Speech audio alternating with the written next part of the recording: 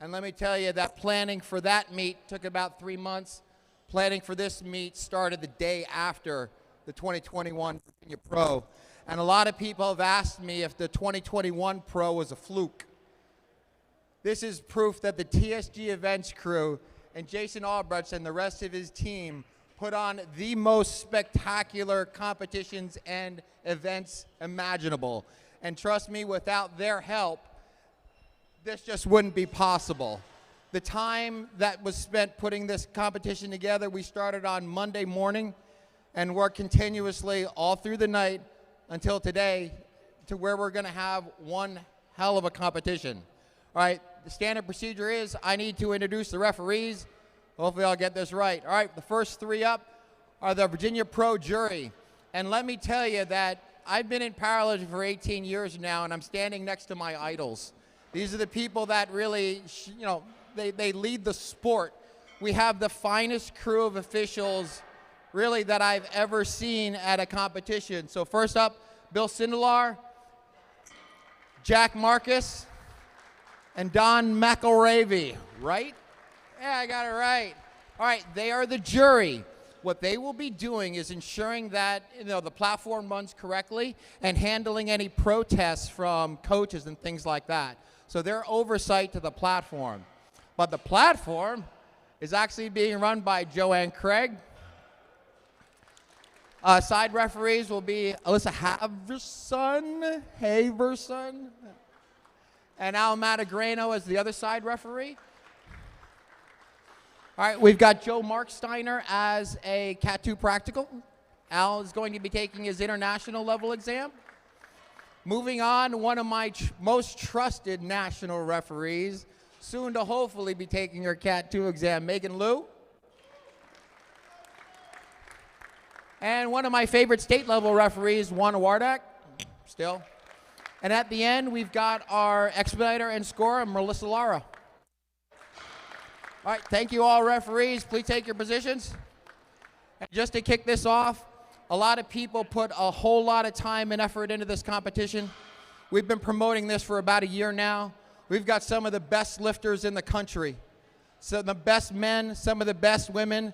Personally, been doing this for 18 years now. This is gonna be the first meet where the winner for the men and the winner of the women is gonna come down to the last pull. And really what we need, we don't have a large audience in the crowd today because we're doing a free live stream, which is great. But what we're gonna need from the spectators is as much volume as you can, because you're gonna help these lifters lift as much as they can. So, all right, thank you for showing up. We're gonna start at 12 on the dot. So relax, get a drink of water or anything like that, but at 12 noon, we're gonna kick this off. Thank you.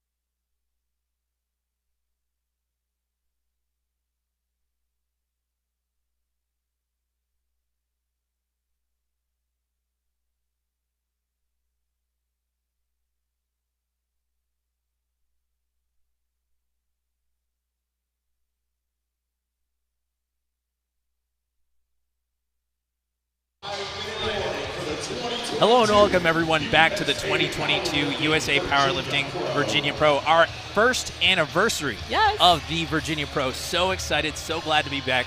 Leo Bonetendara, national referee here, joined by my esteemed colleagues again, Cat 1 referee, Kathy Marksteiner, USA Powerlifting Pro, Solana Lewis. Kathy, so excited to have you back here behind the mic. I mean, I think we speak for all of us here. I am incredibly delighted to be back here, to be invited, it's an honor to be here at the inaugural and to watch all of this lifting.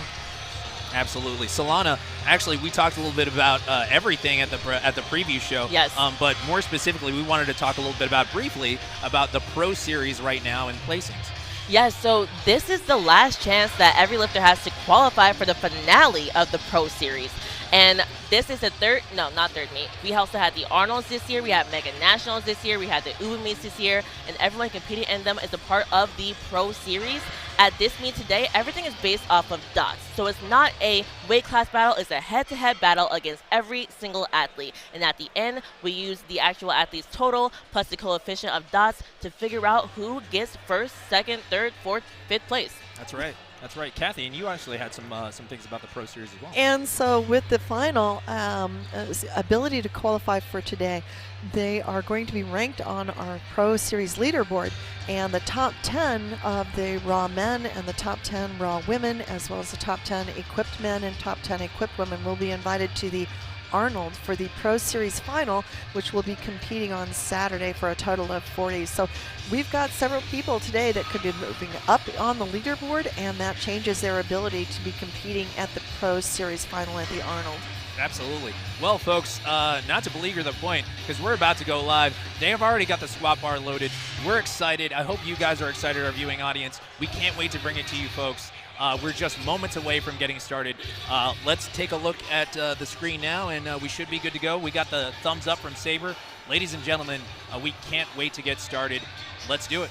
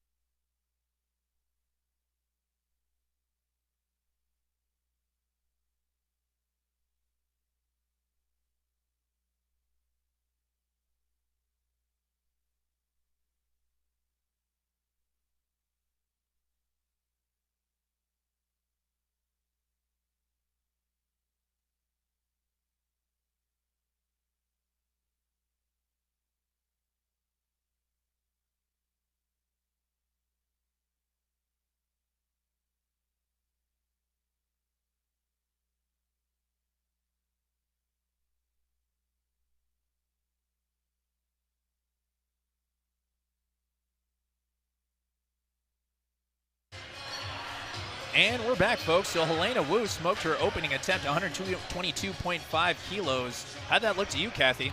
It looked executed beautifully. Absolutely. That is, I mean, that's the best you can always hope for, is that you execute beautifully.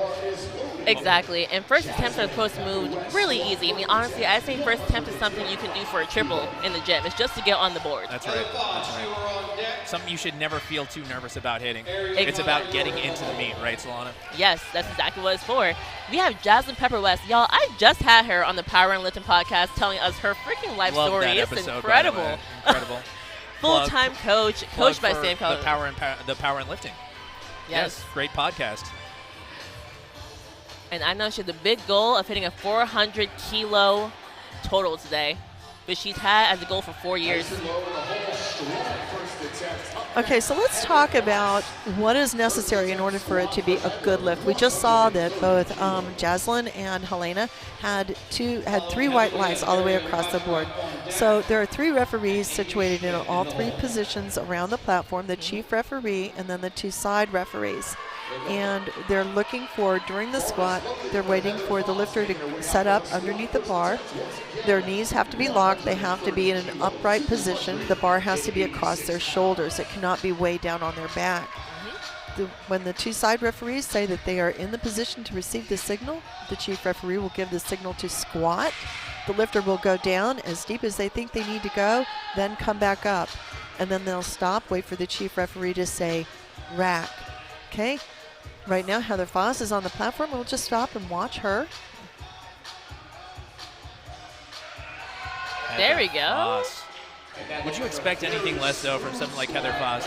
I mean, honestly, this is exactly what's to be expected. She herself is a full-time coach, also the women's chair of the USA Powerlifting Board on the executive committee. And the state chair of South Carolina. So what we just saw just now is that Heather went completely down, and this goes to the technical rules of why a lift would be a no lift.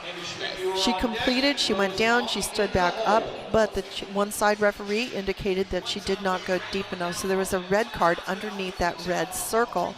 And the description in the rule book is that the top surface of the leg at the hip joint must go below the knee. Very important to note. Here we got Miss Flapjack herself, Ariel Patra. If you guys watched the USA Powerlifting Virginia Pro last year, Ariel Patra kind of captured all our hearts. She definitely captured mine. One of my favorite lifters to watch on the platform, gets incredibly hyped. But she talked a little bit about how it changed a little bit for her, Solana. Yeah, pretty much how she gets a little bit more calm. It doesn't get super hyped until she's literally about to hit the lift, and mostly just for 3rd attempts now, not all 9 attempts. And that moved beautifully. Let's see. Looks like it was a good lift. 3 white lights. Great lift. 132.5 kilos for Ariel Patra. And the same weight for Amy Schmidt, also Virginia's own as well, part of Team Sam Strong. And it's just so cool to compete with your coach, I think. I've never done it. I probably never will. But it's amazing to have the opportunity. If you compete next month at the Hometown Barbell meet, shout out Hometown Barbell, Frederick, Maryland. Your own coach is actually going to be competing at that meet next month. Brad Couliard. I didn't even know that. The coach of, oh wow. Well, sorry to tell you now. The coach of coaches. Here is. Comes Amy Schmidt, Virginia Products. Amy is also, I always love what they do outside of the platform in a way. Amy is a math professor, excuse me. She teaches at the university level and just recently moved over to the community college. She's also just starting to dabble into coaching for powerlifting. Yes. Now that was incredibly deep. So there is, what you're looking for is the top surface of the hip joint of the leg at the hip joint to go below the top of the knee. You want to execute just like Amy did. You don't want to let it be in the referee's hands. There's no question about that one way or the other. Exactly. And one thing about Amy, she's taller. So I love watching her squat. Like, she has to be more lean over. She has a very deep squat, and there's a lot of forward lean, but it makes a lot of sense for her leverages. So it's actually really good. Real quick, did you just notice the Rose Huang's athlete video actually included her pup? Yes. That was adorable. Oh, man, for all you dog owners out there, that was awesome. Rose Huang, so cool. Opening up here with 137.5 kilos. When you don't have kids, like your dog is your kids, like that was her child on the screen. Speaking from experience here. Oh, yeah. There we go. Huang. Let's see what the referees say. Looks a little soft on the knees there, potentially. Oh, 3 white lights. No, 3 white lights. So Rose actually holds the American record for the collegiates in the 56 kilo class at 144 kilos or 317. So when we say 56 kilo class, that's only 123 pounds. And we have Megan McDonough coming up. Megan McDonough, another Virginia Beach product. I mean, you want to talk about the Tidewater region. Shout out to some of the great gyms out there, Iron Asylum, Amy and Alvin Lapitan, some of the best gyms in Virginia, along with the Shop Gym, just like we are here. Megan McDonough. Looked a little tougher than a typical first attempt. Yeah. I can see by her face she wasn't happy with it. A little bit. But she still nailed it. Still 3 white lights. Still gets into the meet, which is important. I remember last year, I don't know if you guys recall, Kathy, we didn't see a lot of missed attempts last year. We did not. There were so many consistent, especially on the squats. They were very, very consistent. I mean, we looked at the lifting cast. It was straight green almost. Yes. I mean, it was incredible. Yes. Besides the one bottom out, yes, it was absolutely a lot of green light. A lot of green on the lifting cast. Yeah, no. We need not speak of those. We need not speak of that one. Now here comes Juliana Iorno. Yes. Solana. Juliana Iorno is a VCU student. She has a pretty cool background herself. Opening here, 137.5 kilos. Another Virginia product as well. Yes, at her last meet, she got a 470 dot. She's definitely climbing up the leaderboard. Real speedy. We saw a little knee valgus there on the squat out of the hole, but shouldn't be too much of a problem. Almost kind of a close stance as well. And to be honest, I don't really get concerned about knee valgus unless it's severe. Like, it's going to happen throughout the mid portion of the squat to some extent. And people who have a closer stance tend to see a bit more of it, in my opinion. That's right. And here comes actually one of my personal favorite lifters. Shout out Kyle Miller, Project Strength. One of our favorite lifters, Mark Frizzell. If you guys have ever seen Mark Frizzell compete, he is one of the more stoic lifters out there. Whenever you see him lift, not a ton of emotion, almost kind of like if you have Ariel Patra getting incredibly kind of like hyped and getting ready for a lift. Mark Frizzell is probably the other side of the spectrum. So take a look here. Mark Frizzell, easily one of my favorite lifters to watch. But I noticed from her last year, and I mentioned it this morning in the interview, he, like, every lift will look like RP10. Like, it's like super slow grind, but he gets it. Yeah. He's great at execution on meet day. And watch the face here, 220 kilos on the bar. Waiting for the call from Joanne Craig, our head ref. Oh. Okay. Could be a little issue there. Yeah. We'll come to find out here later. I know he's actually coached by Sapient Strength, Mr. Kai Rosbach, one of the great coaches in the game. Looked like something potentially just out of place there. He was trying to find that center of mass, that balance there. Wasn't able to hit depth, so we'll see. Hopefully Mark Frizzell bounces back here on the next one. Hopefully it wasn't too much of an issue. But it's a good chance to mention that he does not have the option to go down. You can either match the attempt or go up. There is no going down in powerlifting once you've already gone out for an attempt. That's correct. And the other important part about that is you want that opener. So the opener sets your tone for the second attempt and the third attempt. What his challenge is now is just release that, and then the next one is the only one that he focuses on. This is one of my absolute favorite lifters, Charles Akpoko. Now, Charles was he was 9 years old when his family emigrated here from Nigeria, and he just finished his physical therapy doctorate, and he is doing general physical therapy down in Dallas, Texas now. Dr. Akpoko. Exactly. And he wanted to do a shout out really quickly to his family back home who are watching on TV. Beautiful squat There we go. Now, Kathy, we remember last year Charles actually wasn't able to get a good squat last year. We actually weren't able to finish. This is correct. But now we will. Not the case this year. Perhaps it was the studies and the ability to train or not train, But at the same time, the fact that he is still training and working at the elite level to be at the pro meet is just absolutely amazing and fantastic, and honestly, a testament to how good an athlete he is. Absolutely. I mean, he's probably the most decorated athlete here, if I'm not mistaken. Correct? He is. I mean, some of our records here that we have, it's just incredible. And here comes Tracy Gilliard, another Virginia product, one of our own. Actually, more specifically, this is a hometown meet for him. This is his home gym, folks. Tracy Gilliard is training right now. He is competing on the rack that he uses day to day. You want to talk about an advantage. Software engineer, smart guy on top of being an incredibly strong athlete. I mean, I saw some of his deadlift leading into this one, 257.5 on the bar. Tracy Gilliard is a name to remember. It's always convenient competing out of your home gym. How many athletes do we have here competing out of their own gym? We have Ariel, we have Tracy. Anyone else? 3 white lights. And 3 white lights for a good lift for Tracy. And Connor Borkert. As well. Okay. Some great lifters. And Flight A, just to kind of let everybody know, Flight A doesn't have as many pros as Flight B, but nonetheless, we have some great athletes here all the way across the board. Some of these athletes probably should be pros, given some of their numbers, so I wouldn't be shocked if you see some crazy numbers. And would it be crazy to say, guys, we could see somebody who's a non-pro maybe even sneak into that top 5? We don't know. We have to see. We'll have to see. Ricky Cho coming up. Ricky Cho, Pug the Goat, as you affectionately know him. Mr. One Hunt himself. Ricky Cho talking a little bit last night on the Q&A that this is actually his last meet ever, opening here at 265 kilos. I'm excited to see him execute today because he's had some up and downs, but I think that for a DOS meet that's not head-to-head with weight class, it could potentially be an advantage for him. Now he's opening only 5 kilos less than his personal best. Now let's see what the judges say. All right, here. 2 to 1 with white lights, so it counts. White lights, shout out Angelo Fortino.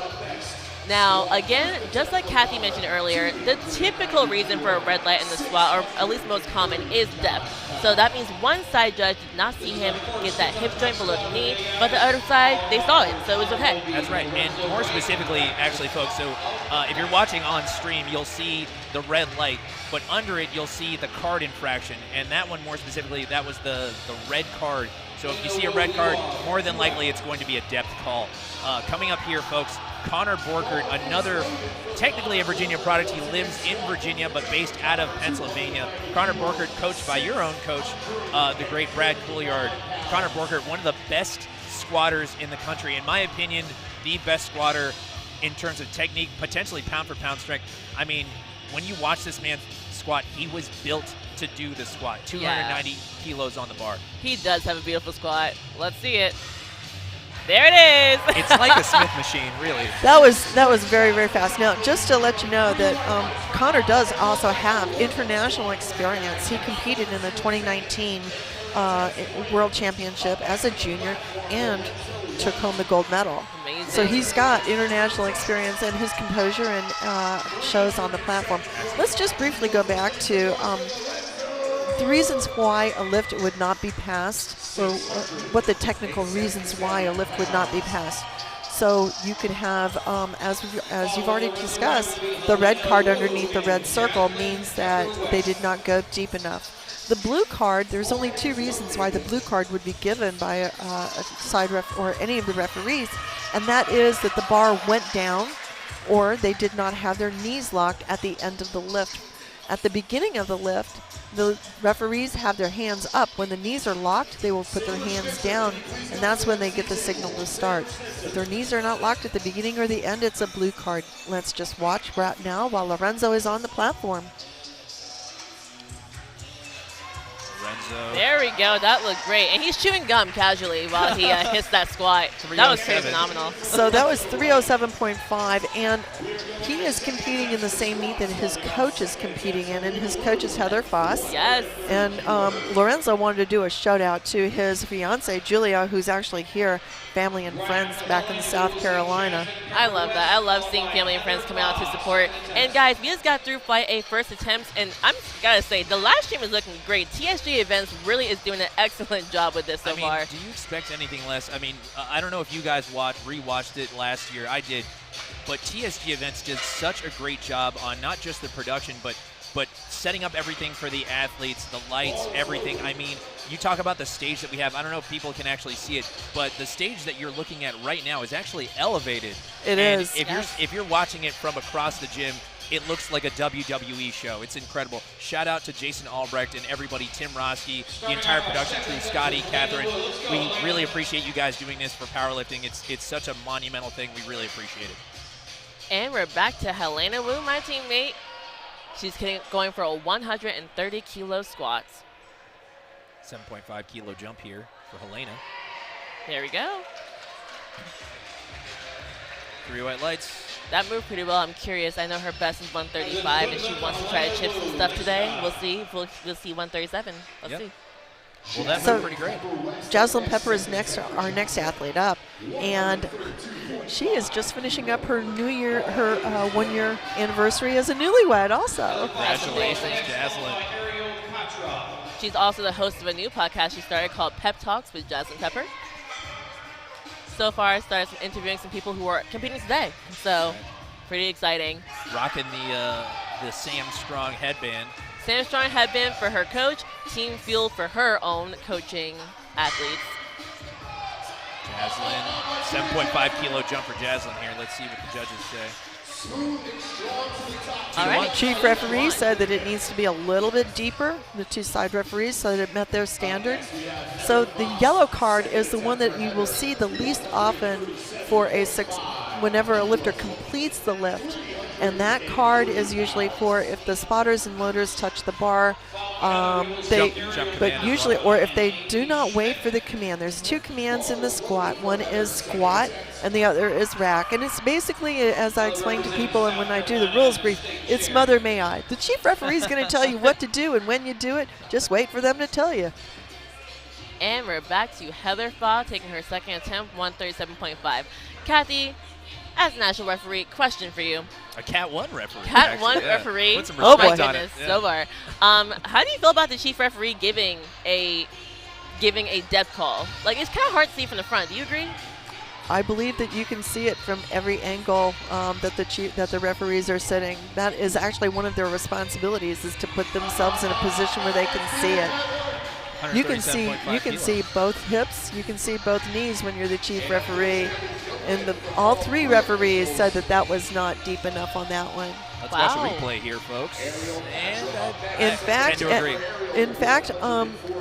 Solana, you asked a really excellent question. So one of the tricks that most international referees and very experienced referees will do during squat, we don't sit towards the back. We physically pick our chairs up and we move to the front of the platform. We're at about a 45-degree angle off the platform.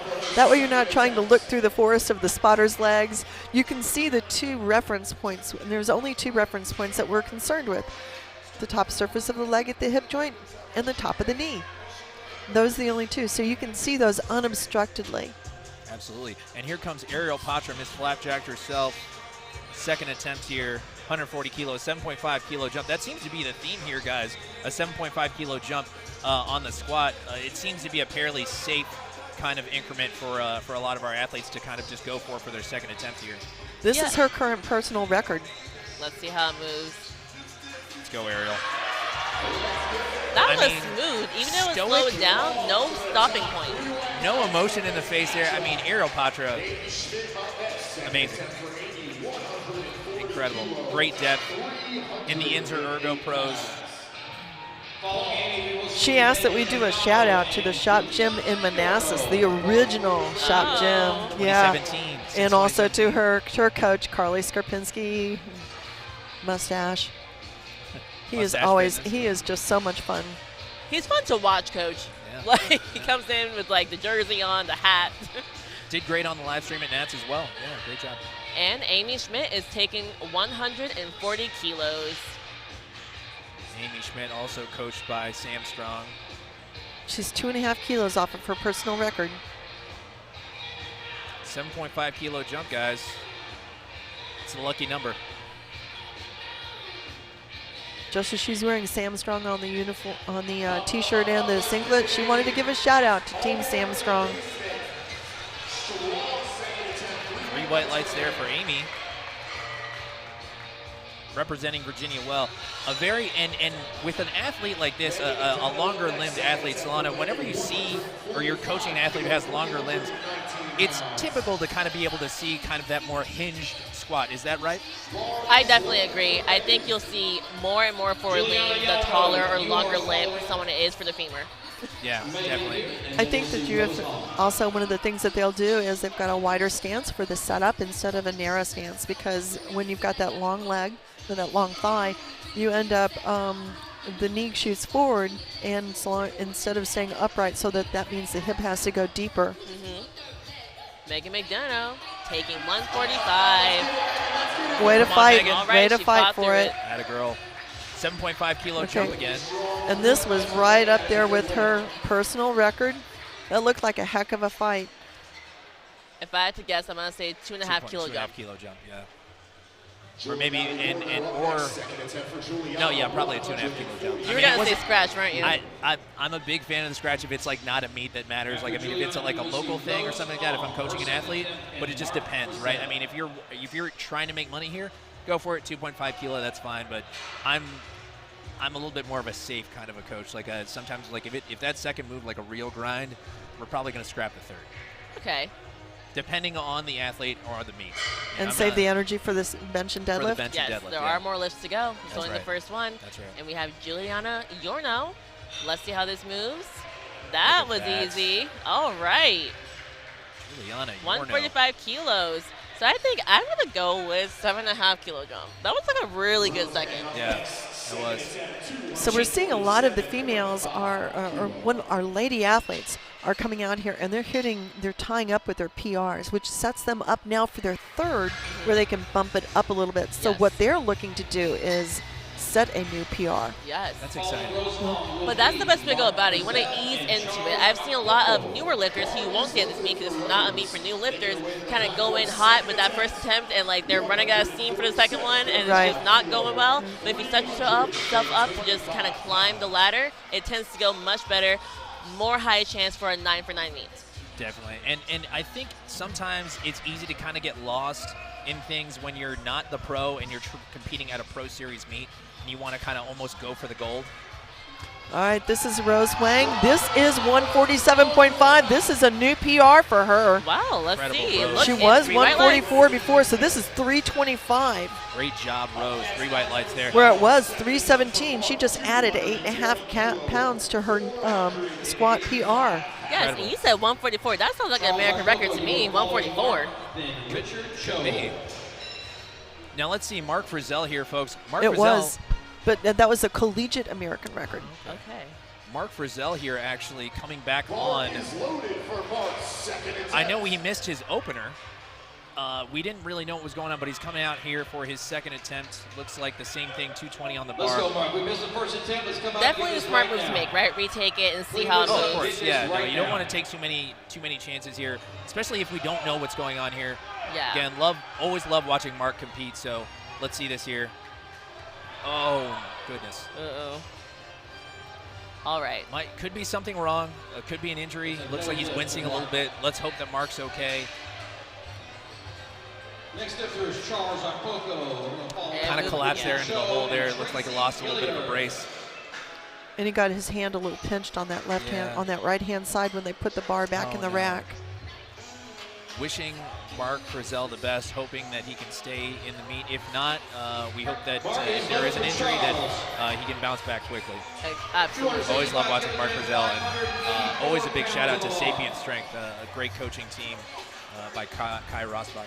All right, so we just saw him he's not going to take his third attempt, so that means unfortunately he will not be in the meet, and he can still continue on the meet if he would like to. His lifts just won't count officially.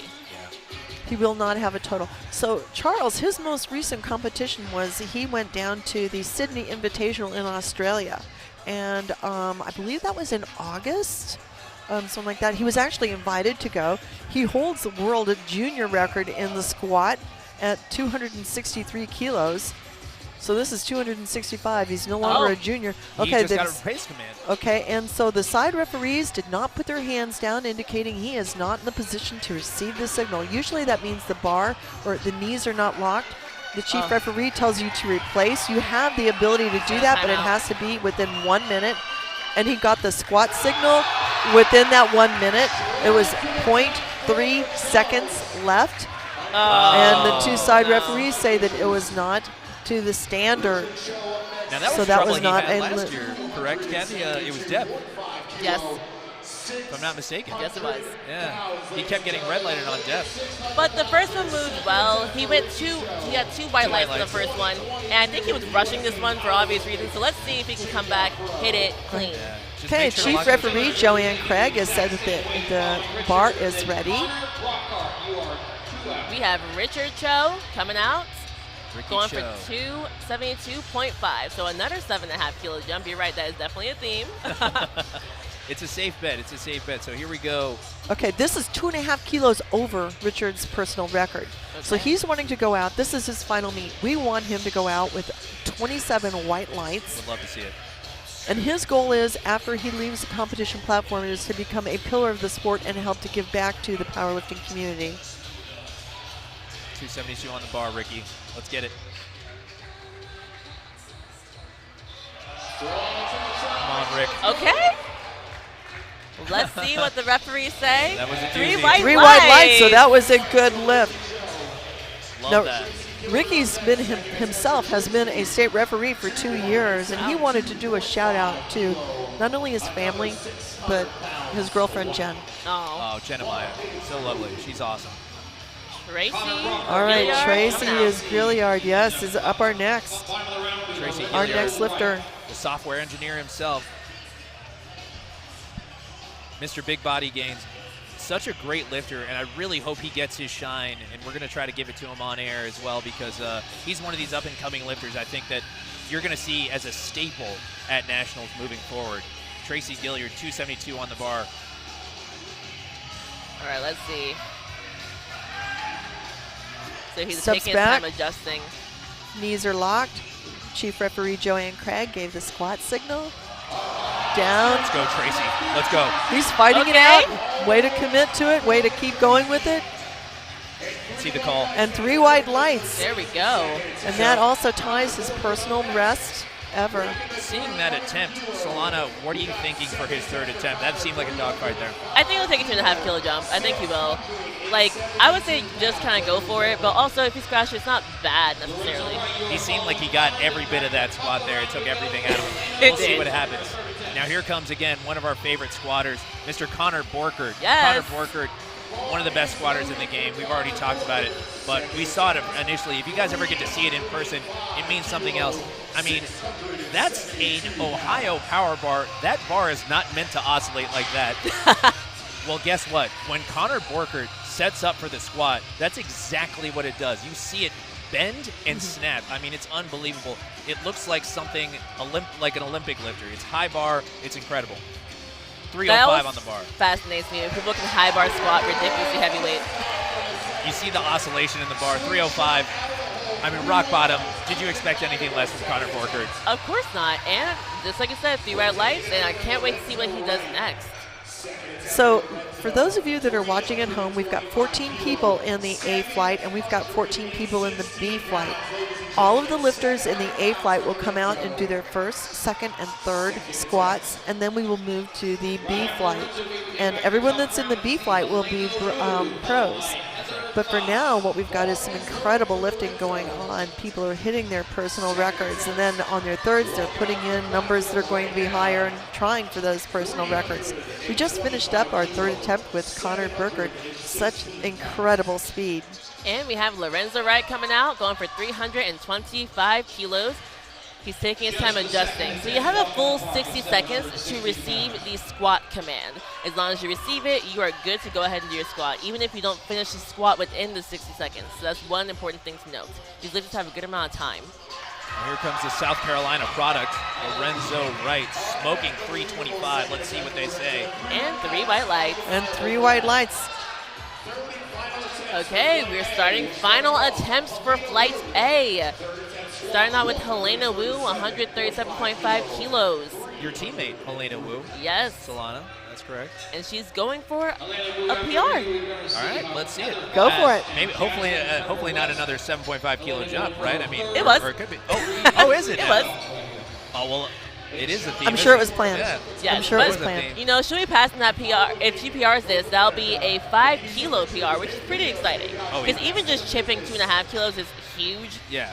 Going, especially just her last meet was Mega Nationals only 6 months ago. Yeah. So No, that's quick, and especially now being able to do it here at the Pro Series. I mean, it means so much more. So a huge shout out to Helena. We're really excited for this third attempt.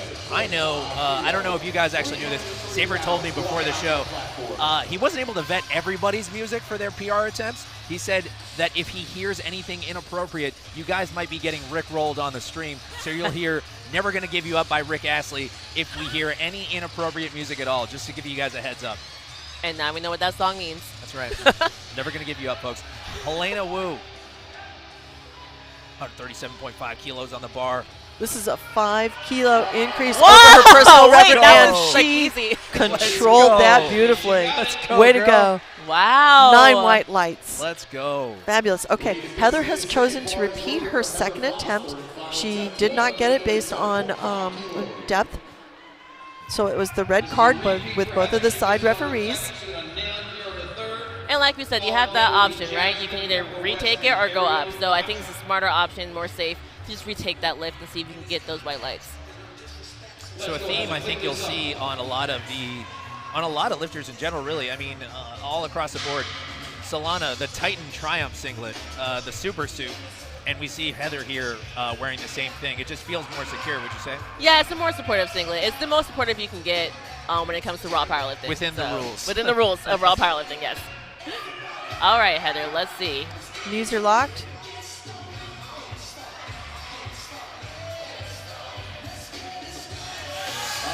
What do you guys think? I'm going to go red. I'm also going to go red. What do you think, Kathy? Yeah.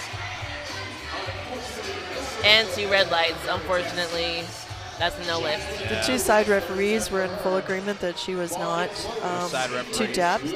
Al Matagrano and, sorry, I don't know the other referee. Apologies. Hope Havison. Okay. Hope, thank you. And we got Jocelyn Pepper. So again, big goals, which is mostly everyone's goal of this meet, to go 9 for 9, right? Even if you're battling for that 1st and 5th, going 9 for 9 will help you, obviously. So let's see if Jocelyn can put it together, hit this 137.5 kilo attempt. This will tie her personal record. Let's get it, girl. Way to There we finish it go. out. Beautiful squat. Let's see what the So- judges say. Nice. Nothing like grinding out a squat. And it looks like she got 3 white lights. And also, I just really, I got to bring this in. Jocelyn said she wanted to do a shout out to her husband, Justin. He's not able to be here. He's actually in West Virginia. He's in his 2nd year of medical school. So Yes. he is Congratulations, becoming Justin. a doctor, and also to her team Fueled. So she wanted to give a shout out to them. Love that. Congratulations, Amazing. Justin. And we have Virginia's own Ariel Patra, who trains right here at the Shop Gym, going for 145 kilos. Now, she tied her all-time best on her 2nd attempt. It's a 5-kilo PR. So I think now we'll see a bit more hype. I think you're seeing it right now. Love Ariel Patra. She's amazing. And of course, we have NF playing for her because that's her favorite artist every time she goes for a PR attempt. Hopefully it's appropriate. Unless you get Rick Well, rolled. it's playing. So. See it. Oh, the spotters are hyping her up. Spotters and loaders are supportive, and that is always great when you're on the platform and you've got them cheering for you. Very upright position. Ariel Patra. Yes. Oh, the smile on the. Say it 3 again. white lights. Say it again, girl. So she's waiting. She was waiting. She didn't turn and look at the lights. Instead, what she did was she waited until we had the until the announcer said that it was good. Hit a little prayer there as well. Love that.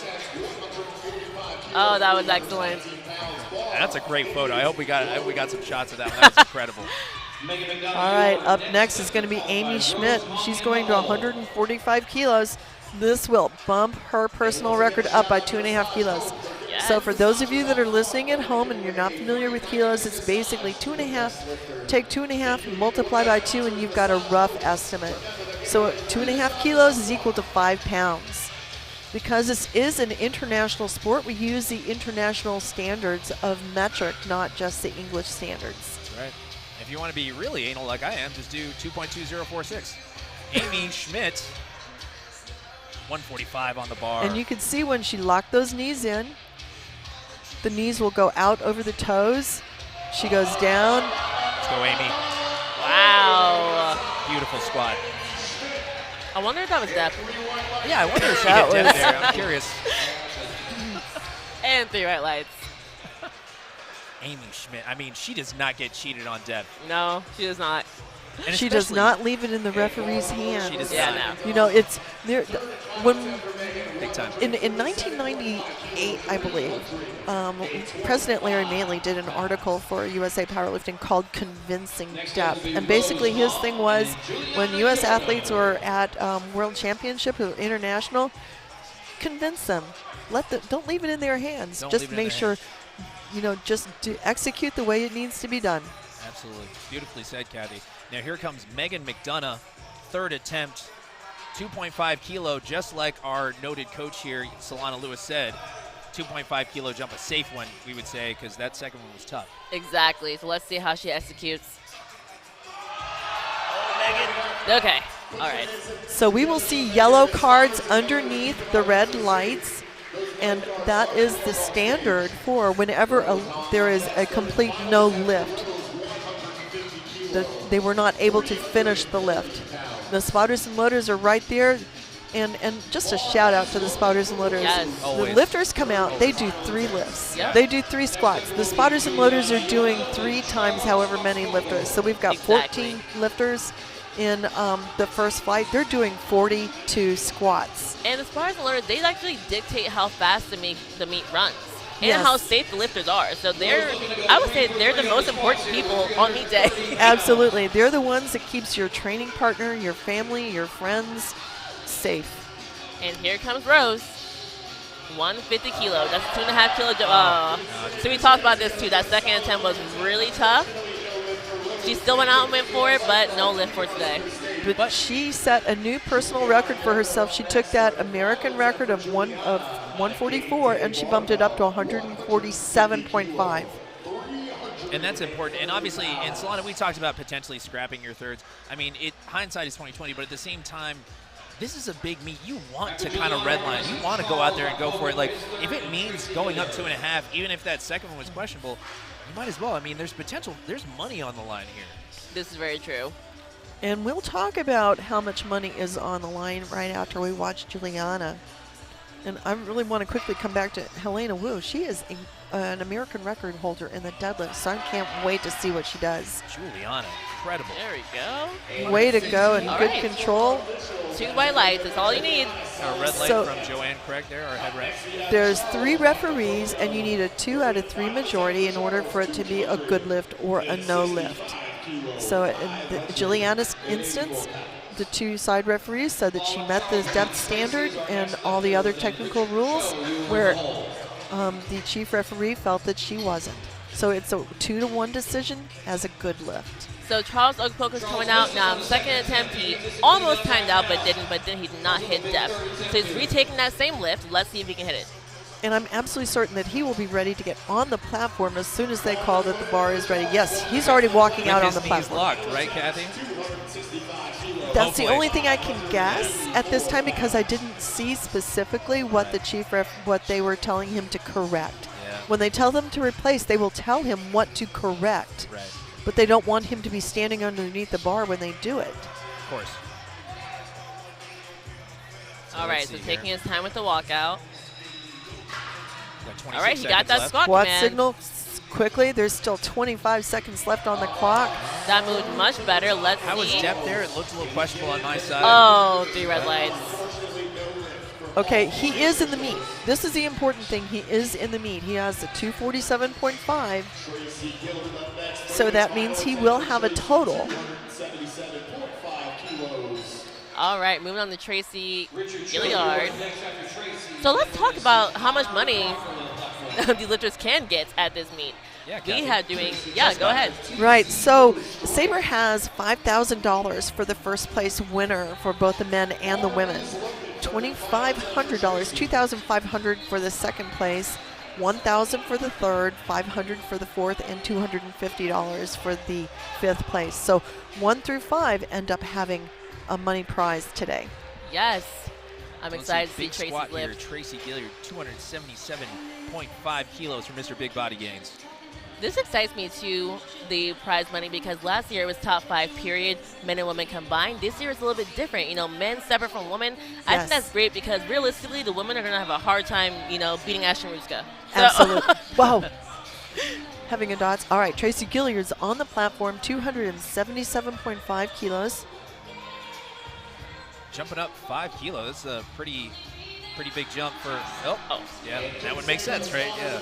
We saw 272 move a little slow, but hey, you can see the expression on himself is like, hey, I was going to go for it anyway. You know what I mean? Gotta love that dog mentality. I love it when more experienced lifters, like if they're going to fail, they'll say something or like nod their head. Like they want them to grab it quickly. Yeah. And I see with newer lifters, it tends to just kind of like sink down, and it's like, okay, it's up to the spars to see it. So. And unfortunately, the inexperienced lifters dump the bar backwards. And that is a safety issue at all times. And sometimes a DQ, depending on if they just dump it entirely. Yes. If we've had spotters and loaders who've been injured. Yeah. Right. All right. Richard Cho. So this is going to be a big PR for him if he can get it. So he already PR'd with 2.5 kilos in the second attempt. This will be a 10-kilo overall PR for him on the squats if he gets this. Let's get it, Ricky. Let's Virginia see. Tech product himself, a Hokie. Come on, Ricky. Oh, man. So we've Great attempt there, though. absolutely. He still ends up with a new personal record of 272.5. Right. If this is his last meet, which, as I told him earlier, hey, even if you're stepping back from the platform, the family is always here. Right. We're ready to have you come back anytime. We're always rooting for Ricky Cho here. Absolutely. All right, so Connor, this will be 2.5 kilos less than his all-time best. Now, he hasn't hit a squat this close to his all-time best since 2020. So this will still be a big improvement for him. He has some weight class changes at some points. Limit starts to go a little bit up and down, but I'm excited for this one. No, absolutely. I mean, Connor Borkert, we talked plenty about him, but a guy like this going for a huge squat, 312.5 kilos on the bar, folks. I mean, that's big, big weight. He is definitely a technician. He's a very upright squatter. He's got great speed, that wide stance. I mean, he's built to squat, too. I mean, let's Oh see my it. goodness! That was beautiful. He could have added 2.5 I won't kilos. even act like I'm surprised. 3 white lights. Connor Borkert, Burley Bork. Incredible. Always so perfect. Always so technical. Makes me so happy to see because he said this was a really good prep for him, and he said Nationals prep was not as great. So it's always great when a good prep leads to a great, result on meet day. Yep. All right, ending out Flight A squats. Lorenzo Wright with 342.5 kilos. This will be a 5-kilo meet PR for him if he can hit it. He's someone who takes big jumps. I mean, we see a 17.5-kilo jump from the second attempt to this one. That's pretty big. Definitely, it's not usual. Usually you have your smallest jump between your second and your third, your biggest between your first and your second. Yes, I will say that. But also, the heavier the lifter is, the bigger jumps we're going to see more often. So, I mean, but especially like that. I mean, let's call it what it is. Solana, if you're feeling the juice, I'm going for it. yeah, if you feel good, why not? If you got the juice, go for it. And every meat is different. Every meat has its own flavor. And Lorenzo also wanted to do a shout out to his fiancee Julia, who is actually here, and his family and friends back in South Carolina. Amazing. Let's see it. Oh, can he get it out? Smile. Come on. The smile. Oh, my goodness. That was a great grind. Lorenzo Wright It was shouting, crazy. let's go. Oh, 2 white lights. He got it. It's a good lift. 2 white lights. Plug him on the podcast, folks. It's a good lift. What's awesome is he had multiple stopping points, but he never went back down, and that's why the lift was able to count. That's right. That's right. Huge let's go moment there for our man, Lorenzo Wright. Now that should wrap up our Flight A. Guys, who stuck out to you on Flight A? That last squat. Lorenzo Wright's last squat. What about for you, Kathy? Who stuck out for you? Right after Allison, we're going to see Samantha. Honestly, I think Helena Wu. Yeah. Yeah. That was a big PR for her. Yeah. And very clean execution as yes. well. I mean, she was our opener. Going from increasing her personal record up to 147.5. I thought that was pretty darn impressive. Yeah. That's a significant increase at that weight class. Absolutely. At that weight class. All right. We're starting with Dr. Allie Weinberg. She just got her doctorate last year. Better Became check your a teeth, dentist. folks. Yes. Check your She teeth. has a very bright smile, by the Oh, way. man. I feel judged. Last night after meeting Allie, I actually went and brushed my teeth twice. Yeah. For the first time in how long? Oh, All right, she's opening up with 150 kilos. 3 white lights. Beautiful. And again. 150. Smoked that one opener. Allie Weinberg. Now here comes Virginia's own, one of my favorite lifters, Sam Calhoun. Yes, and she's a lot of people's favorite lifter. You know, we all know that she is pushing today with the goal of first place, and the person with the closest dots to her by only 2 dot points is Celine Crum, who was squatting right after her. So we are all looking to this, but Sam is known for going 9 for 9. She really is. Yeah. And we talk about Flight B guys, heavy hitters. I mean, it's all names here. So Samantha Calhoun is definitely one, but coming up, we've got Autumn Green, who is a world record holder in the squat in the 75 kilo class, or weighing 165. 160 kilos here. Sam Calhoun. Beautiful for a squat. In the gold Sam Strong SBD singlet. So 160 kilos, for those of you that are watching out at home, it's 352.5 pounds. In freedom units. Yes. And now, following her, Celine Crum. Celine the now, machine. Again, we've been talking about this a lot, you guys, like how big of a competition this is, how Celine and Sam are gunning for first place. Celine has Sam on the squat for sure, and Sam has Celine on the deadlift. That's right. So it's going to be fun to watch. Definitely. 167.5 kilos to open up for Celine. Bars loaded. At this point, they're both known for going 9 for 9. Celine's last 2 meets were both 9 for 9 meets. Okay, let's just up the ante a little bit. Celine holds the world record as a junior, and in her squat is 175 kilos, or 385 pounds. She's opening at 167. She's not a junior anymore, but she holds world records. Gets her brace. Wow. There we go. Celine is number 3 on the pro leaderboard for the women.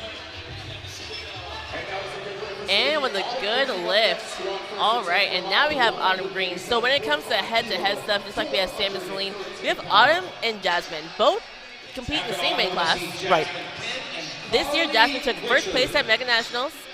Third place was Autumn Green. And her lifts have been trending up, both Autumn and Jasmine Penn's. No, definitely excited to see the matchup here for Autumn Green versus Jasmine Penn. I mean, we talked a little bit about it on the preview show, but Autumn Green really does feel like she's just having a very linear progression in her career. So I expect nothing less here today at the Virginia Pro. Her goal today is to take the 84 kilo squat record. That's her goal. Now let's see it. She's got 187.5 kilo on the bar here. Autumn Green. Wow. There we go. Great execution and great depth. Can we talk about how awesome those TR's shirts look right now? Yes, they do look good. It's incredible. Great job, Steve Denovi. Cultivating mass, as they say. And we have Jasmine Penn coming up. Okay, this is still at 187.45, or 413 pounds. Following Jasmine, we will see Carly Richard, then Charlie Yang. We got Jasmine Penn. All right, let's see how this moves. And again, this year's national champion, Jasmine Penn. And her list has been trending national up. Champion. Yes, so that brings her here too.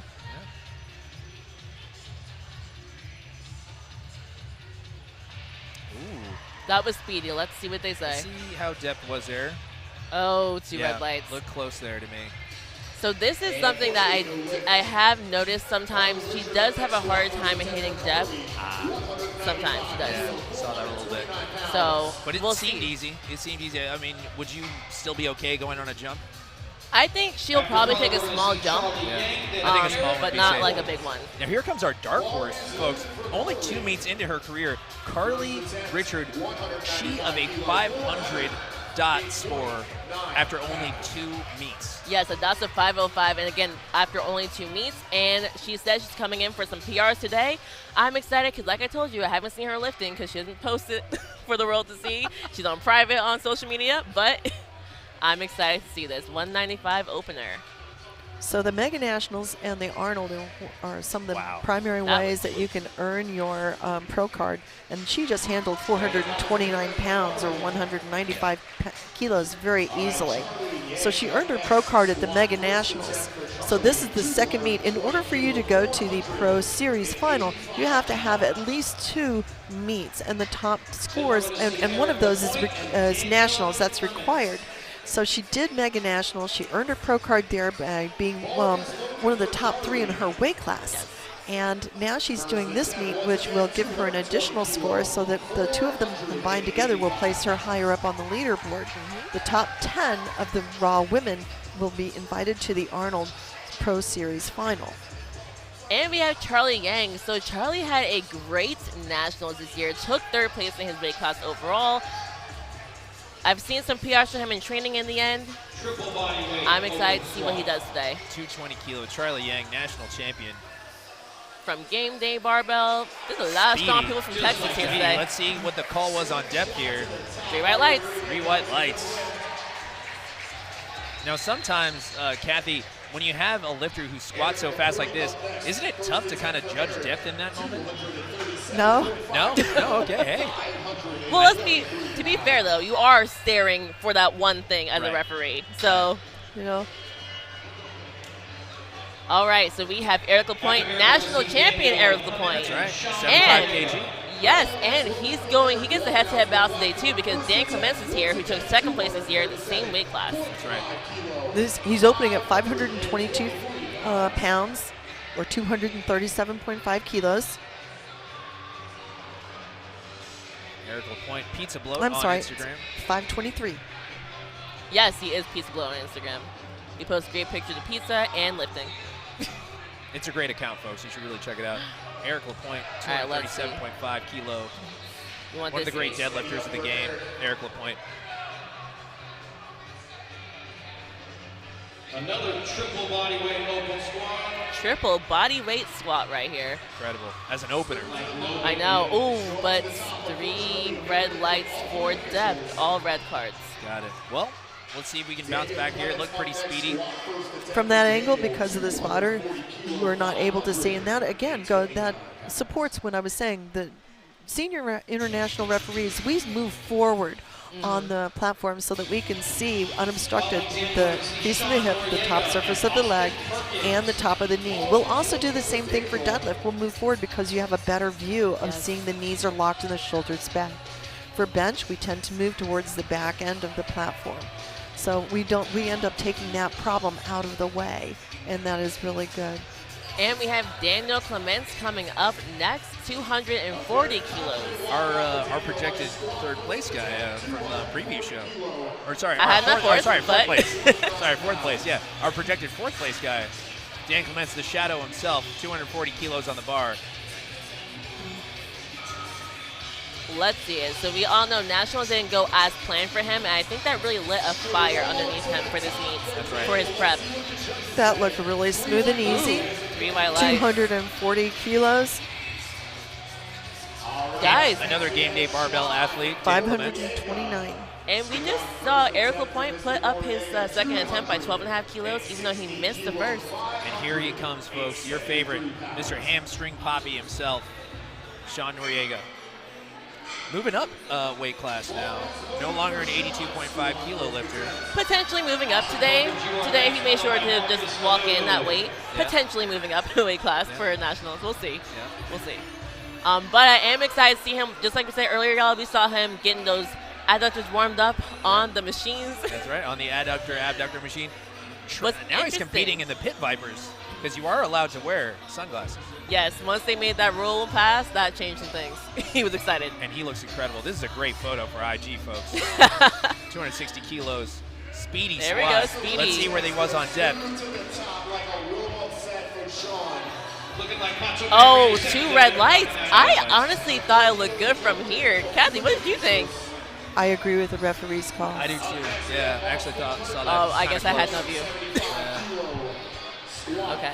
It's tough though. I mean, because of his stance and he wears heels and it's like so quick. That's why I mentioned earlier to Kathy, but it's like sometimes for me as a referee is if I'm sitting from the front too, and I also sit at a 45-degree angle. Sometimes it is kind of tough to see because if you have a snappy squatter like Sean, because they'll have a chance to maybe hit depth, but I'm like, I don't really know. My opinion on it is if I don't really know on that opener, I need to watch again on the second and see where they're at. But usually it's like I'll always throw the benefit of the doubt to the lifter. But I have my definition of what I see depth, and if I don't see it, then I can't give it to you. Austin Perkins on the platform, 275 kilos, 606 pounds. So that looked a little slower than I would expect based off how training was going, but it was 3 white lights anyways, and he looked excited. So we've been talking about Austin Perkins a lot because there are 3 people who are very definitely gunning for first place today. 275 kilo there. I mean, opener still moved well. I know. Yeah, still moved well, absolutely. Perk.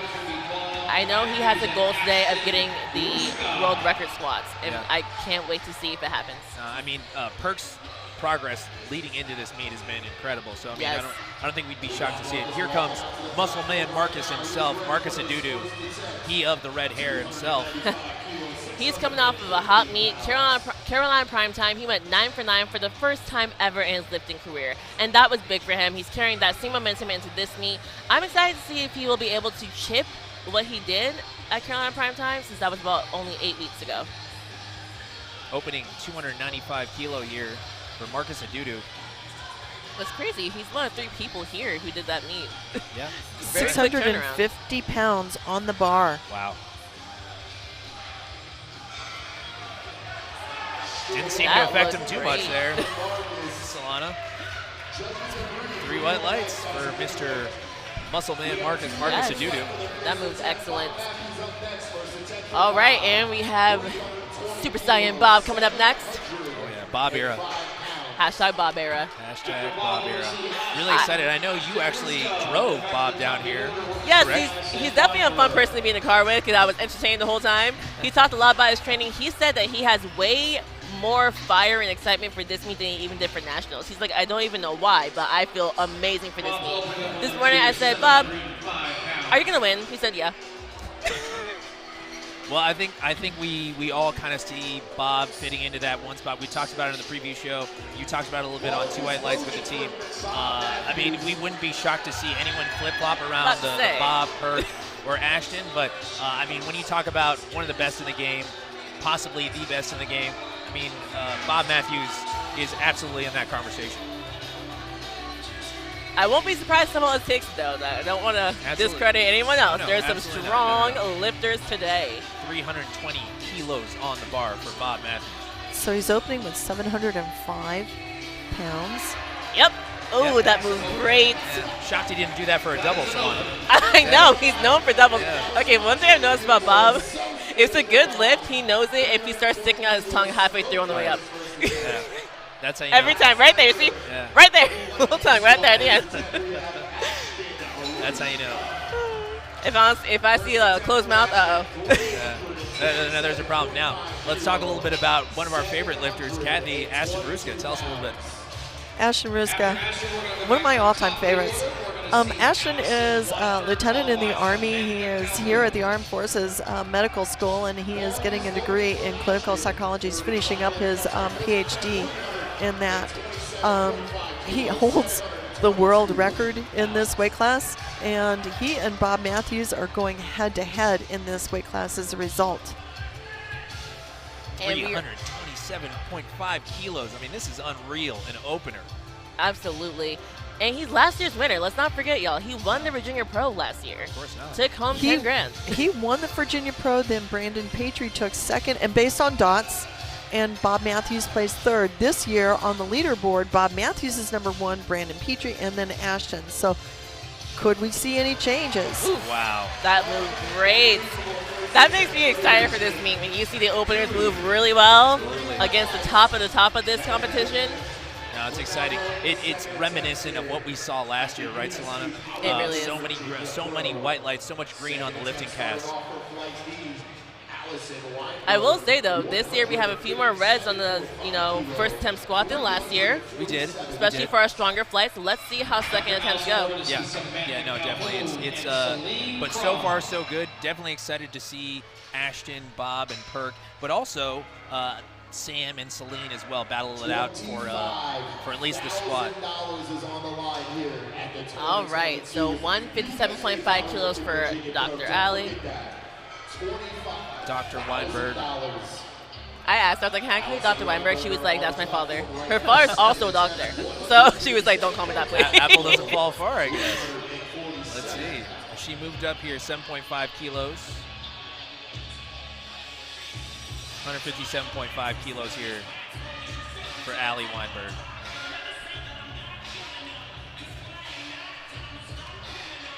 Wow, speed That moves squat. well. That's 7.5 kilos below her all-time best. I have a feeling she might go for a match. Matching her best of all time. And we have the Samantha Calhoun. And again, you're gonna hear a lot of screaming for her. Team Sam Strong's in the crowd. They're based out of Virginia. I mean, this We is all her love her. team. This is her team, right? I mean, Samantha Calhoun, the reputation speaks for itself, but you know, we're the kind of stream where we want to give them their flowers, so it's like Yes. you can't say it enough, really, for Sam Calhoun. I fully agree. And just look, I love the poise she has. We talked about this last night in the Q&A. She said at one point she tried to be a hyped lifter, but that never worked out well. So she's extremely calm and put together throughout the entirety of the lift. Very stoic, yes. 170 kilos on the bar. There we Good go. attempt. A little pause there, a little slow down there in the middle of the rep, but still good. 3 white lights. I would say that's honestly normal for her. Like when it gets heavier, it slows down a bit, but it never stops moving. Yeah. So. That's the most important. And Celine Crum. And again, guys, I just love that they're going back to back already. What's really important for this meet, honestly, Sam and Celine, they both have to hit every single attempt. It's coming down to last deadlift. If they're the single miss before that, that could be deadly very quickly. No, definitely. I mean, you're working at a deficit at that point, and especially if Celine misses a lift. I mean, you're talking about Sam Calhoun. She doesn't miss often, and she has deadlift advantage. So that's going to be pretty interesting if we go into deadlift and it's neck and neck. Yes. But I will still say, yes, Sam is 100% known for going 9 for 9, but Celine has gone 9 for 9 so often, I'm going to say she's also known for it now. Yeah. She executes. 177.5 kilo on the bar for Celine the Machine. Oh, There we Celine go. Crum. Don't let the face fool you. I feel like on the way down, she always makes a scared face. She always makes that face when it's heavy. It's fine. It's fine. It doesn't matter. And Celine had talked about kind of the quick turnaround from CPT, from Carolina Primetime. But for her, it's more about like, she actually likes being in meet prep. Sometimes she feels a little unmotivated when she's not in meet prep. Now, Kathy, how do you feel about Jasmine taking a 7.5 kilo jump after missing the first attempt? So the only reason that she would do that is because she felt that she was that it was a mislift only due to a technicality, that there was she had plenty of strength to do it. So she just needed to adjust whatever it was that the referees called her for and fix it on that. So she's absolutely confident that she has the strength to take this. And let's see it. Let's go, Jasmine. Sink it. Okay, I feel like it looked better, on the left side. Yeah, specifically. One hip looked higher. Okay, 2 white lights, she's on. Wow, and that's why they pay us the big bucks here, folks, is that other hip was indeed higher. So I was talking to Jasmine, and I said, how do you feel about sneaking in the top 2? She was like, honestly, I came here to execute today, and she wouldn't be too shocked if she could pull an upset. She's a very strong lifter. Oh, I mean, 2-time national champion. I mean, how could you be underrated, right? I first met Jasmine when she came to the Arnold. It was a really cool experience. I think at the time she was still a junior. See Autumn Green, PR's performance athlete, 197.5 kilos, 10-kilo jump from her opener. Let's see it, Autumn. Strong mom in the house. Yes, she is a mother. Mother, she says to please give a shout out to her son Connor. 3 white lights. All right. Moving on to Carly Richard. So ladies and gentlemen, while you're watching from home and you're seeing tremendous athleticism on the platform, what we can also share with you is that there's so much they did do away from the platform. For example, Autumn Green, who holds the world record in squat, who just left, she is a mom and she works for nonprofits. We've got dentists, math professors, scientists, biologists. Engineers, I mean, they were on the gamut. Yes, so just a tremendous diversity of professions that are represented on our platform. it always excites me because it really just shows like you can be doing anything and be very busy and you can still make time for stuff that's important to you. 12.5 kilo jump, 207.5 for There we Carly go. Richard, our dark horse Yes. to crack this top 5, 2-1. That was a 457 squat. That was, Again, the red card means that she didn't go deep enough on that one side. that was 2.5 kilos less than her best, so I see a PR coming, or at least a PR attempt. Carly Richard, incredible. All right, we're moving to our men pros now. Charlie Young is going to be our first lifter up as part of the second half of the B flight. He's doing 232.5 kilos or 512 pounds. Charlie Yang, coached by the great Joe Stanek. Shout out, happy birthday to Mr. Game Day Barbell himself, Joe Stanek. Oh. His 28th birthday the other day. He's in the house handling Charlie Yang today. And Charlie smoked that opener. We talked about it earlier. Now jumping up 12.5 kilo. Not a shocker given how quickly that opener moves. So No. let's see how 232.5 moves. Even in general, I feel like 12.5 kilos is a pretty normal jump. Especially for a lifter of Charlie's caliber, right? Yes. So Charlie only weighed in at 66 kilos, which is roughly about 144 pounds, and he's doing 232. Oh, that moved amazing. I mean, that's why he's a Man. national champion. I got to train alongside. Oh, no. Oh, goodness. I really didn't think that was, We'll have to, Okay, we'll have to see two the red lights. See the, oh, two white lights. Okay. no, 2 red lights. 2 red lights. Oh, I thought I heard it. Sorry. All right, so we'll see if he retakes that. Well, it moved really well. I wouldn't be shocked if he retakes that one. I wouldn't be shocked if he Maybe pushes even up slightly. Potentially 2.5, but like slightly. right? Yeah. Maybe even 5 kilo. All Now right. Let's see the shadow.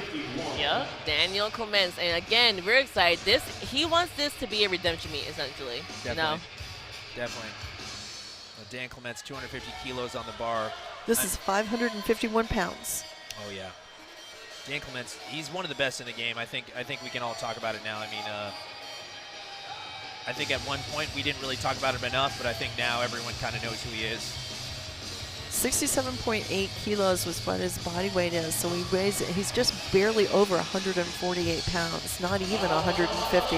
That looked good to me. Incredible Let's see what squat they there. say. 3 white lights. Excellent. 3 white lights for 550 pounds on his squat, 250.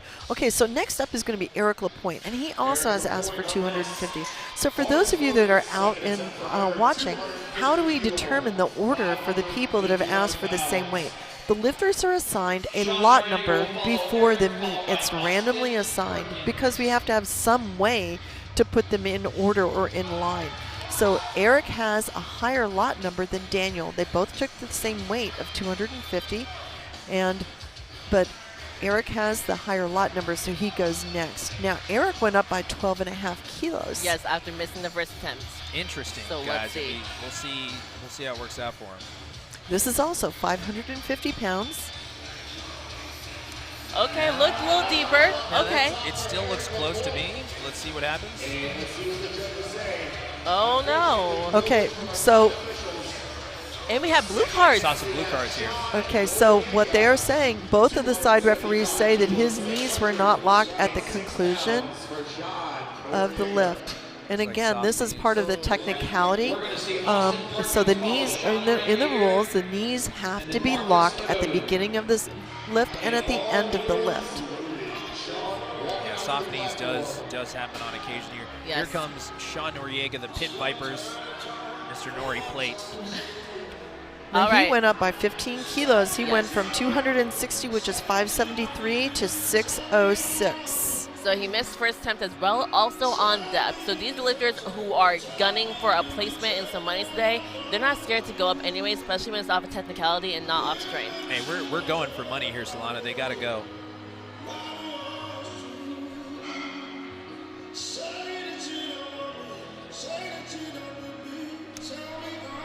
Okay, let's see what they See say it? for That one depth. looked close there, It too. looked close to me. Oh, no. Okay. No lift there. All right. Red lights. We see a couple of. We see a blue card there on the right. All right, so I'm starting to get a little nervous for some of these lifters in the flight B. Getting a little nervous for my top 5 pick there, Solana.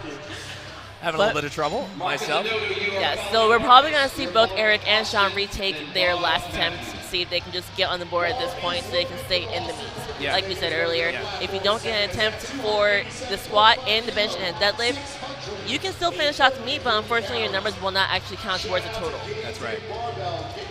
On the platform is Austin Perkins, 287.5 kilos. That's 633 pounds. In the 1 Hun slippers. Okay, I think that looks a little close to me. Let's see. That one did look close. 3 white lights. All right. And you know what? And you guys talked about it, I believe, on the podcast. Sometimes he does play it close, but he does hit his depth on when meet it day. comes on meet day. Yeah, no, it's true. And it's not in the approach that I necessarily recommend people take. But in general, though, his training seems to be slightly high, but he's not known for missing squats. Yeah. He's not. So. And when it comes to, shout out Allen Iverson. We're talking about practice. Yes. Talking about practice. You see me play the game, right? Yeah, of course. All right, Marcus Adudu, 315 kilos, 20-kilo jump from his opener. 5 kilos less than his best that he just hit at Carolina Primetime. This is 694 pounds. Marcus Adudu dripped out here, too. You see the chains, you see the bling, the earrings. I know. The man is killing it. Change the hair up for this meet. Yeah. You gotta look fresh. You gotta look fly. Got to. The Virginia Pro. Taking his time with the walkout, making sure. One thing I noticed too, higher level lifters, they'll tend to look down until they're ready and then look up at the referee. There you go. 315 kilo on the bar. I so enjoy watching him lift. Oh yeah, he's incredible. 2-to-1. Good lift. Here he comes, the Super Saiyan himself. Yes. Some people are calling this the Superman versus Goku battle. Bobb versus Ashton. The Bobb Mathews, again, one of the favorites of this meet to potentially take first. He sits already at the top of the Pro Series leaderboard. Yep. That's right, 20-kilo jump here for Bobb Mathews. So this is matching his best right here. I'm excited to see how fast he moves because I know he's coming in here to PR every single lift today. 749 pounds on the bar. Now let's see it. Let's see it, Bob. Very efficient walkout. Just 3 steps and then quickly look up. Beautiful. Let's get it, Bob. Oh, no. All right. Oh. Now let's see, a little tight there.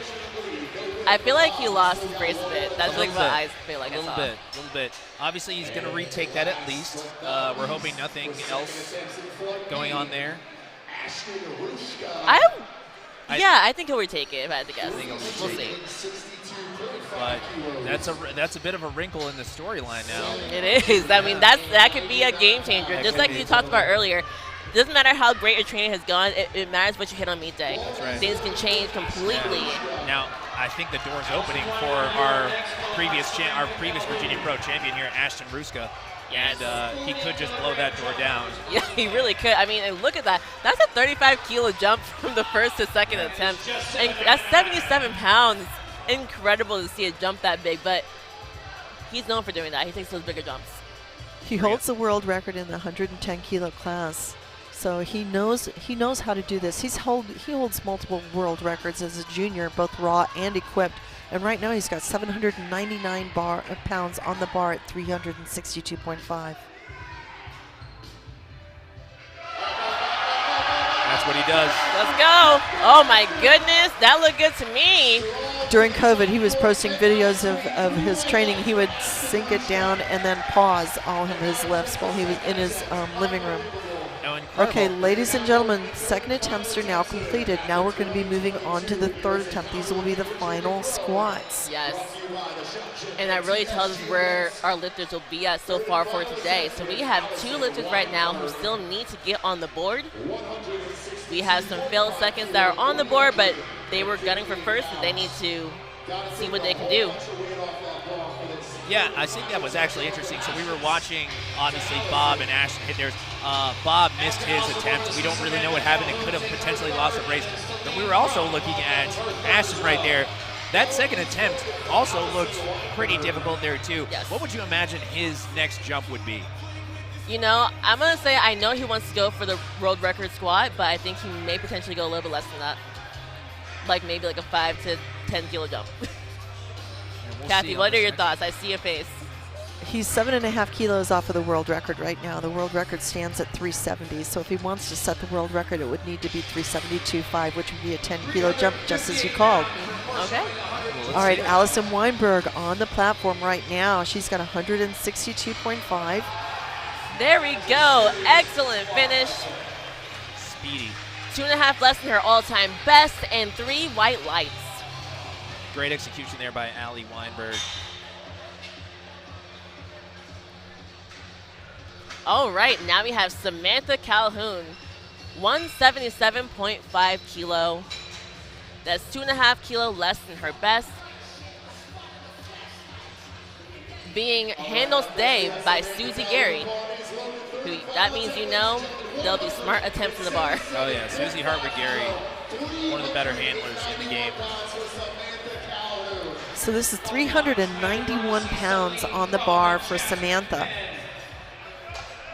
Let's see it, Sam. Samantha weighed in at just 65.35, so that's about 144 pounds. Oh! Okay. Thank you to the spotters and loaders. Our spotters and loaders doing a great job today. Absolutely. So another, I mean, this could be huge, guys. Let's see what Celine Crum does. If Celine hits this attempt, that really says where we are for today's standings. That changes things, absolutely. I'm getting nervous over here, Solana. I've been sweating since second attempts, but, you know, I'm trying to not sweat through the dress. It's okay. All right, so Celine Crum, 185. Now, again, oh, I love it. She always wants the crowd to get hyped for her. This will be a 2.5 kilo PR for her. And she says she wants to PR every lift today. So currently, Celine is number 3 on the Women's Pro Series leaderboard. This is 407 pounds on the bar, 185 kilos. And Celine weighed in at 82.5, which is roughly about 138. Let's see it, Celine. The Carolina product. Oh my gosh, I told you. She's known for hitting those attempts. Let's see what they say. 3 white lights, guys. That's a big game changer. Celine the That's machine. a game changer. Incredible. All right, we have Jasmine Penn coming up for her final attempt. So she only took a 2.5 kilo jump. Now, I'm a little shocked. Feel like the second moved well enough to take a bigger jump than that. Right. But let's see. Well, I mean, her coach, I believe it's Michael C., should probably have a good idea as to why he probably did it. But now things kind of get interesting for Jasmine because of that missed attempt by Sam.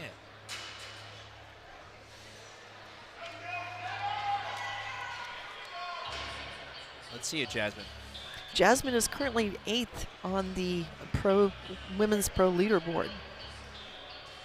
This will be her second meet to get a score for the Women's Pro Series. That looked like good depth there. Oh, looks like good depth on the left.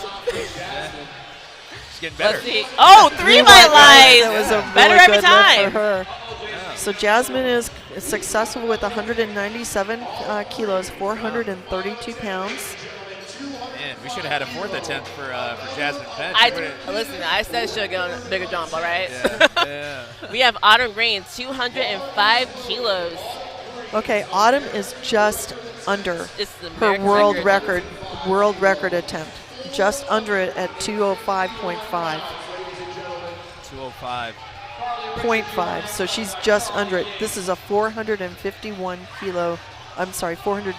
pound lift. Autumn Green. Incredibly strong lifter. Let's see it here. Let's see if she can do this.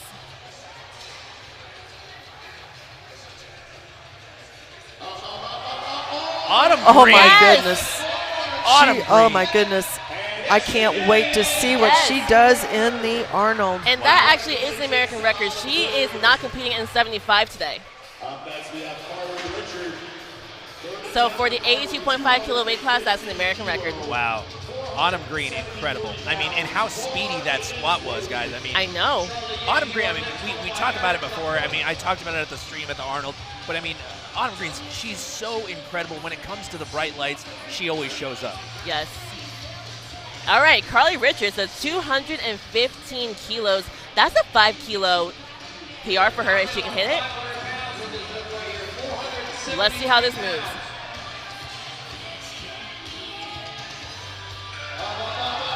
Carly Oh my Way gosh, to go. she can grind. Nicely done.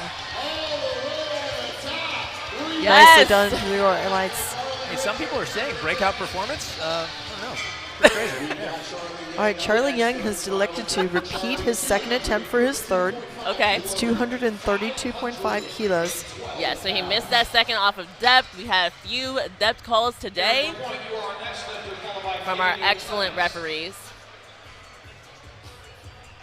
And let's just briefly address that. Leo, you're a national level referee, so that means that you have one rule book. Yep. So when you're at a local meet, do you change the rules for the lifters, or do you maintain the standards? I maintain the standards everywhere I go. Yeah, it never changes no matter where I'm at. If it's a local meet, a regional meet, a national meet, everyone gets measured the same way in my eyes. It's very similar to football. Yep. Pee-wee, high school, That's right. collegiate, NFL. All the same. Charlie Offsides is offsides. Young, Charlie Young retaking that 232.5 kilo that he missed on his second attempt. Let's see it. This is 512 pounds. Definitely deeper, definitely deeper. A lot deeper, yeah. And that was so fast. 3 white Blue lights. white lights. So Charlie only weighed in at 66 kilos for the most part. That's 144 pounds. Wow. And he just did that incredible lift at 232. Now, guys, this lift means everything to Eric. He needs this to stay in the meet. He's retaking his second 250 kilos. Missed it on depth both times, if I'm not mistaken. Yes, correct. So I think our colleague Kathy here, Cat One referee, Kathy had said, like, you never want to leave the question in terms of depth. Never leave it up to the referees. You always want to make sure, leave no doubt. Unfortunately, we have a couple lifters here who have left a little bit of doubt in their depth. Eric LaPointe, this year's national champion. Dan Clements took second, and Dan has his lifts on the board, so this means a lot. Let's see it here. Eric LaPointe. 550 pounds. Let's go, Eric. Still look Okay, close. let's see, because I'm not sure. I don't know. Oh, he didn't get it. All right, and unfortunately that means no total for him today. He may finish out the meet if he chooses to, but it will not result in a full total. Now let me ask you, Solana, and you've never had to experience this kind of thing at a meet before, correct?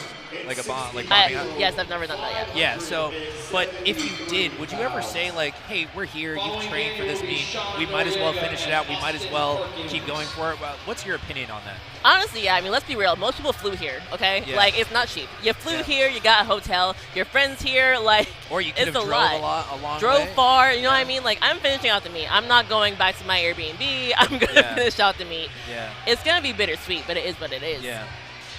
Daniel Clements. The shadow. I know he's more hyped now to hit this 260 kilo The squat. shadow himself, folks. Daniel Clements, 260 kilos. He already PR'd his best on the second, so this is a 15 kilo overall PR for him if he hits it. Nothing Dan Clements and Matt Holden come up with together ever surprises me anymore. He's incredible. Oh my goodness! Oh, I love watching the grind on squats. It's my favorite lift to see grind. 2 to 2 white 1. lights, there it is. 573 pounds, successful at 260 kilos. 2 white lights, free plug. Love watching that. And what was really great about Dan Clements, I mean, we're talking about a predictive, like a lifter who can just show up and execute He went up 10 kilos from his first to his second, to his second to his third. I mean, Daniel Clements, can't say enough good things about him. Now we have Sean Noriega, same situation as Eric LaPointe. He needs this lift to stay in the meet, okay? So he's retaking what he did for the second attempt. Both times with a depth call. Let's see what he can do. Let's see it, Sean. We're all pulling for him here at the Virginia Pro in the Pit Vipers in the wide stance. The crowd's behind him. He needs this to stay in. Let's see it. 275 kilos, 606 pounds. That depth did look a little bit better. Looks a little better. Let's see. Okay, he's in. 2 white lights. Ladies and gentlemen, hamstring Poppy himself. Incredible, dramatic lift. 2-1. Love to see it. I'm very happy to see him on the board. That means that he can still collect the total as long as he gets a bench and a deadlift.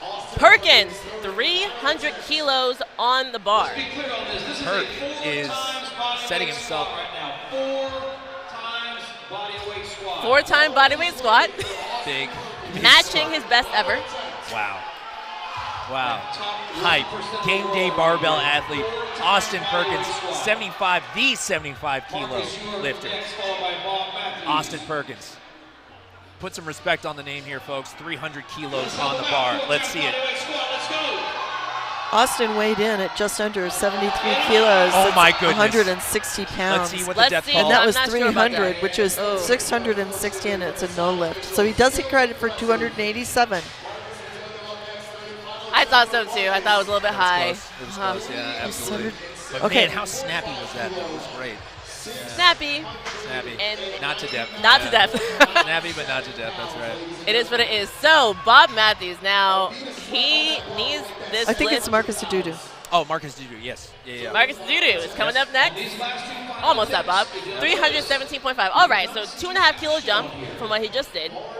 So that's 699 pounds. Let's be general.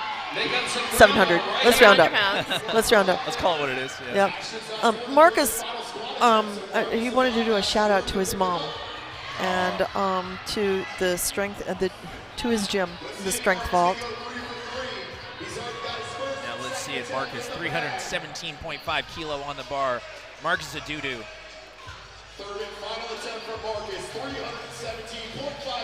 A lifter who's been around the game for a long time. Let's see it. This is 2.5 less than his best that he just hit at Carolina Prime Time. Taking his time with it. Let's see Very how depth. controlled lift. Depth look close here. Let's see what happens. Two red lights. Two side referees say that it did not meet the depth standard. He still has a 315 kilo squat that he hit. All right, so Bob is up next. Now he missed a second, which is something that's unusual for Bob. He's definitely known for hitting his attempts. So let's see what he can do here. 340 kilos on. He's repeating 340, which is 749. And of note, this is our final squat. Yes. Ashton passed on his third squat. It's chess, not checkers, folks. I had a feeling. I mean, I told you 35 kilo jump for a second. Yeah. Once I saw it, I was like, you know what? It's chess, not checkers. It's also the number of successful lifts makes a huge difference in your total. It's not always the one who has the highest total. It's many times Matt and Susie Gary are the ones who are very strong proponents of this. It's the most number of successful lifts helps to build that total. Let's go, Bob. Super Saiyan Bob. There it is. 340 kilos, 3 white lights. 749, and he just owned it. Goku himself. All right. And that concludes Flight B squats as well. Incredible. So, guys, let's talk a little bit about what we saw here in Flight B. Who stood out to you? I mean, Celine Crum, absolutely, because now she is in a really good spot to take the win because Sam Calhoun unfortunately missed that third attempt. Yeah, no. How about you, Kathy? I've got to be honest. Sean Noriega coming back on his third attempt squat and getting it and doing good, and then Bobb Mathews on his third. But Sean staying in the meet, that was just huge right there. But I think one of the things that's just really kind of cool to me is we are starting to build the DOT scores, and we are seeing the lightweight Austin Perkins having as high a DOT score as our 210 kilo lifters, which would be Bobb Mathews and Ashton Ruska.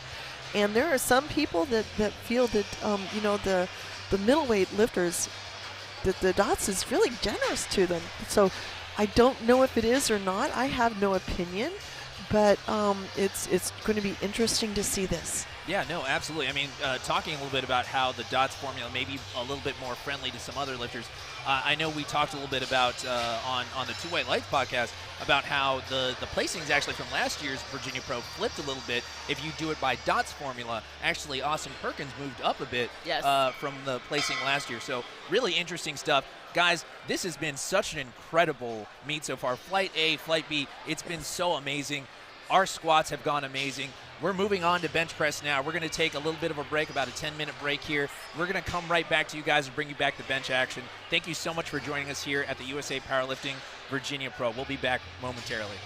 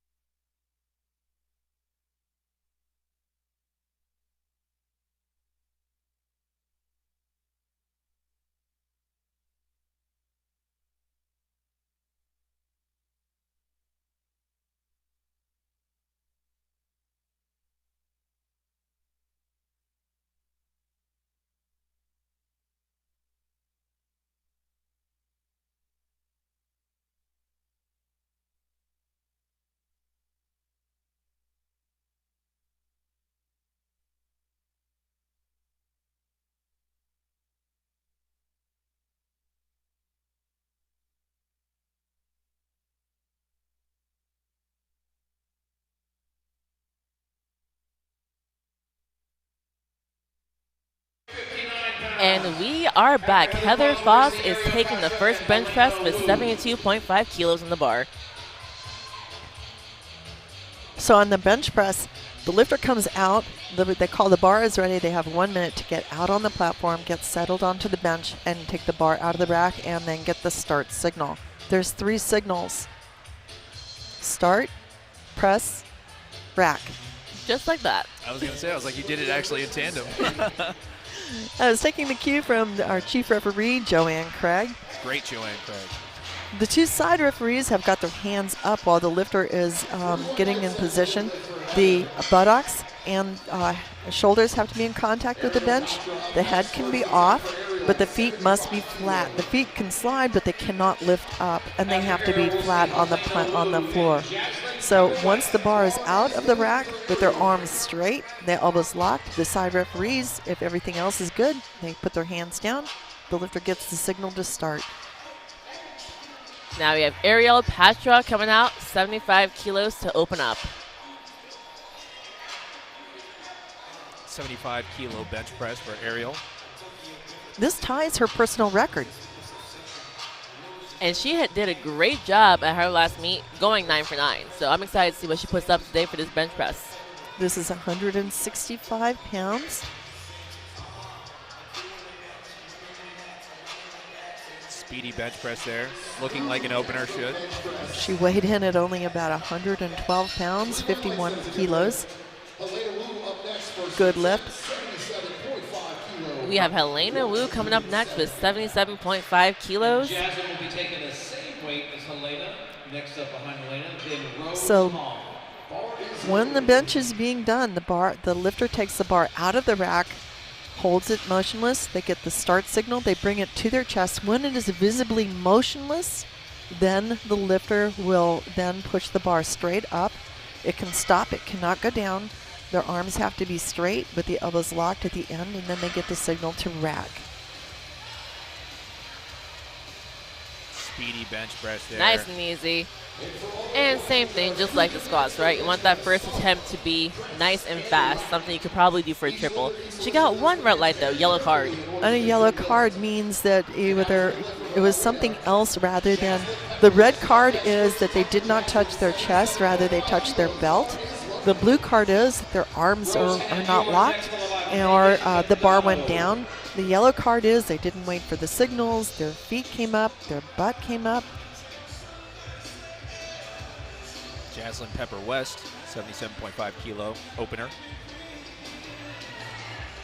And you can see that the bar is visibly motionless, and then they get the signal to press. Okay, moving on. We have Rose coming on with 85 kilos. Rose Wang. She of the cutest dog ever. Yes. What I find cool about bench press as a powerlifter is that even though it's technically an upper body lift, your legs are doing a lot of the work. Oh yeah, no, I think something interesting that I always heard from one lifter before was talking about their bench press, saying that actually sometimes training on bench press, their legs get more fatigued than their upper body sometimes, and because of the leg drive necessary to be able to execute the bench press properly. Yes. Legs tend to be stronger than arms, so it makes a lot of sense to use leg drive to get that weight up. Definitely. And that move, nice and smooth. Rose weighed in just barely over 123 pounds, and she just did 187 pounds. 60 pounds more than her body weight. Megan McDonough. 92.5 kilos.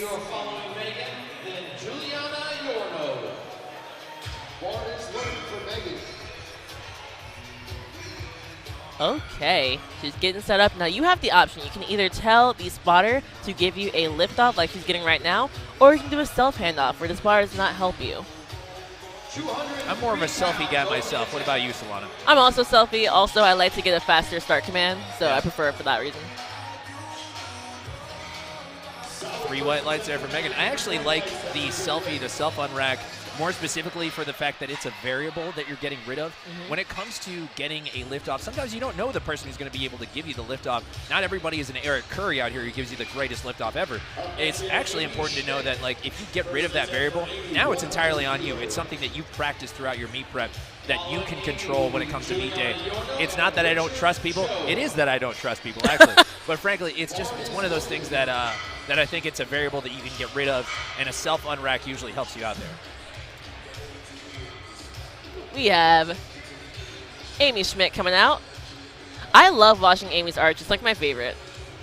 Because she's got long legs and a big arch, and I don't normally see both. I don't normally see really long legs with a big arch. No. Definitely not. No, it's very unique. I think everything about her lifting is unique. Yeah. So right now they're having a discussion up on the platform are the racks where that she wanted them to be. And then there's also the safeties, which are on either side. And the safeties are set based on what the lifter requests. And it is designed so that if there is an absolute failure, that it protects the lifter. And it looks like the clock has just now started. Yeah, so they should restart the clock and adjusting. Yeah. So the bar is 2.2 meters long, or 7 feet basically. The lifter has, they can place their hand anywhere along that bar, but they cannot have their forefinger, this finger, farther than 81 centimeters. There is a ring actually milled into the bar that they cannot go past. All right, so it looks like they have fixed the issue, and now Amy's clock, she's got 25 seconds. Looks like that one wrist wrap looks a little loose. It's an opener. Hopefully she doesn't need it too much. Yeah, hopefully not. So the clock will stop when she gets the signal to start, not when she's on the bench.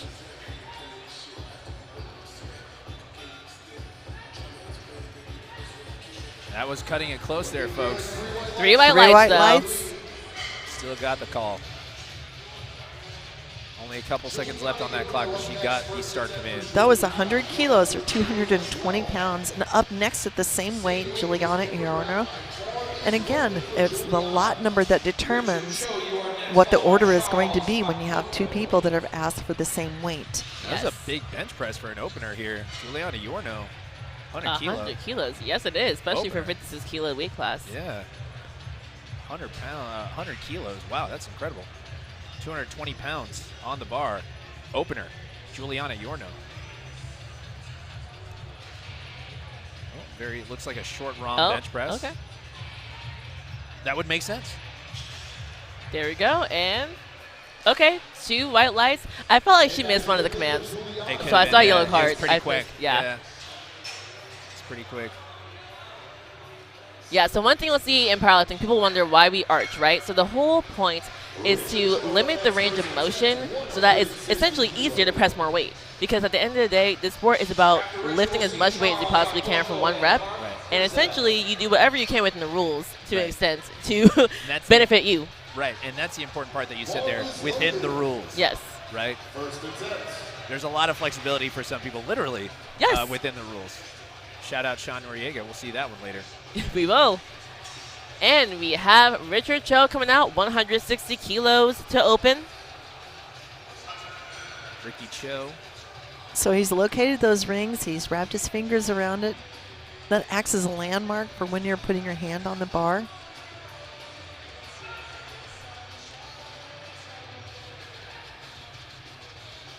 There you go. That looked excellent. Good opener and there. 3 white lights. And Ricky Cho also not opting. He's also a selfie guy, self-unrack. Always controlling those variables.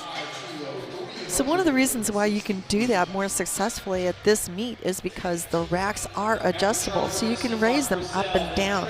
Sometimes at a commercial gym or at a regular gym, it's a fixed height. So you don't have the opportunity to adjust it.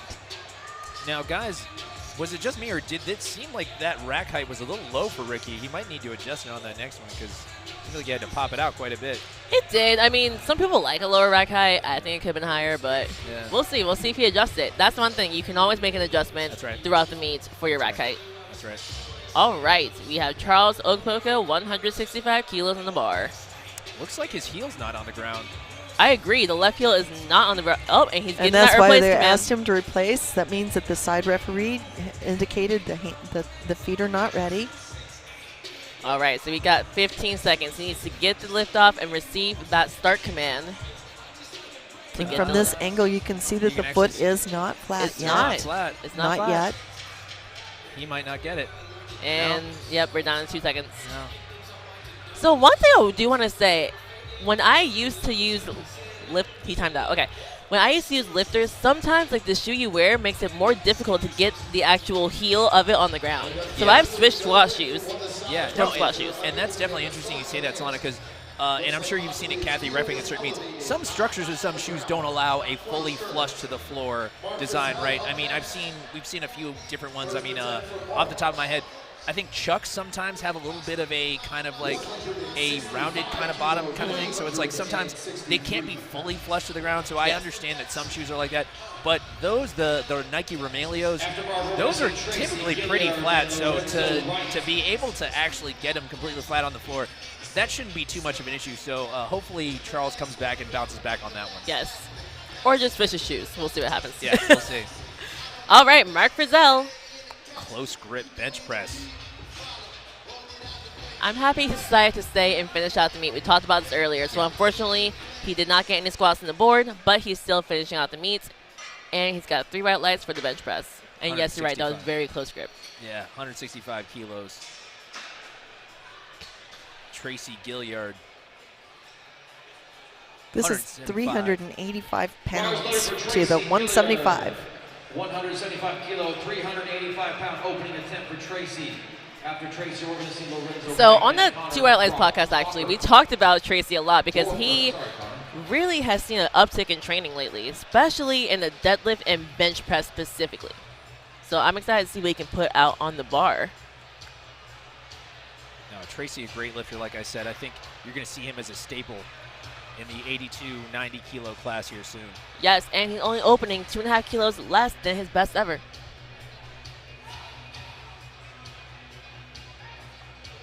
Incredible. Moved easy. Incredible. And good lift. Speedy. Nice work, man. Speedy.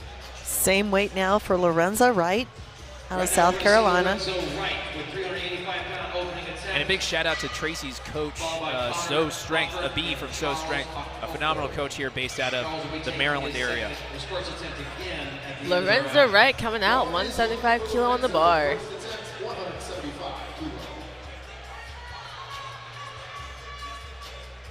So Lorenzo wanted to do a shout out to his fiancee Julia, who's here watching, as well as his family and friends in South Carolina. He found out that he loves cooking, and his dad taught him. And I just think that is the coolest thing ever. All right, let's see. He got the start, man. See the chucks? So easy. Oh, you're right. You're right. Yeah, the rounded at the bottom. So, but you can still tell his foot is flat, Yes, but the still shoe flush. is coming Yeah. up. That's Yeah.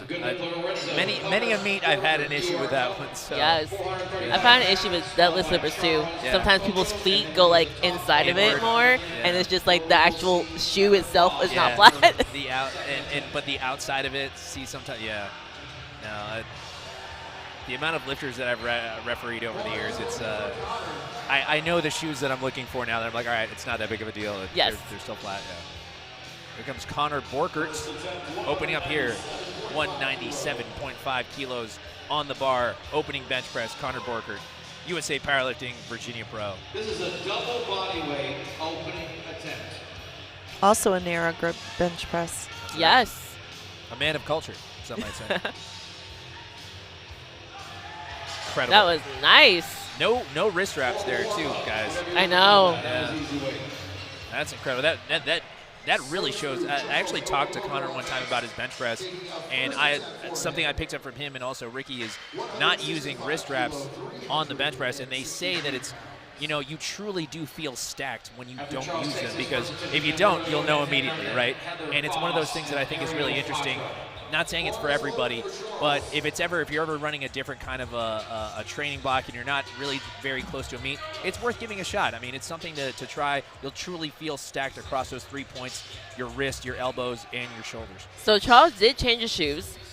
So I'm excited to see if that makes it, easier to get that foot flat. So they're letting him sneak in at the end of the flight. All right. And it looks like it's still elevated there, guys. It's definitely still elevated. So this is actually technically this is a relift. 2-1. One yellow, guessing for the foot being up.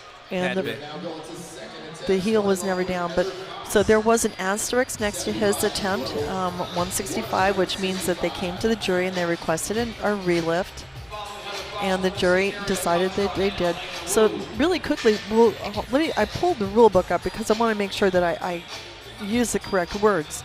The feet must be flat on the floor, and then in parentheses, as flat as the shape of the shoe will allow.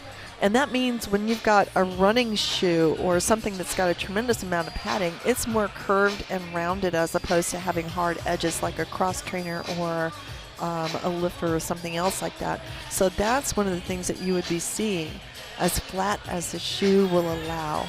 Yeah, very, very specific context there, Kathy. Thank you. Here comes Heather Foss, 75 kilos on the bar, 2.5 kilo jump here from her opener. There we go. Moved easy. And that is 3 white lights for Heather Faw. And that was really good. Heather that was a PR ahead. for her, actually, by 2.5 kilos. So I can see why she was so excited. And Heather also wanted to do a shout out to her 3 kids, Peyton, Faith, and Wesley, and also to her Titus Gym family back in South Carolina. She's one of the meet directors for the high school nationals that is going to be next year at the end of March. So cool. So cool. She and her husband, BJ. Okay, we have Ariel Patra coming out for 80 kilos. So she already matched her best on her first attempt. This will be a 5 kilo meet PR for her. 80 kilos is 176 pounds. And she's basically 116.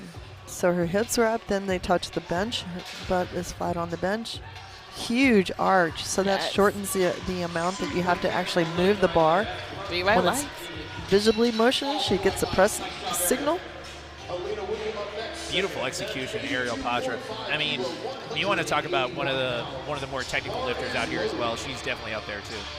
Jaslyn, you are next, followed by Rose Hong. All right, Jaslyn Pepper West, 82.5 kilos on the bar. Okay, Helena Wu is going to be going up first at this weight.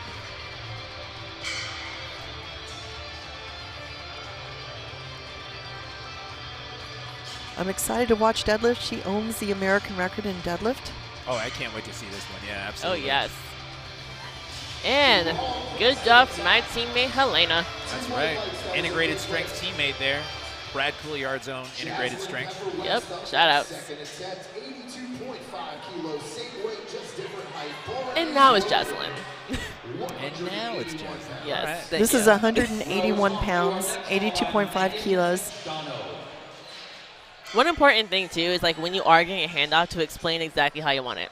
And the cadence in which you want it lifted off, correct? Absolutely. Jaslyn Pepper West, great episode on the Power and Lifting podcast if you guys didn't hear it. Nice. Excellent. Very nice. 3 white lights for Jaslyn. That is a good lift. Up next, Rose Hong. And up next is Rose, 90 kilos on the bar. 198 pounds, and she weighed in at 56 kilos. That's 123 pounds. Let me repeat that again. 123 is her body weight, and she's asked for 198. Wow. 5 kilo jump here for Rose. So she's bumped it up by 11 pounds.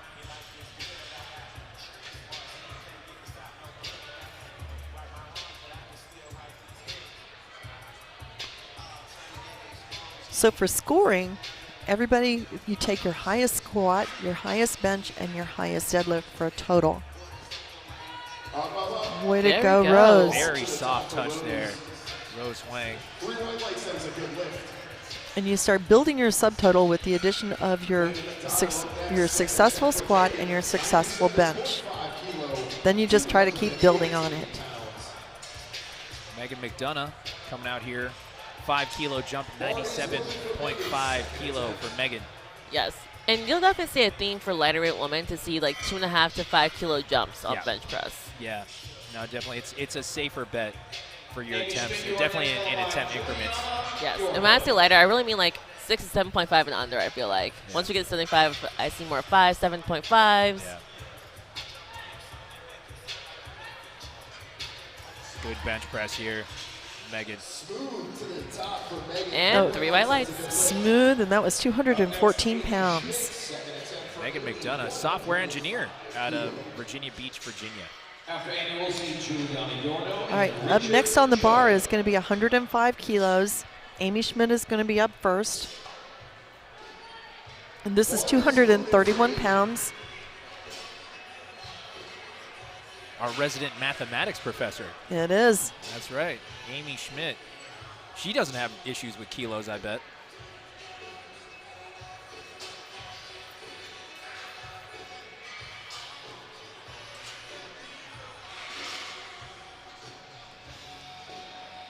All right, let's see. Again, I love just watching. So she's using the actual rack to help her get into that position by grabbing the sides.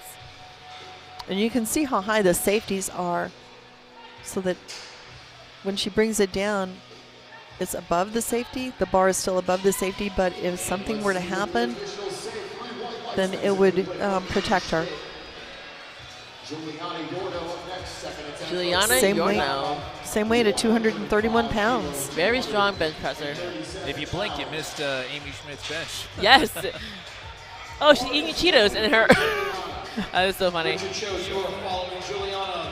Juliana Yorno, VCU student. VCU out of Richmond, Virginia. Go Rams. 105 kilo bench press here for Juliana Yorno.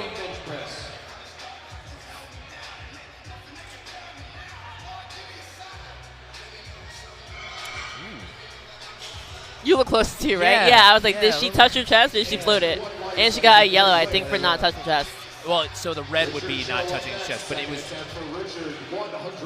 interesting. Yeah, a little oscillation there. You saw there too.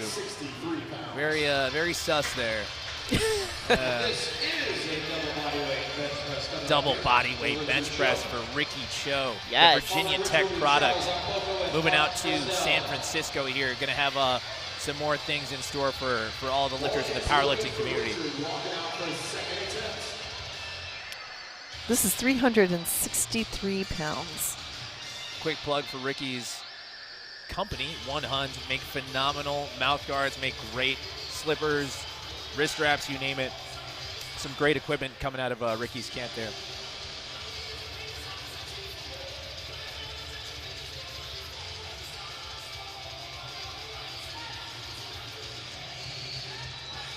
So the grip he has called Talon grip. You can kind of see it's a looser grip on the bar. Yeah. A bit more internal rotation. 3 white lights. It looked a little shaky on that setup though, did it not? A little bit. A little bit. He was still able to push through it though. Yeah. 175 kilo, 385. So when you talked about the grip, that is something that is important. In the bench press, it is actually mandatory. It's required that the thumb must be around the bar and all the fingers must be gripping it in the bench press. Right. No suicide grip, right, Kathy? No suicide grip, no. Yeah. Or reverse grip. Or reverse. Which I've seen people do, not in this federation, but I've seen people do it with heavyweight. I'm like fascinated by it. Many years ago, yes. Yeah. But that has not been allowed for quite some time. Yeah. Probably for safety. Yeah, the way of the dinosaur it went. Let's see Charles Akpoko, Dr. Akpoko, 175 kilo. 10 kilo jump. That left foot is still elevated. Yep. Okay, it is now. Now it's good now. Long to the top for Charles. 3 white lights. 3 white lights. 3 white lights. All right. I guess it's just different because of our camera angle that we can see it. Yeah, we can see it so, like yeah, really we can well. See it perfect. Yeah. So. Mark Frizzell jumping up 10 kilo. Mark Frizzell, one of the better bench pressers, honestly, in the 75 kilo. And that says something, especially given watching how close grip he is. I mean, he does not get cheated on this bench press. Like, he doesn't have short arms, and then he makes them longer. And he's got a pretty small arch. Yeah. What arch? He has, like, the natural curve of a spine. Yeah. That's it. Yeah. Incredible. Three white lights. In many ways, he reminds me of one of who I consider to be a preeminent close grip bencher, and that is Ellis McLean. Oh, yes. Oh, yes. Oh, man. Ellis McLean. And Ellis is much of his setup is very similar to this. A close grip bench is also the same, and just as effective as technically perfect as Mark was. Oh, man. I mean, Ellis McLean, one of the most fun people to watch on the platform, if anybody watching has ever had the chance to be able to see it. I mean, how many people did you ever see smiling going into a third attempt deadlift? I mean, he was awesome. It makes the competition So great. really interesting for everybody else. Tracy Gilliard, 7.5 kilo jump, 182.5 kilos on the bar for Tracy. Second attempt. This is 402 pounds. Tracy Gilliard, man. This is actually 5 kilos higher than his personal best before. Yeah, he smoked it. There you go. Yeah. Great job there, Tracy. Looking for something spicy here today. Lorenzo Wright, 10 kilo jump, 185 kilo on the bar. Great bench press there by Tracy. This will be 407 pounds. South Carolina product himself, Lorenzo Wright, coached by Miss Heather Foss. So I mentioned earlier that I like to share that we've got lives outside of powerlifting. Lorenzo is a physical therapy assistant, and in healthcare, he goes to individual homes and helps people rehab and recover. Oh, wow, that's awesome. Wow. 185 on the bar. That was impressive. 407. Speedy bench press there. Finishing out our second attempts in Flight A here, Mr. Connor Borkert, integrated strength zone, Connor Borkert. Taking a 10 kilo jump from his first attempt, 207.5 kilo. Big subtotal guy here. Big squat, big bench press. I mean, he's got a big deadlift too. I mean, let's call it what it is. But I mean, at the same time, but his squat and his bench press are incredible.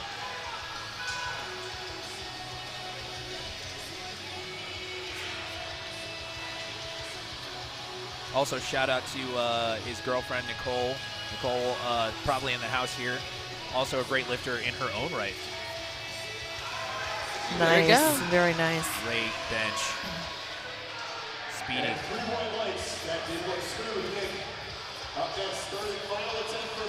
All right, we are starting third attempt bench press. Okay. 77.5 kilo for Heather Faw.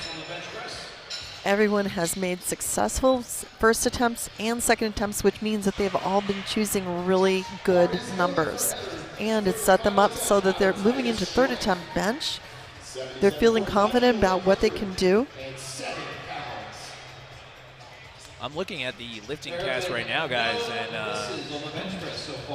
I don't want to say it. I'm not going to. Yep. Nope, I'm not jinxing them. Heather Not going Foss. to jinx them. This is 5 kilos over. I thought about it, and I was like, nope, can't say it. Nope. 77.5 kilo. 5 kilos over her personal record so far.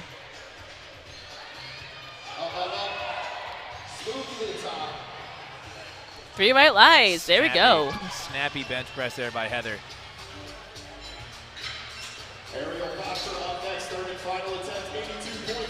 Now let's talk a little bit about guys. I mean, we're seeing great attempts, but this kind of comes back down to attempt selection. I mean, this is a credit to some great game day handlers we're seeing, right? Absolutely, absolutely. Again, it's not always who's the strongest, it's who makes the most successful lifts.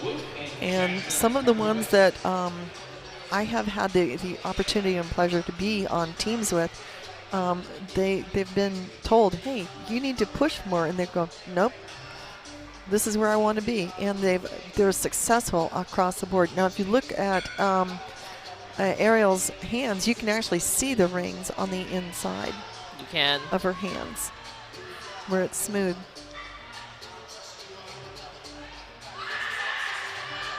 Great bench there, Ariel Patra. 3 white lights. Awesome, awesome. 82.5 kilos. having a great day so far. And that was 7.5, not 2, but 7.5 kilos over her personal record. So that's an extra 15 pounds on that bench press. That's a massive, massive, massive bench press PR there, folks. Helena Wu, 85 kilos. What I would give for a 7.5 kilo bench press PR. So this will be matching Helena's best ever in competition right here. This is 187.5. And she weighed in at 132.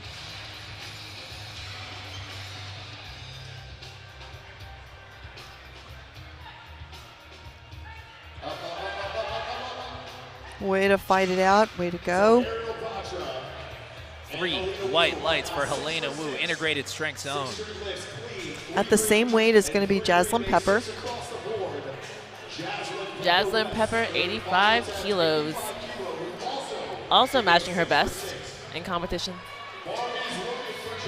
Watching from home is her hubby Justin.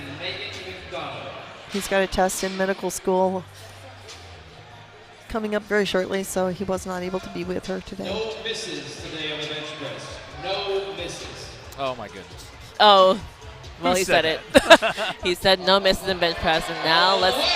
And Jaslyn also continues to streak. Jaslyn got the memo.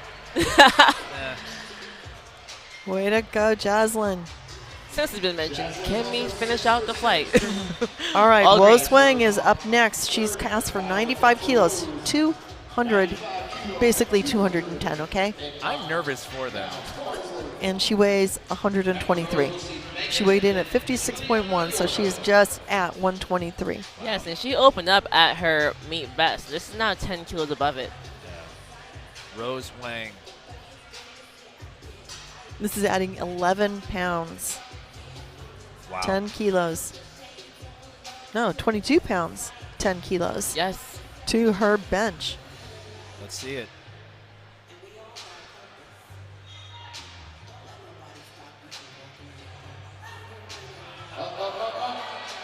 Oh, all right. Well, Our first miss of flight A. our bench press. first miss. I mean, it took all the way up until nearly half the way through third attempts to miss one attempt. I mean, that again, this is a testament to how great the attempt selection has been from these game day coaches Yes. and the execution by these lifters. It's been phenomenal, guys. So Solana, going into a meet, bench press especially, where somebody else is calling the signals and the timing is not yours, does that make it more of a challenge to do bench press, and how do you adjust for it in training? Well, honestly, you kind of get used to it. So I would say if you practice it, it won't really be much of a challenge, but you can just practice getting commands, honestly, during your training. That's very helpful. Megan McDonough. There we go. 100 kilos. Let's see the call. 3 white Oh, lights. nice. Would you agree that having somebody else calling the timing really makes a difference in your bench? It does, because if you do it in your own head, you think it's a whole second pause, and it's like more like a quarter of a second. So definitely someone else helping you out more. I find my one Mississippi goes real fast. Exactly, Yeah. yes. Especially on pause reps and works like that and, Yep. and work like that. I've gotten so far as to prescribing athletes downloading a metronome app to do their pauses, and that keeps things, like I said, keeps you honest. Yes. I've done that too. I don't want to be honest. All right, we got Juliana Yurno, 107.5 kilo. Again, very impressive bench press. There we go. Snappy bench press. She's one of Easy. those that just takes advantage of the angles and she executes. Definitely. And that was a 2.5 kilo PR for her. And now we have Amy Schmidt, 110 kilo. Schmidt, Sam Strong, Team Sam Strong. Out of the 757, the Tidewater region. This is 242 pounds, 110. This is 2.5 kilos over her personal best.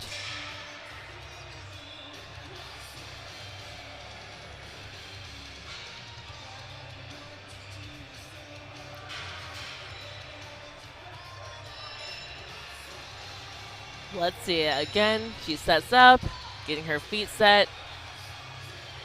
And your shoulders. Again, the bar is 7 feet long and the bench is only barely 10 to 12 inches wide. So you have to have a good solid base with your feet and then into your shoulders, which is why you get that leg drive so that you can be stable and balance that 7-foot-long bar. Right. Free the scap. Shout out Steve DeNovi.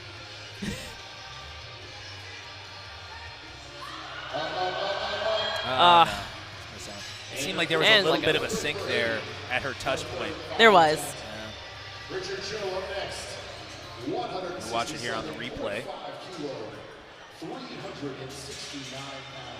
Yeah, a little extra sink. Yeah. And that's where you see that those safeties are so important. Yes. And the spotters, always. Always, Yeah. yes. The spotters are just the absolute rock stars in a meet.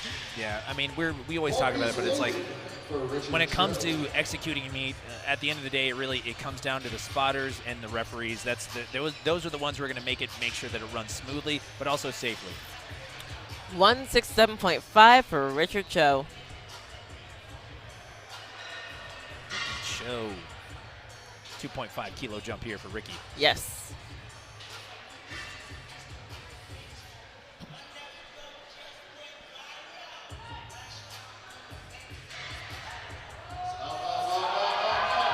Oh, no, I don't think so. Couldn't break past that sticking point. Oh. Oh, no. Oh, no. Foot cramp. I think you said that in unison. Yeah. Oh, no. Okay, so looked like he was clutching his foot. Yeah, it could have been a foot cramp. We're not sure. We'll find out later, but hopefully Ricky's okay. And Charles Okpoko. So he's gotten 2 out of 3 benches. Let's see if he can finish out strong with 180 kilo. Here comes Dr. Okpoko. Had a little bit of trouble getting his left foot down. They ended up changing his footwear. Seemed to be a little bit better this time, even though we still did notice slight elevation in that left foot, but it seemed to be good enough for the referees. So let's take a look how things are here on 180 kilo third attempt bench press.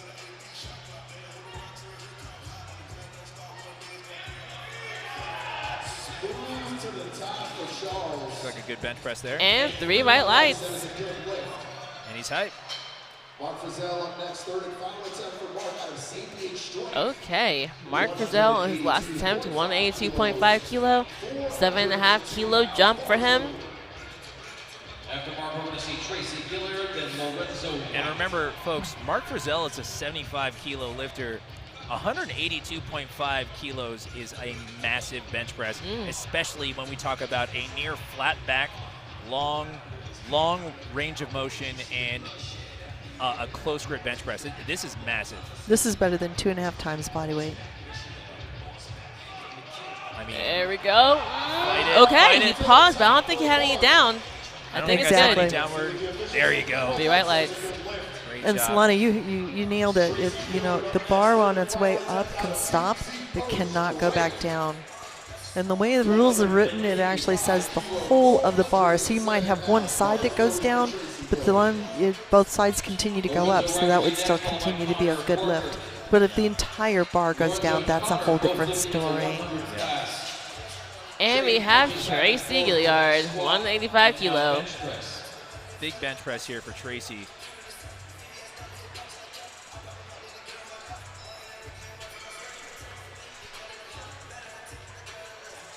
Now, we were talking earlier about watching Helena Wu on the deadlift. I don't know if anyone's been following Tracy on IG.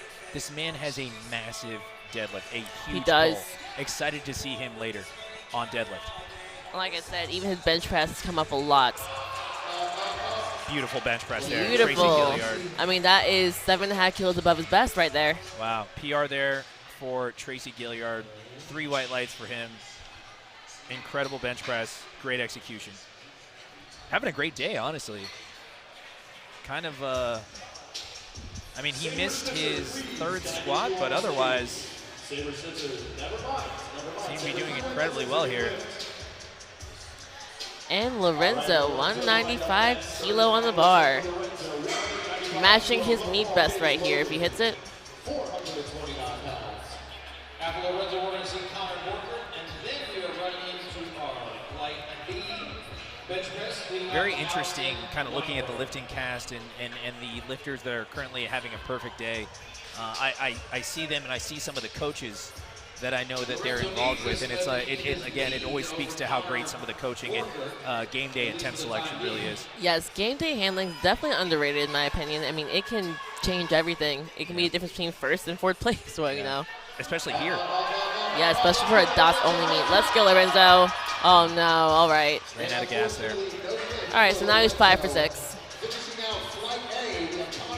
Finishing out Flight A, Connor Borkert, teammates by Brad Couillard, coached by 7.5 kilo jump. 7.5 kilo jump. 2.5 kilos. I'm sorry, 215 kilos or 473 pounds. Incredible. Incredible. Connor Borkert, folks. Burley Bork himself, based out of Pennsylvania, living in Virginia. Actually, he works as an auditor, a very involved job. Connor Borkert going for a massive bench press, 215 kilos on the bar. Wow, I mean, that was beautiful. No words for that one. 3 white lights. All right, and guys, we're moving on to Flight B. So I gotta say, I'm excited for Flight B. This is where our heavy hitters are. That's right. Yes, they are, but I'm going to take a moment and recognize in Flight A, there were only 4 benches that were missed. That is an absolute incredible event. Yes. And to be honest, we were sitting here looking at the scoreboard and we're going, we're not going to say anything. We're not going to say anything. We're not going to jinx anybody. Because obviously we're the ones making the choices, and that's the reason why they lift. No, we're superstitious. We were not going to say anything, but inside we're going, get it. Yes, of course. We all want to see good lifts, right? Absolutely. Yeah. All right, we got Dr. Ali starting us off, 90 kilos. Ali Weinberg.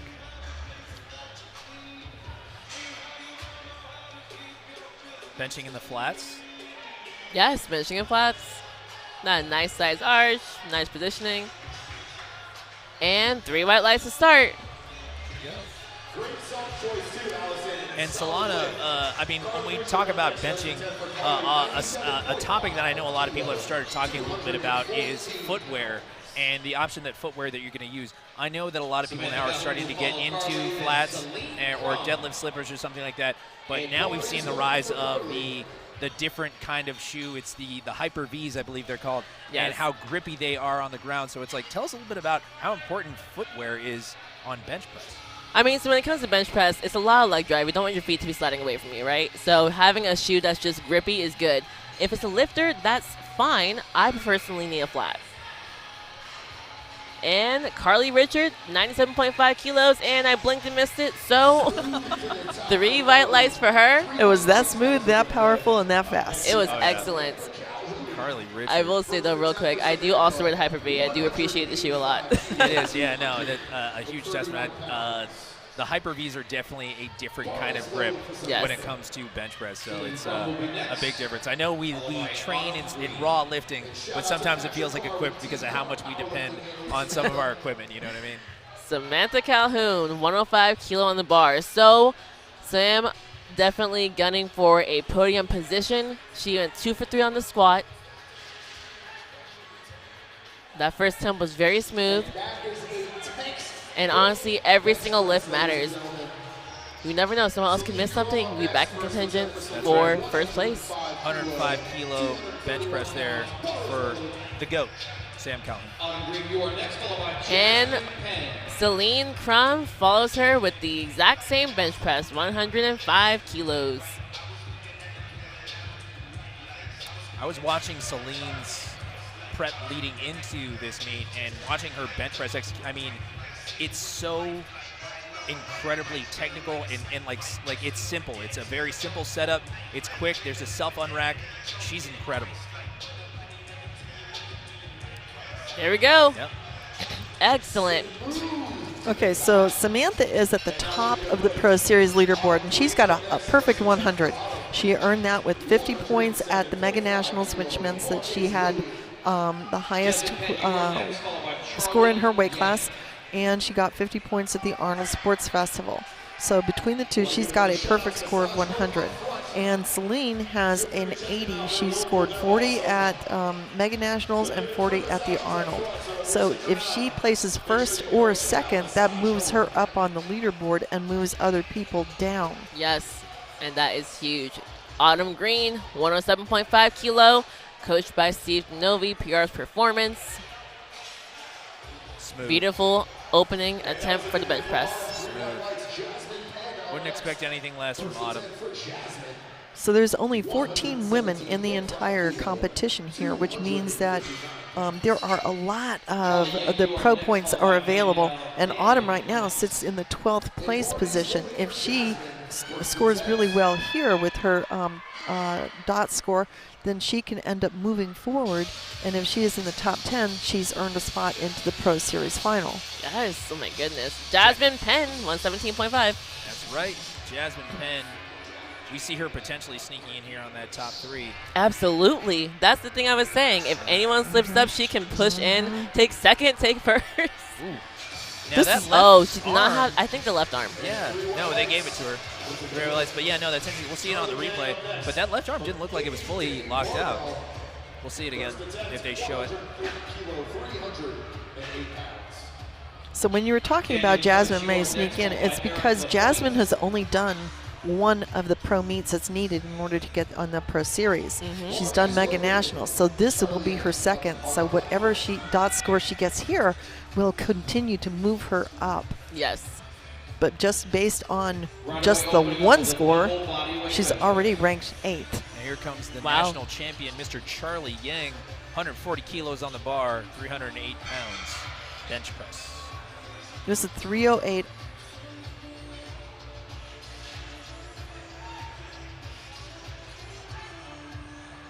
Wow. That moved well. Okay, warm-ups are supposed to be completed in the warm-up area. Someone tell Joe Stanek he can't be doing those as openers, please. That was. I mean, that's textbook. That was beautiful. Incredible. That meant one of my goals with the meet is always get in the meet. That means make sure your openers, you get every single one of them. And he just like, it's like, hey, I could do this in my sleep. That didn't even register. Daniel Clements. Daniel Clements, yes, 155 kilos on. So one big thing to note, his biggest competition for today is out. Biggest as in his weight class. That's you know right, what I mean? Yeah. That's right. So that is a big thing for him. Like, that moves him up. Quite a bit. See how it goes here for the shadow of powerlifting. Dan Clements.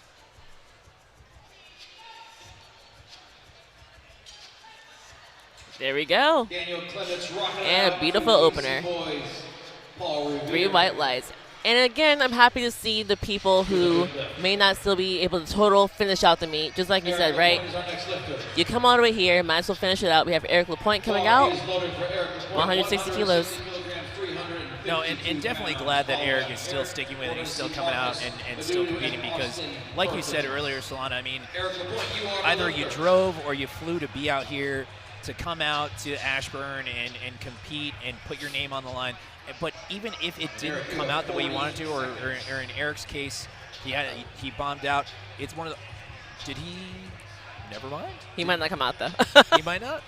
I might just – So this is something else lifters do, right? Sometimes they'll put in an attempt to give people an extra minute to rest as a courtesy. Oh, that's nice. Yeah, how about that? Well, never mind everything I just said. Forget what I said. Yeah, forget what I said. No, but more than that, I mean, like, we already saw Mark continuing his day, and we talked about, like, well, you trained so hard, you drove all the way up here, or you flew all the way out here. You know, you wanted to kind of, like, redline it anyway.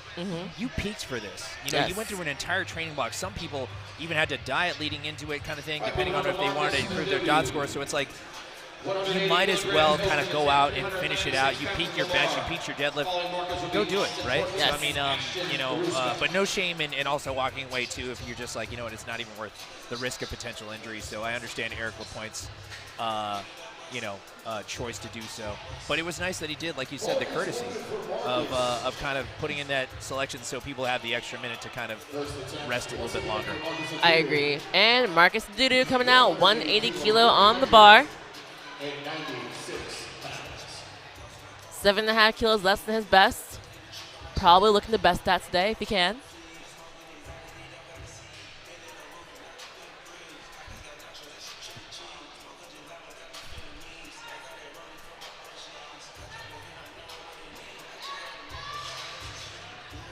Great attempt there by Marcus. 3 white lights for him. And he's now got a total going, or a subtotal.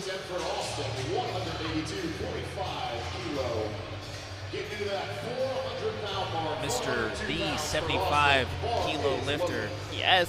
Austin Perkins, the Perk. All right, 182.5 kilo on the bar. 402 pounds.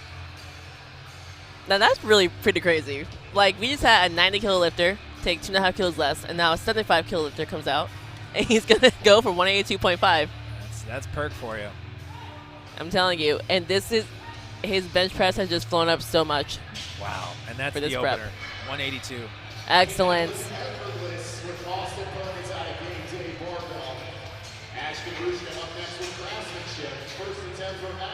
Oh yeah, speedy off the chest. You saw the pop off the chest. He's feeling good. So we have Ashton Ruska. Now Ashton's in a great position. All right, he did great for his squat. Only took 2 attempts. Basically took his third and the second. Saved some energy, and now he's on to bench press. 195 kilos on bench press. Once again, shout out to Powerlifting North America for making this happen with all of the amazing content. Make sure you check it Now out. Ashton, yeah, he does a close grip bench press pretty often, so it doesn't affect his pec. But what I've seen is, like, he can basically close grip what he does regular grip anyway. Pretty much. And this is obviously to protect his pec. Wow.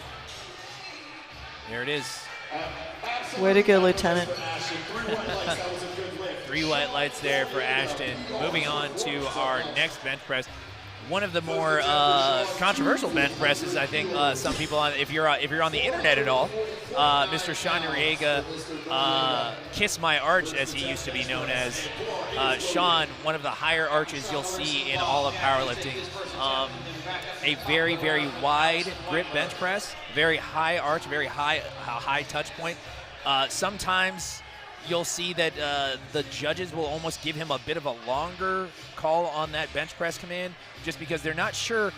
He comes very close to almost not even touching his chest, so it's like sometimes it takes a while for the referee to notice. So let's see it here. It'll probably touch one side. See, it touched the left side more than the right. Oh, but he sank that perfect. That was perfect. Oh, wow. No, maybe not. 2 yellows. Kathy, what do you think that was? Could have been a jump. Let's watch here. Right? I don't see it. I don't know. I'm not in the chair. Yeah. That looked. I'm sure it must have been something. I mean, we have Joanne Craig and Al Matagrano. But the two referees called the same thing. Yeah. What's cool about this meet and pro meets, we have a jury, right? So they can at least contest it because he did get 1 white light. Yeah. Yes. They can understand what it was. And that is a very important thing that you brought up. If it is a unanimous decision, 3 red lights or 3 white lights, neither one can be contested. And there's times when coaches have gone and contested another lifter's call. Bobb Mathews, 215 kilo. Bobb Mathews. And Doing what Bobb Mathews does. Actually, real quick, guys. 2 white lights. Now that could it be a command thing? I mean, I'm not really. I mean, it could Be, but we can't hear it, so we couldn't really tell you, folks. But I was actually talking to Bob in between bench and squat, and I was just curious what happened on that second attempt squat. And he actually mentioned that it was something about the platform that felt a little shaky to him, and it wasn't like there was anything hollow or anything like that. He just said, I never felt like I had my footing. He said, I never felt fully secure when I got under the bar and I got set up. And he was like, and honestly, it was probably my fault. I probably should have tried to secure myself a little bit more before I initiated the squat. So that was really the only issue. That's why we saw him hit that third attempt, not much super easier. easy, but much easier, right? So I think that was really all that happened. All right, we're back to second attempts with Dr. Ali Weinberg. So, ladies and gentlemen, you can't see it, but we're here at the Shop Gym in Ashburn, Virginia, and they've got the live stream of the competition on the displays around the gym. It is just so cool. And honestly, TSG Events is doing an amazing job with this live stream. The highest quality I've seen. Oh, definitely. Absolutely. TSG Oh, Events that is was one so of the best. beautiful, Allie. 3 white lights I'm there sorry. for Allie. Dr. Weinberg. Dr. Weinberg. Yes, she's earned that, and I feel that I'm not being respectful if I don't recognize how hard she worked to become a doctor. We have a few doctorates here. We do. Pretty cool. We Pretty do, cool. yes. Powerlifting's in a good place. I know. Carly Richard here, 105 kilos on the bench press, 7.5 kilo jump from her opener. Beautiful. I mean, like, that could have been the first attempt, really. We're talking about TSG Events, guys, but I mean, like, we did this same stream last year, the Virginia Pro, and I mean, TSG Events, they did such a great job. I talked to my wife, I talked to my friends, they all said it felt like we were watching ESPN last year. And now we've seen they've only upped the ante, and now it's just one of these things where, I mean, what can you expect out of TSG Events for 2023? I mean, such a great job. I think it's fair to say this is potentially one of the better streams you'll see all year. Samantha Calhoun on the platform, 110 kilos, 242 pounds, building her total, her subtotal. All right, 110 kilos, and that moved great. Now we move into Celine Crum taking the same weight. And again, Samantha's number 1 on the leaderboard. Celine is number 3. Great execution there. And Leo, you asked a question, what can we expect of TSG in the future? I've got to be honest, my imagination is not good enough to imagine how this could be improved upon. It's just really that fantastic. I mean, from the spotters, the loaders, to the people behind the scenes, Catherine, Scott, I mean, Jason, Tim, Ryan, everyone back there, they've done amazing. The camera angles, everything. It's been incredible. Beautiful. That moved excellent. Celine Crum. Shout out, and again, we didn't really talk enough about him here. Saber Schnitzer. I mean, yes, the guy the reason this happened at all, right? The mastermind of the first Virginia Pro last year, yes, who put up a tremendous amount of his own personal money for it, you know. And here we are today with a pro series. It's amazing. Yes, you would not have to meet without him or TSG Events. No, it's incredible. I mean, Saber and TSG Events, it's been a match made in heaven, truly. All right, we have Autumn Green, 112.5 kilo.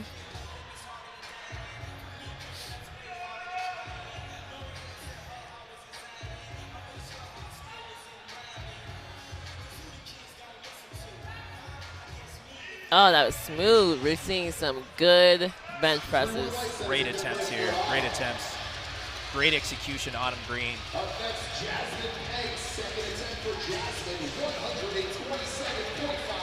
And you guys can probably hear the MC. The MC is actually, believe it or not, one of the men who actually not only came up with one of the ideas for a pro series to bring the Saber. Him and Saber talked it out, and then they took it to the USA Powerlifting. But also the owner of the facility that we're in here, Mr. Jason Albrecht, the owner of the Shop Gym, he's actually the MC for the Virginia Pro. And doing an outstanding job of it. Nice, phenomenal. Jasmine Penn, 127.5 kilo, 10 kilo jump here for Jasmine. Let's see it.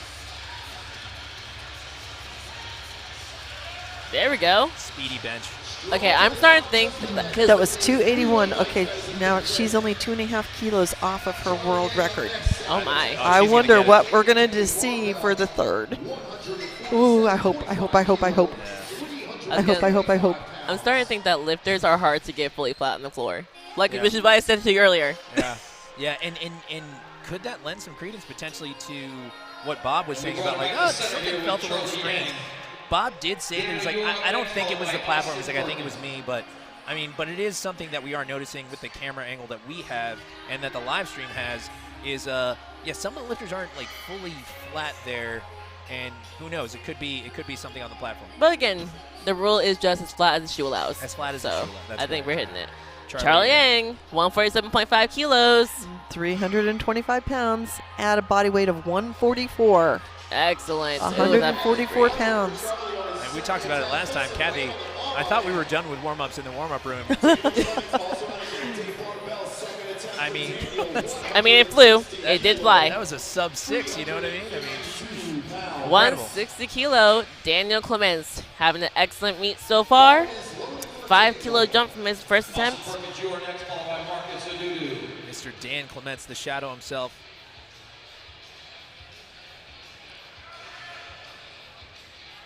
Posts only a few videos on his IG. You know, you don't see too much, but when you do see, you're just, every time he just wows you. So it's like, when you see him, it's usually at a meet, and he's usually doing awesome. Yes, I actually asked him in the interview earlier today, like how training went, and he was like, "Well, I posted some highlights, but there were a lot down. But at the end of the day, near the end of prep, started to really clean up." Hey, Instagram's all about the highlights, Alana. Of Everybody course. knows that.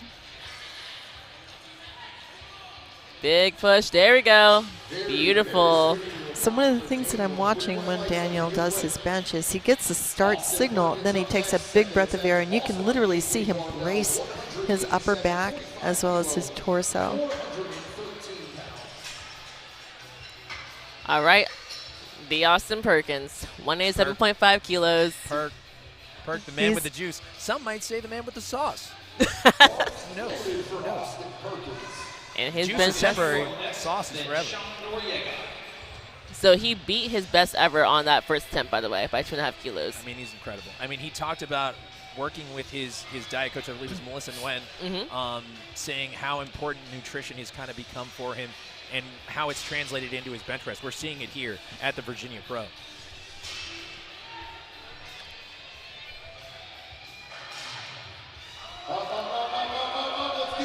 Let's get it both sides. Let's see what the call is. Okay. One blue card and one yellow So card. Kathy, tell us what you think you saw there. So the blue, what I will say is, well, definitely the hips came up, the butt came off the bench, Okay. and it's like a light switch. There's no description of percentage. It's either it's on or it's off, and if you can see daylight under it, it's off. And then the blue card would either be for the bar going down or they didn't lock it out. So I'm really quickly with Austin. I got the biggest giggle when I read over his lifter bio thing that he submitted to us. And hobbies, he put underwater table tennis. I said, say what? Is this, I mean, are we talking about snorkel or scuba gear? And he said, no, as long as you hold your breath and then you can pass out. Nice. All right, so Marcus Dudu. So he was putting on his wrist wraps on the platform, and that's why they told him to get off the platform and put them on. Correct, because the only thing that you can adjust on the platform is your belt. Yes. Right. And the other thing is, it is a wrist wrap. It is not a hand wrap, so it cannot go up into the palm of the hand. There's only 2 centimeters, which is roughly 1 inch above where the point of the wrist is. There we go. Nicely done, nicely done. And no thumb loops, correct, Kathy? That is correct. No thumb loops. They have to be off. The maximum length of a wrist wrap can only be 1 meter or 3.3 feet. So Sean's going to retake his opener. So he got 2 reds. We were not sure why. I believe there were yellow cards. And it could have been, so now that I'm thinking about it, Kathy, it could also potentially been his buttocks potentially wasn't on the bench. I did not. I have gotten to the point now where if I am not the one sitting in the chair, I am not going to make a call. It's tough to say, yeah. Unless it's patently obvious, I'm never too sure. Let's see what happens here for Sean Noriega. Second attempt, retaking 200 kilo. All right, let's see. There, let's see what the call is. 2 white lights and one red. Okay. 2 white lights. That means that he got the lift. So I will talk to my friend Al Matagrano, one of the side referees, and I'll ask him after what the call was on a few of those.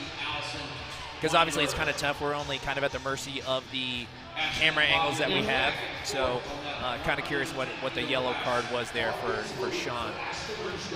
All right, Ashton's second attempt, 205 kilos.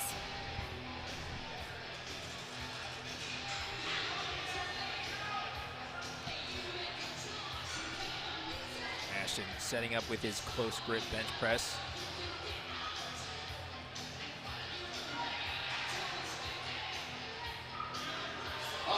Beautiful bench press here. There we go. 3 white lights. And the dot scores are starting to get populated. Yes. Things are getting spicy here, folks, at the 2022 USA Powerlifting Virginia Pro. 500 pounds. Our final second attempt on bench press. 500 pounds, 227.5 kilos for Mr. Bobb Mathews, Bobb Super Saiyan Mathews. Bob.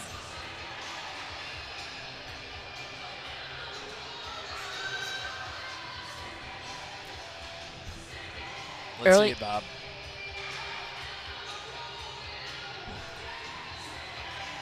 Nice. Oh, yeah. So earlier today, me and you, Leo, were talking about the weight that people weigh in at.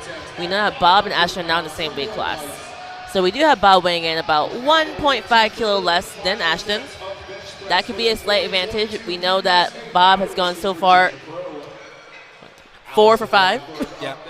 Ashton's hit all of his attempts so far, so we'll see how it plays out.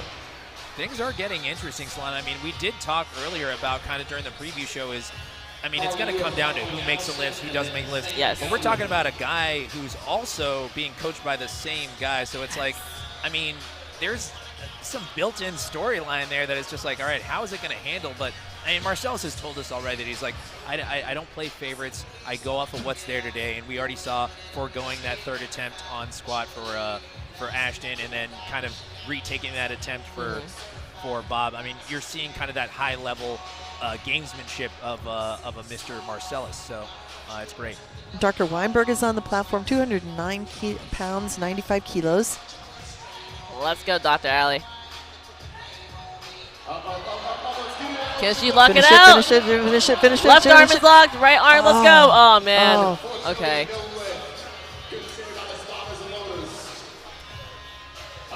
All right, moving on to Carly Richard, taking another PR attempt for herself, 110 kilos. 242 pounds. That'll be 7.5 kilos above her best. Ball is loaded for Carly. Sam, you are next, followed by Celine Crum. Carly Richard, my dark horse for this meet, 110 kilos.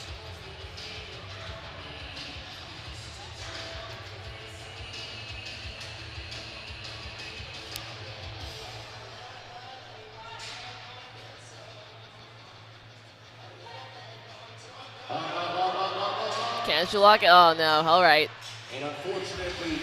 Still walks away with the PR overall by 2.5 kilos for herself. Feels like everything Carly does is a PR pretty much, right? I mean, yeah. I mean, but also third meet ever, so Yeah. I will not be shocked that she's getting all PRs. So we've got Samantha Calhoun and Celine Crum, and they have literally matched each other on every single bench press. First one, then the other. First one, then the other. First one, then the other at the same weight. 105, 110, 115. Celine truly making her presence known, am I right? Oh, absolutely. This has been a year for her. And Sam Calhoun taking this attempt. Way to go, There Sam. we go. Way to go, Samantha. Push through second point. There you go. Sam Strong, Sam Calhoun. Sam Calhoun, also a Tidewater, a product of the Tidewater region, 757 here in Virginia. A very beloved lifter in this side of the coast. Absolutely. All right, and Celine, and just like we said, same exact attempt for the bench press. This will tie her personal record. Celine the Machine.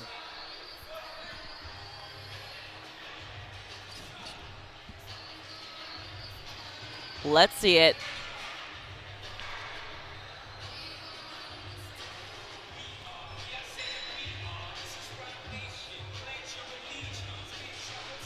$253 pounds.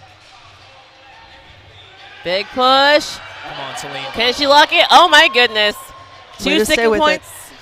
it. And Way to still stay got with it. it. 3 white lights. Man, guys, we have a real special one cooking up so far. We've got Celine and Sam really putting on a great show. I mean, we talked about it in the preview show, though, Celine. I mean, like, I don't think we expected something like this, though. You know, I'm not surprised at all about Celine being 6 for 6 right now. And Sam is pushing through. Autumn Green, okay, 117.5 kilos. 259 pounds. So far projected dots, Celine having the slight edge over Samantha. Yes. Here comes Autumn Green, 117.5 kilo, 5 kilo jump for her. And that moves so well. Just cruising through, like literally every third attempt for her, just cruising. I mean, of course, when you're coached by the Oracle, what would you expect, right? I expect excellence and selection. Yeah. Okay, up next, guys, I got it. Jasmine Penn. She owns the world record at 130. She's asked for 132.5. This is a world record at this meet. Yes, and just like you said, Kathy, you can't chip world records here. You have to take a full 2.5 kilo jump, right? Yes, because all of the weight classes are competing against each other, so you're not chipping a weight class record. So she can set a world record, but it has to be a multiple of 2.5. So, ooh, white lights, white lights, white lights. Let's go. Get it, Jasmine. Wow! Oh, wow, that was smooth. And a world record for Jasmine Penn. Yeah. Jasmine Penn, folks. Our first world record at this meet, yes. Wow. World record. Jasmine Penn, incredible stuff here at the Virginia Pro. Charlie Yang coming up 152.5 kilo. So this is 2.5 less than his absolute best. Now, I'm kind of surprised he's not going to at least match it because the first and second move so fast. Yeah, I am too, actually. I was going to say, I was like, kind of shocked he's not going for at least the tie and not even made. Well, this is a 7.5 kilo, or no, sorry, this is a 5 kilo jump. Yeah. So, yeah, but at the same time, his coach knows stuff He's that we don't. He's got a great coach, Joe Stanek. Joe Stanek, happy birthday, Joe, again.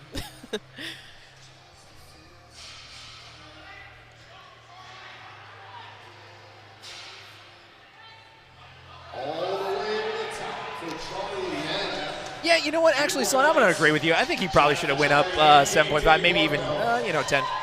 But Clemens also from game day barbell, third and final attempt, 165 kilo, 363.7 pounds. And we have Dan Clements coming out 165 kilos on the bar. Austin, you are next, followed by Marcus Adudu. This is going to match his personal record. The shadow of powerlifting, coached by Mr. Matthew Holden, Systematic Strength on Instagram. One of the great coaches coming out of here, also based out of Virginia. There seems to be a theme here, guys.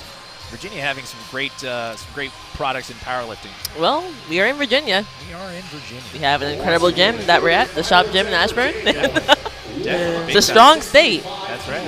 Honestly, I think the biggest representatives, we have Virginia, we have Texas, and we have Carolinas today. Yeah. Most amount of people. 165. Dan Clements. Come on, and locks it out. Nothing ever surprised me, this kid. 3 white lights. All right. Marcus Austin Perkins coming up. So he's retaking his second attempt. That sounds about right. I think that's probably wise, right, Solana? Yes. Do you remember why he missed the second one? I don't actually. Kathy, do you recall what the miss was, the infraction for Perk? I think I can find out. Yeah. So let's see here. Perk retaking 187.5. Let's see that third attempt bench press. Austin Perkins. That looked good to me. Let's see. That was a quick 3 whites. Yeah. Are you not entertained, America? I feel like he was saying it was the same as the first one. Why didn't I get the first one? The first one, remember, there was a blue card on one side and a yellow card on the other. And when they did the replay, then we could see there was daylight. Yeah. Thank you for the reminder. Yeah, definitely. All right, coming up, Marcus Dudu, 197.5 kilos. 7.5 kilo jump here for Marcus. So he's going for a nice PR. Be a 10 kilo PR for him. Bye. 197.5 is 435 pounds.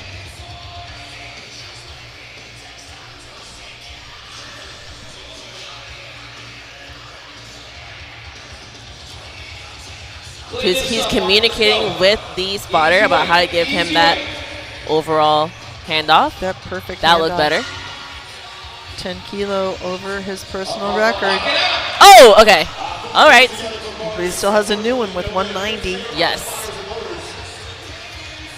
And great save from spotters and loaders. Again, the meet can't run without them. They dictate the safety of our lifters, how fast the meet's running. You can't say it enough, Solana. I mean, and the Shop Gym's spotters and loaders have been trained by Saber Schnitzer themselves. I've seen the class, the course that he essentially gives these spotters and loaders. He has people come in. If there's a Saturday meet, he has them come in on Wednesday, sometimes even just the day before. But he'll do a whole seminar on how to spot and load properly, and then he'll do a refresher the day of. So it's just, these guys are always incredibly prepared, and it's a testament to the Shop Gym and more specifically to Saber Schnitzer. Yes, honestly, he's extremely organized.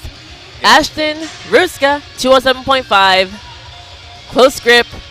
Let's see it. Whee! Oh, come on. Oh, no. All right. All right. Oh, he pointed to his glute. So I think he was saying like he had a little Maybe a glute little issue. cramp there? Yeah. But overall, still got his first 2 attempts for bench press. That's right. Now, that does make things interesting, Solana, on that projected dot score there. I'm going to just wait for Bob, and then we'll talk about that later. Yeah, yeah. Well, yeah, no, definitely. Bobb Mathews will finish out this bench press for us, and we'll take a 10-minute break. Does Bob potentially adjust his bench attempt now? Well, you can't. Well, you can within a couple minutes before.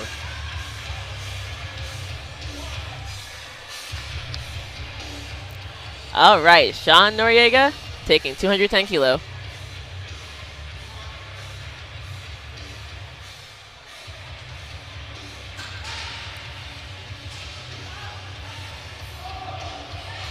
Okay, let's see. Two white lights. Two white lights. Two white lights.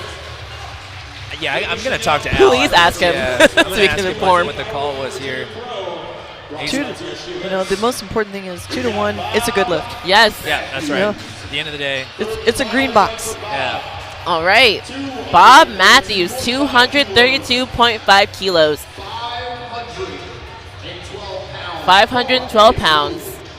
This will give Bob the lead right Massive, massive bench press Yes. to cap off our Flight B here at the Virginia Pro. now for the heaviest total of the day.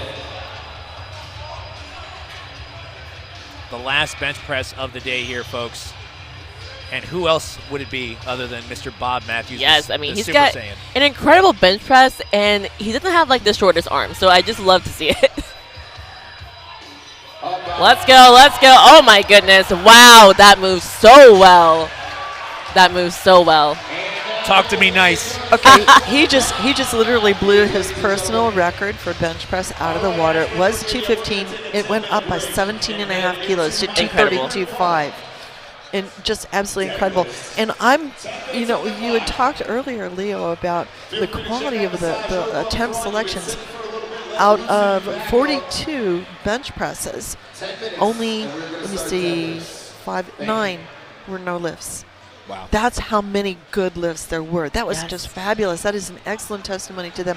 All right, ladies and gentlemen, we are going to be taking a 10-minute break. There's always a 10-minute break between between squat and bench press and squat, so they can change out the platform.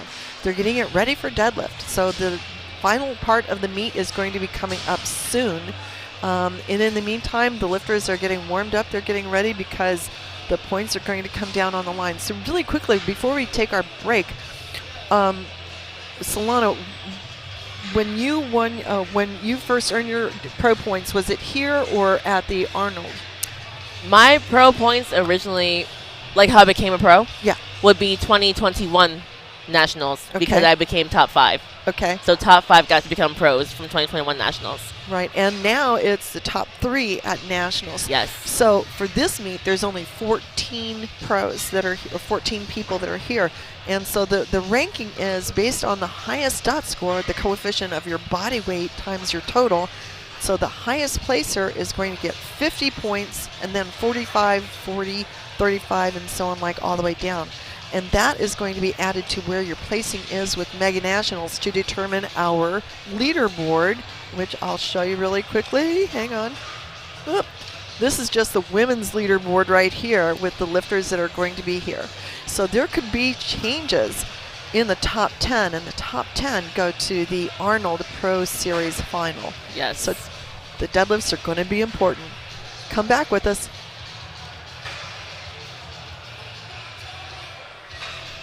I figured set the tone.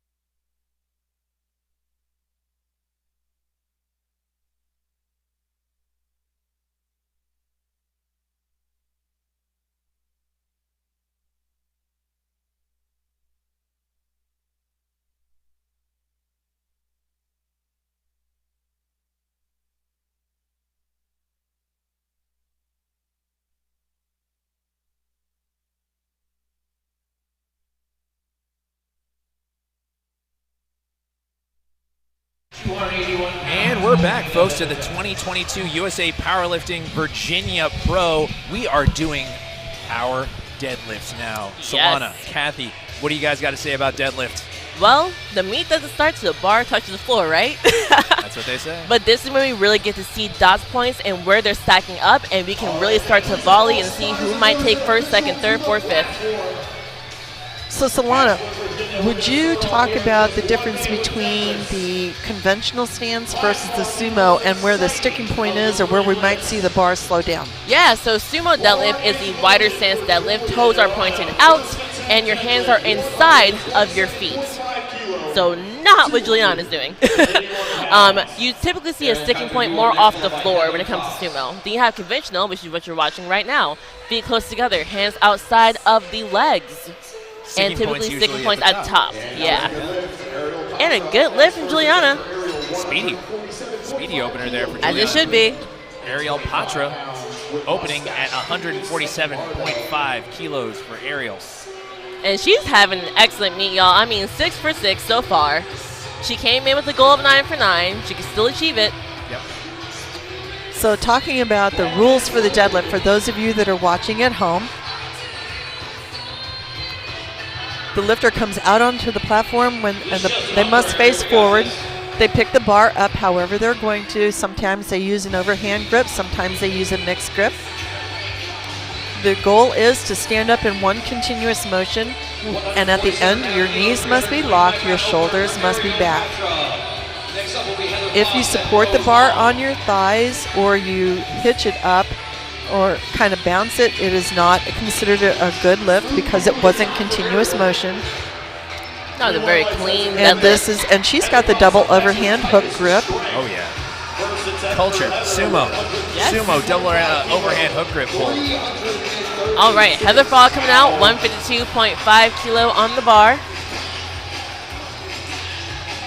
And again, you want these openers to be speedy. The goal is to make it easy because we're not really here for openers, right? So That's right. But you want that opener to be very smooth and easy. You want to guarantee you're in the meet. I've never seen someone wear the belt backwards like Heather Fall for that lift. She's the only one I could think of, honestly. You'll notice that all of the lifters are wearing shin-length socks during the deadlift. And that was a good lift. Rose on up next. And that was a good lift. We got Rose coming up next with 157.5. Interesting. I just saw Ashton Ruska walk by, cowboy hat and all, getting ready for his deadlift. You want to talk about people having fun at the Virginia Pro? We're seeing it here. I love seeing in between lifts, the lifters are so calm. Yeah. Here comes the shadow walking by as well.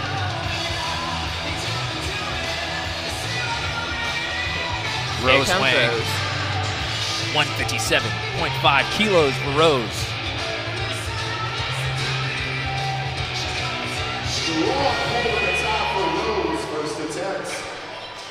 Great pull there for Rose.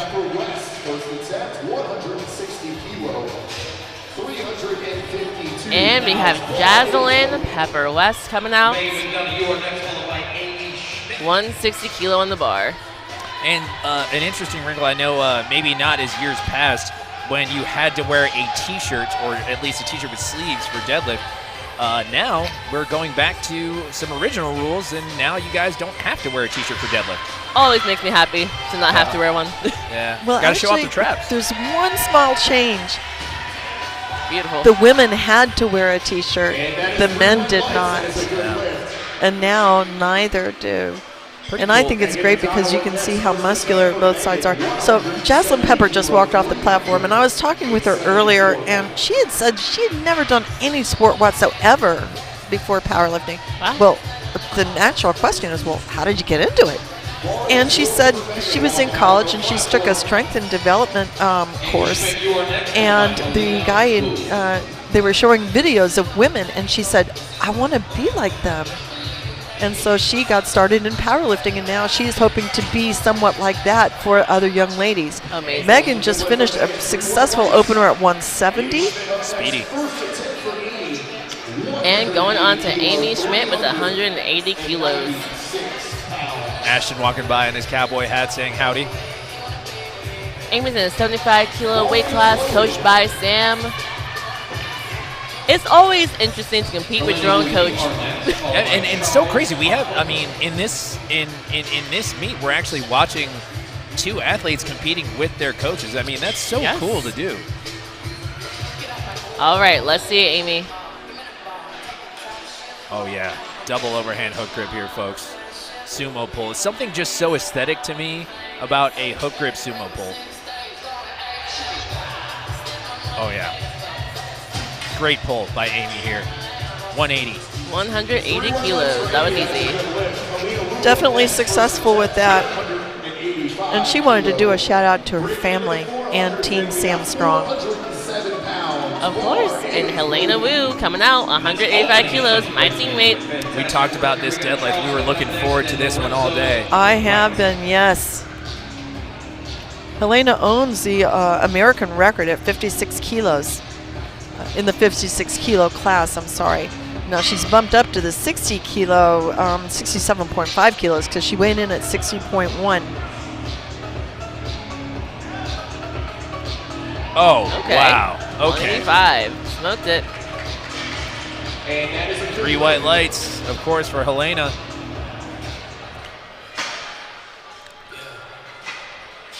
Oh, yeah. Moving Great on. execution there. Charles Okpoko. Starting with 250 kilo. Charles lifted internationally in both equipped and raw. He's done 2 classics and took first place and in both 2018 and 2019. He took 3rd place in the 2017 World Games as an equipped lifter, so he has a tremendous amount of international level experience. Not to mention a bodybuilding champion. Fun fact, actually won a bodybuilding show not long ago. After we get to the first attempt, we'll get a Let's see it, Dr. Charles. Dr. Okpoko. Yes. That was smooth. Speedy. And 3 white lights. Of course. Lorenzo, 285 kilos. Great wedge. Saw the slack being taken out there. Wedges in easy. Great pull. Yes. Following Lorenzo will be Richard Cho, then Connor Borger. Lorenzo White right up on the platform from South Carolina. Now his coach is competing, Heather Foss. And Connor currently tied with 527.5. And actually, we have Lorenzo, Ricky, Connor coming up next. Let's see Lorenzo. Lorenzo lining himself up with the rings on the bar. With sumo, as Solana said, it's slow sometimes coming off the floor, so you're patient. You're patient. 3 white lights. There. And now here comes actually my favorite person to watch on deadlift, my favorite technique to watch on deadlift. Ricky Cho has one of the prettier deadlifts in all of powerlifting. I don't think it's crazy to say. There are many people that try to recreate what we call the pug wiggle when he tried that little slack move that he takes out on the deadlift. So watch him set up here and watch what I'm talking about, a very slight kind of sequence that he takes, his little wiggle to wedge into place, and the slack comes out perfectly. It's like a machine. One of the highlights that Ricky said on his lifter bio was that he was one of the first 74 kilos to deadlift 700 pounds. Wow. And that was excellent. That was very pretty. You're correct, Leo. Yeah. For some, I mean, it's literally one of the prettier deadlifts in powerlifting. I don't think it's crazy to say. It's really simple. It's what I always like to say to clients. It's quiet. It's a quiet setup. It's a quiet execution. When it comes to approaching the bar, there's not a lot of wasted movement. He gets into place. He finds what he needs to do, and he does it. Right? It's a really, really great pull. All right, my teammate, Connor Borkert, the Shop Gym Zone. 3:05 to start. Having a great day today as well, Connor. Yes, 6 for 6. Let's see if we can finish it out strong. Wearing the Titan Triumph singlet again, the super suit, as we like to call it. Let's get it here, Connor. Big pull. There we go. Beautiful. And Connor retains control of the bar and contact with the bar all the way down. One of the reasons for a red light, specifically with a yellow card, would be if you let go of the bar at the top of the lift. You have to maintain control of the bar to the platform with your hands. I mean, something about Connor Borkin, as you guys have probably already seen throughout the stream, Connor, even on his third attempts, never looks like it's the bar speed really loses any bar speed or anything. He's a very explosive lifter from first attempt all the way to his third attempt. Very true. Here comes Tracy Gilliard. I was talking about this with you guys earlier. Big deadlift. Huge deadlift coming out of here. And actually, Tracy earlier today was telling me he had some issues at equipment check with his socks. He had to scramble to get these socks he had to borrow from somebody. So thank you to whoever lended these socks, because you were actually a part of this big pull. And that looked like warm-up weight for Tracy. All right, 3 right lights. Oh, he said something felt weird. Oh. 310 kilos there. Oh, bar slippery. Oh, okay. So you can request them to clean the bar off for you. That's right, and I know that that's something some lifters like to do. I know for some people they like to have it before every attempt on deadlift. It depends on the athlete. It depends on the coach.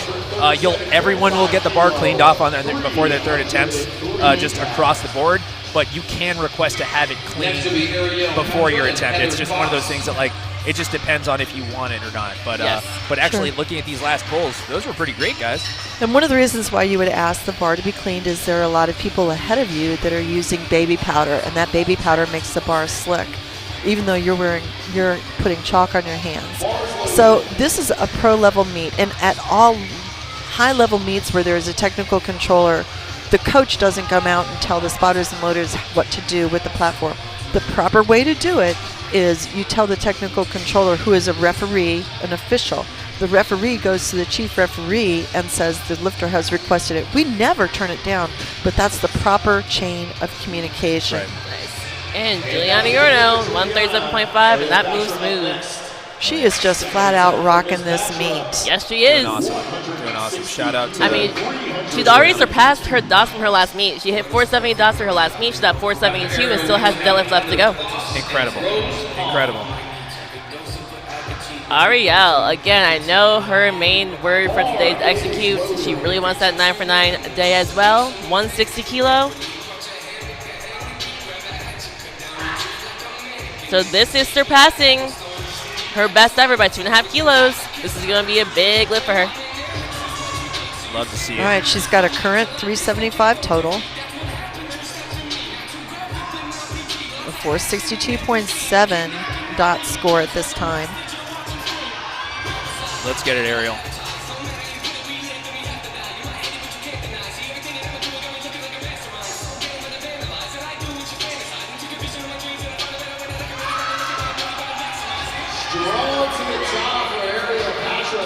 Beautiful.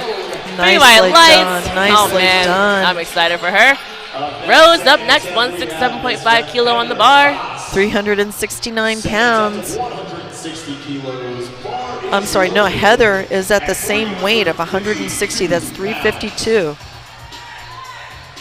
And Heather is competing in the 56 kilo class. Heather is one of our female pros.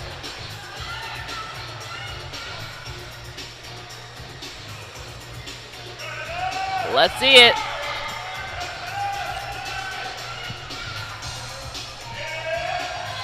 Oh, yeah. There we go. Heather Foss, great pull, 160 kilos. 3 white lights there. Rose hang up next, second attempt for Rose. 167.5 kilo. 369 pounds. All right, moving on. Rose Wang. 167.5, 10 kilo jump from her opener.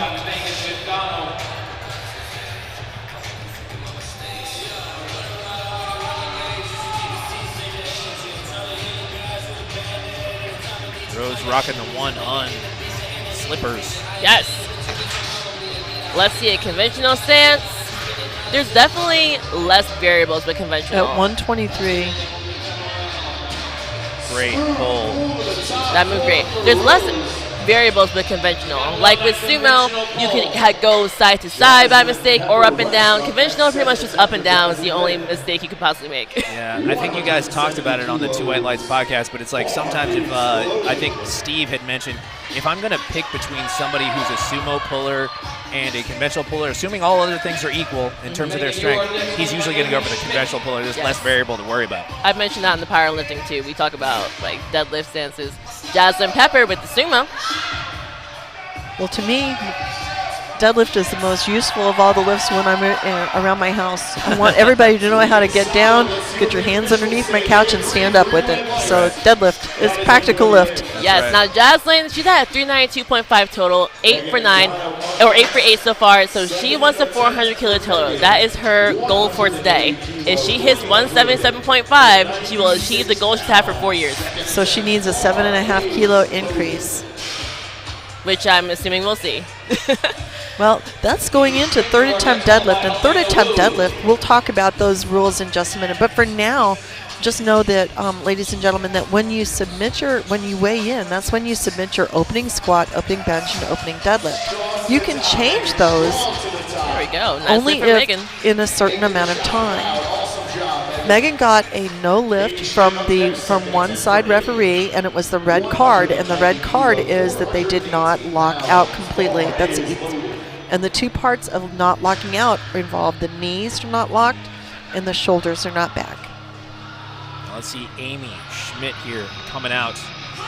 Let's go, Amy. 190 kilo deadlift. Second attempt for Amy Schmidt. 190 kilos. Big pull here for Amy. 5 keys below her best ever. I know she wants to PR it. Let's get it, girl. Takes the slack out. Wedges in. Okay. Big. See the call. 3 white lights. There you go. Great pull there by Amy. Helena Wu up next. Teammate, let's see it. 195 kilo. Just like you said, she's got a nice deadlift on her. So Helena set the American record at a much lighter weight class, 56 kilos. But she came in weighing 60.1, which if we were doing weight classes, that would actually put her in the 67.5. But all the lifters today are competing against each other across all weight classes. There we go. That looks so nice. I think she might be on 195. But two reds. So the chief and the side referees say that she was not completely locked out. And again, the two parts about not being locked out are the knees and the shoulders. I wonder if they'll contest that because, well, Brad will. Brad will contest it. Brad we'll see what happens. We know Brad here, yeah. Brad will definitely contest that one.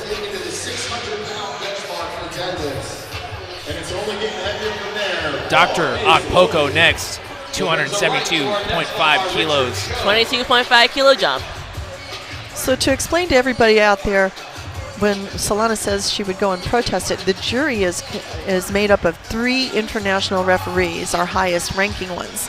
And they're all watching the same things. And they will have a discussion. If a coach feels that a call was incorrect, they will go and say, hey, I think that was incorrect. Can you please adjust? Look at that. So, second attempt. Wow. And paying attention to Charles. There we go. Paying attention to Charles. Big pull there for Dr. Akpoko. Lorenzo Wright is our lifter with 666 pounds on the ball. Lorenzo Wright coming up. Ooh, 666. There it is. Our favorite number to see deadlifted. We're missing him here, though. I know. No Gino. No Gino. You already know what the background will look like. Red, fire. A lot of pirates around, yeah. All right. We love Gino around here. So I'm going to quickly slide this in. Lorenzo, during COVID, first of all, he loves cooking, and his dad got him started with it. But Lorenzo developed what he feels is a signature dish, a Gouda mac and cheese with barbecued pulled pork on top. And I said, I asked him, what time was dinner? Yeah, can I get some tomorrow? Yeah, I'm still here in town. Yeah, I was going to say, I'll have to hit up Lorenzo after this. All right, but let's first see if we can get this deadlift. 302.5 kilos on the bar for Mr. Lorenzo Wright, South Carolina. Let's see what they call here. The knees could be close. Yeah, potential yellow. Oh, okay. 3 white lights. Got it. But you saw what I was seeing there yes. too, right? I was potentially looking at those knees not being locked out. Right. But that's the thing too. They can shake and be locked out. Like, I've seen that before. A little bit of shaking, but they're locked. Yeah. And I always default, obviously, again, to what these referees are like. I mean, these are the highest referees that we have. So. Yes. And here comes our boy Ricky Cho. Again, one of the prettier deadlifts you'll see in powerlifting. Jumping up here, 17.5 kilos at 307.5 kilo on the bar for Mr. Ricky Cho.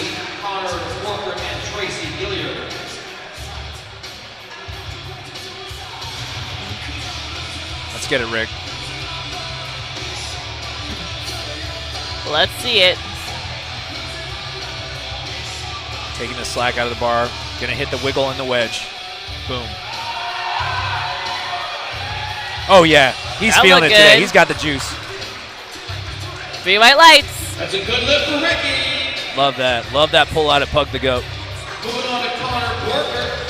It's a pretty deadlift. Yes, you were correct about that. Oh yeah. Clip that one off for next year's promo. All right, Connor Borker, 320 kilos. I'm loving the name on the back of the spotter and loader shirts, lifeguard, because indeed that is what they are. It is, yeah. Actually, that was something that Jason came up with years back when the shop actually started having their meets back in Manassas, and all their shirts were red, obviously for lifeguards, but it was something that he wanted to have for all the spotters and loaders, so it's actually really cool. Absolutely love it. 320 Connor's on kilos. the platform. Second attempt pull here for Connor Borkert. Odds are it's going to be speedy. Always is. Wow. Connor Borkert. That's only 10 kilos off of his personal record, and that was a 15-kilo jump. I'm really looking forward to seeing what he does for his third. Me as well. Maybe time for a PR. And Tracy Gilliard, 325 keys on the bar. 716 pounds. 716 pounds. Wow. I just shook my head at that one there, Kathy. I mean, it's like, we talked about it earlier about how great Tracy is of a puller. When I saw his name on Flight A, I was like, okay, yeah, he's pulling last.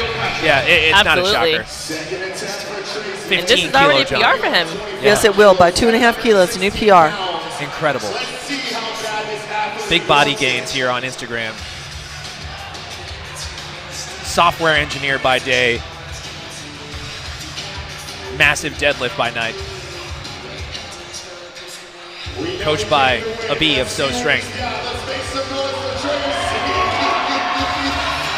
See that log out? Looks like it's good. Are the shoulders backing up? I think they're are. They're waiting on the call. That was a long That hold. was a long hold. We got 2 white lights. He looks so confused, but it's okay. I think if Joanne, our head ref, was waiting, it looked like, to get those shoulders back. I think that's what the issue was. I mean, it was a red card, so it was shoulders and knees, and knees were fine. So. I see what she was waiting. Yep. For. Yeah. Mm-hmm. Just a little more. Yeah, a little more. Hey, there it is. He's like, man, I said, man, what's this about? Yeah, no. All right, so ladies and gentlemen, we're going into the third attempt deadlift now. Yeah. And the rule is this is going to be your maximum deadlift. So every single lifter gets a brand new cleaned bar. Well, not brand new, but we clean the bar before every single lifter. yes, and this is the only attempt where you can actually change the attempt before they call a bar is loaded. Yes, you can change your third attempt deadlift up to 2 times. It has to be, and you have to do it before they call that the bar is ready for you. So that means be standing there next to the scoring table to give them that information. Juliana Yorno capping There we off go. a 9-for-9 day. Yes, and that matched her best deadlift. And she too. got 400. Wow. Very nice. She got that 400. 400 kilo total there for Julia. I mean, tremendous work here at the Virginia Pro. Okay, And we got that's 2 different things to celebrate. Oh, a yeah. 400 kilo total, that's 880 pounds, and 9 for 9 day. Yes. At a pro meet. At a pro Yes. meet. At a pro meet. Yeah. So That's good in her home attempt state. selection and excellent execution. Great job. Okay, Speaking look, of that, Ariel wants that 9 for 9 as well. She's she wearing is a very Sam, focused, yeah. She's wearing a Don't Be Weak Sam headband. I gotta get me one of those after this. You should. I know that Ariel really looks up to Sam, so competing with her at the same time is pretty incredible for her. Let's see her finish out this day strong. So again, the only thing you can adjust on the platform is your belt. So her belt, she came out, it was loose. She snapped it as part of her routine to get ready for this. This will be a 7.5 kilo PR. Yeah! 3 white lights. All the emotion. 392.5 kilos. You guys see all the emotion that just came out of the end. I mean, she truly used every bit of her energy, every bit of her emotion there. I mean, incredible stuff here by Ariel Patra. Excellent. A great lift, an emotional lift, clearly. Yes, very much so. Yeah. Beautiful execution there. And a 9 for 9 day. Perfect day. We're going to be celebrating later. Yeah, that's right. That's right. Great job. Great job. And here she comes. Getting hyped. Here comes Heather. 170 kilos. Heather Foss.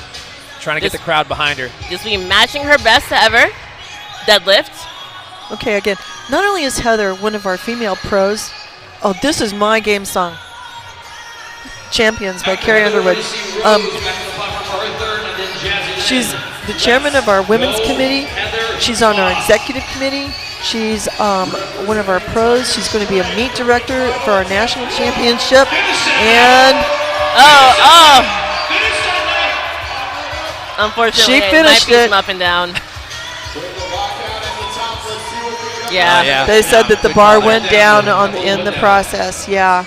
Good call there, Solana. All right, Rose, 175 kilo. That was still a great fight, though, out of Heather. It was. Huge fight. Huge fight. And this is a woman who is giving back to the sport in so very many ways, and it's just with all of the roles that she is playing in our organization. It's awesome. Which right now I'm going to just do a real quick shout out for USA Powerlifting. Yes. Ladies and gentlemen, the largest drug-tested powerlifting federation in the United States. 25,000 members that we have. We have done over 2,200 drug tests, and that is just absolutely amazing. Yes. Round to Rose, 175 kilos. Again, just want to shout out TSG Events for this amazing live stream. The Shop Gym for putting on this amazing event. Saber Spencer. Really happy to be a part of it. Oh, Absolutely. honestly, I've been looking forward to it since right year? after last year's. Rose Wang, third attempt. On the platform, Okay, let's see. finishing out with 3 white lights. 175, a 412 kilo total, and that is a total of 909 pounds. And ladies and gentlemen, Rose only weighed 123. Let me say those numbers again. 909, weighed 123. And you see the smile at the top of the deadlift. You guys Absolutely. see that, right? Yeah. Like, So as I've been talking about, Jocelyn's been wanting this 400 kilo total for 4 years. If she gets this deadlift, she'll get that total. It means the world to her. Everything's on the line. She likes to scream. She said that last night, right? She screams and goes. That's right. Wearing the Don't Be Weak headband. Coached by Sam. Let's get it, girl. Fight for it. Can she lock it out? Can she lock it out? Can she lock it out? She's not giving up. She's committed to doing it. Jasmine Pepper West. Oh, okay. Hold your breath. Oh my gosh! She got it. Excellent job from Jocelyn. From Team Stand Strong. Wow. 400 kilo total. She did at 52 kilos.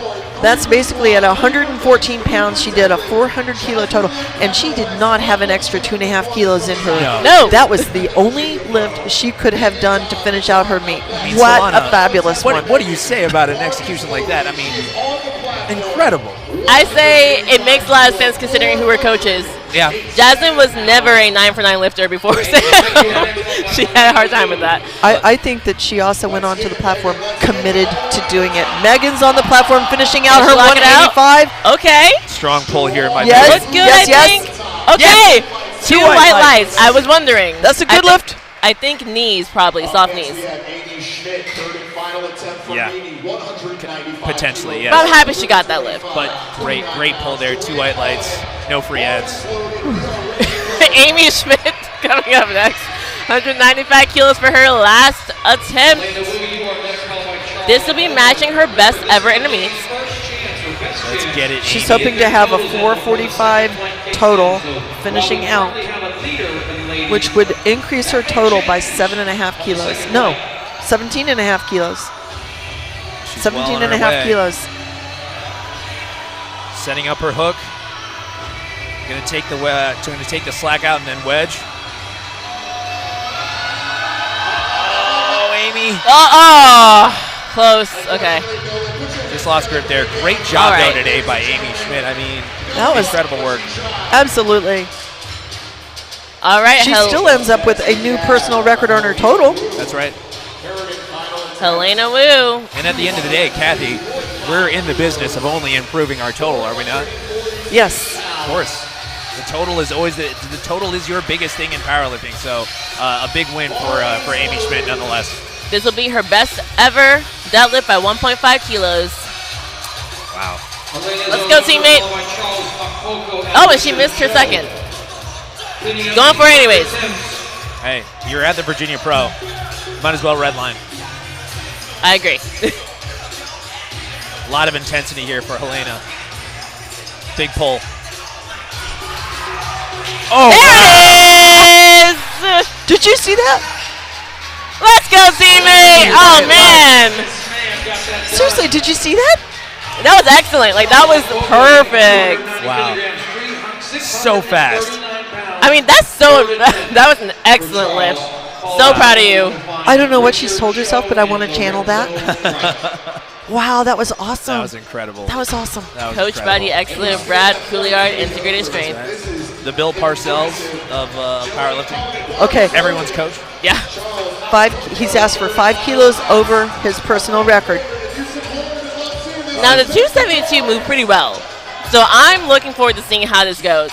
I think he can do it, but it'll take everything it has. Yeah, I was going to say, I was like, Solana, that's a huge jump. So, like, I mean, it will take everything he has. But we've seen some lifts so far. It took everything they had, and they got it. But you know what? I mean, a guy like Dr. Akpoko, I mean, if he believes in himself, you shouldn't bet against him. Let's go! Oh, come on! I don't know! No, I don't think Can you do it? All right. That was a good fight, though. All right. That was a good fight. Slightly out of position there at the top. Let's watch the replay. Yeah. I don't think he got out of position. Just couldn't lock it out. He just couldn't lock it out. It is what it is. It happens. He went for it. We have Richard Cho. Mr. Ricky Cho going up 10 kilos. Yes. So this will be 0.5 kilos underneath his best ever. If he can hit this. For his last meet ever, folks. For his last meet ever, folks. We're talking about a massive pull. Potentially his last of his career. You guys are watching it here at the 2022 USA Powerlifting Virginia Pro. Ricky Cho, 317 on the bar. He's already got a new personal record on his total, 745 where it was. It's up by 2 kilos. But he's wanting to bump it up another 10. Come on, Ricky. Let's see it. That nice hook grip. Getting in position. All right. A little too close to the sun there. Great job, though, by Ricky. Honestly. And still finishes with a new personal record on total. That's right. Yeah. And I think speaking for all of us here, we're really excited to see what he does next with his powerlifting career and contributing to the game itself. So great job there by Ricky. Lorenzo, 317.5 keys on the bar. Taking a decent jump from his second, 15 kilos.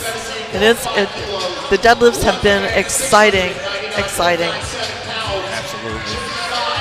Can he finish out strong? 8 for 9 day? Connor Borka, you are next, followed by Tracy Gilliard.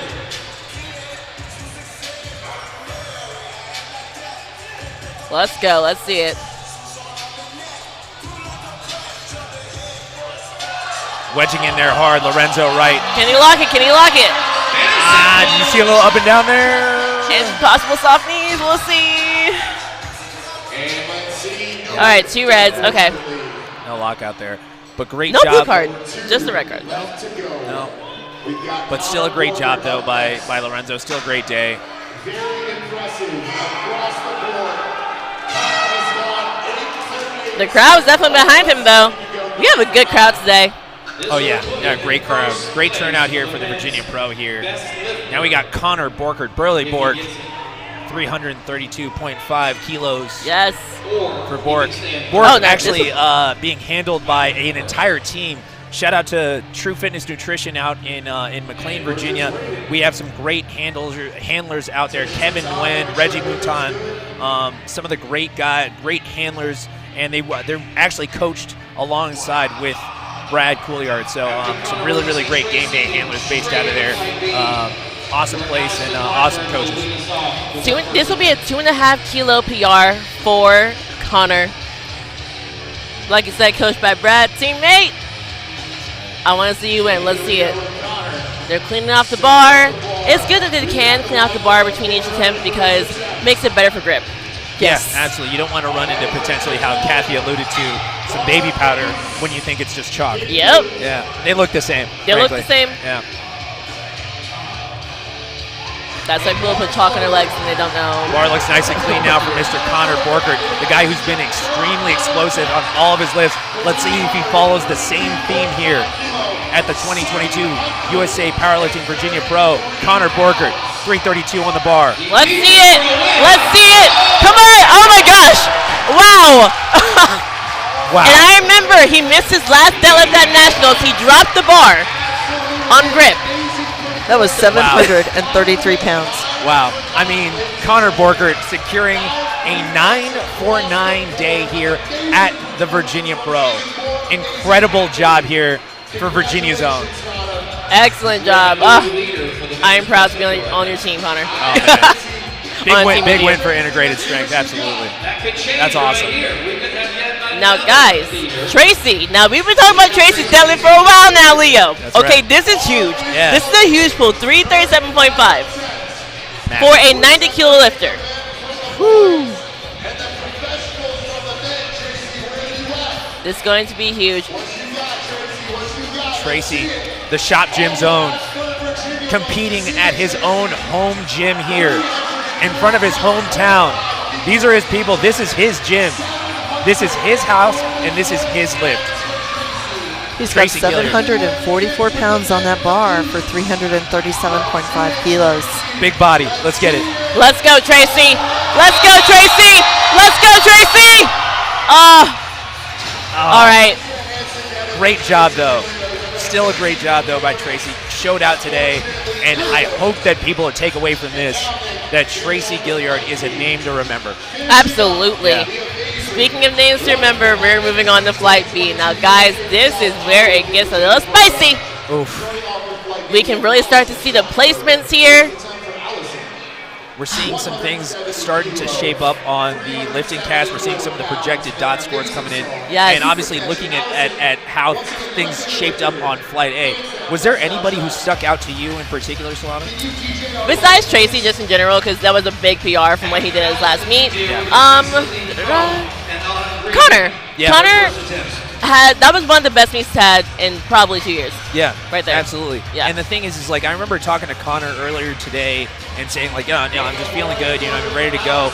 But he's always one of those guys who's just like, hey man, he shows up, he does his thing. But if he has a bad meet, he doesn't beat himself up about it. He moves on to the next one and he always executes. And seeing a 9-for-9 day out of him, it was huge. Great execution, and he stuck out to me as well. Now we have Dr. Ali coming out. So we're going to really start paying attention to Dot's numbers now and where people are. Oof. Speedy. Nice and speedy. Ali Weinberg, great execution there on the opener. Moving on to Celine. Celine Crum. Now, one big thing to note, Celine weighed in at 62.8 kilos, so a little, probably where I thought she'd be. I knew she was a bit over 60, trying to stay around 63. The big question mark coming into this meet was, what was Sam weigh in at? And she weighed in at 65.35. So a little bit heavier than Celine. And let's do that again, boys. Loaded. 190 kilos for the amazing Celine Crum. Checking the weights on each side. After Celine, we're going to see Autumn Green. And Her best deadlift is 212.5.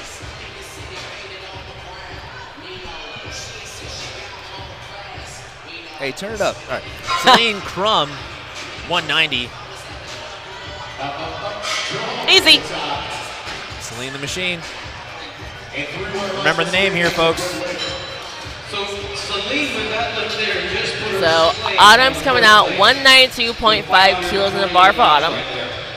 She didn't come to play around. And that was the first attempt. All right, we got Autumn Green up next. Let's see what Autumn brings to the platform. Oh. Spotter's okay. All right, sounds good. 192. Always good, need we our good. spotter. Always need our spotter. In 20. Autumn Green, 192.5 kilo. Autumn Green setting up to have a pretty good day here. Yes. And Calhoun, both of which also did not come to play. Let's get it here, Autumn. They came to win. Strong mom in the house. There we go. Oh, yeah. Oh, yeah. Autumn Green. Looked excellent. Going on to Jasmine Penn, also a big deadlifter.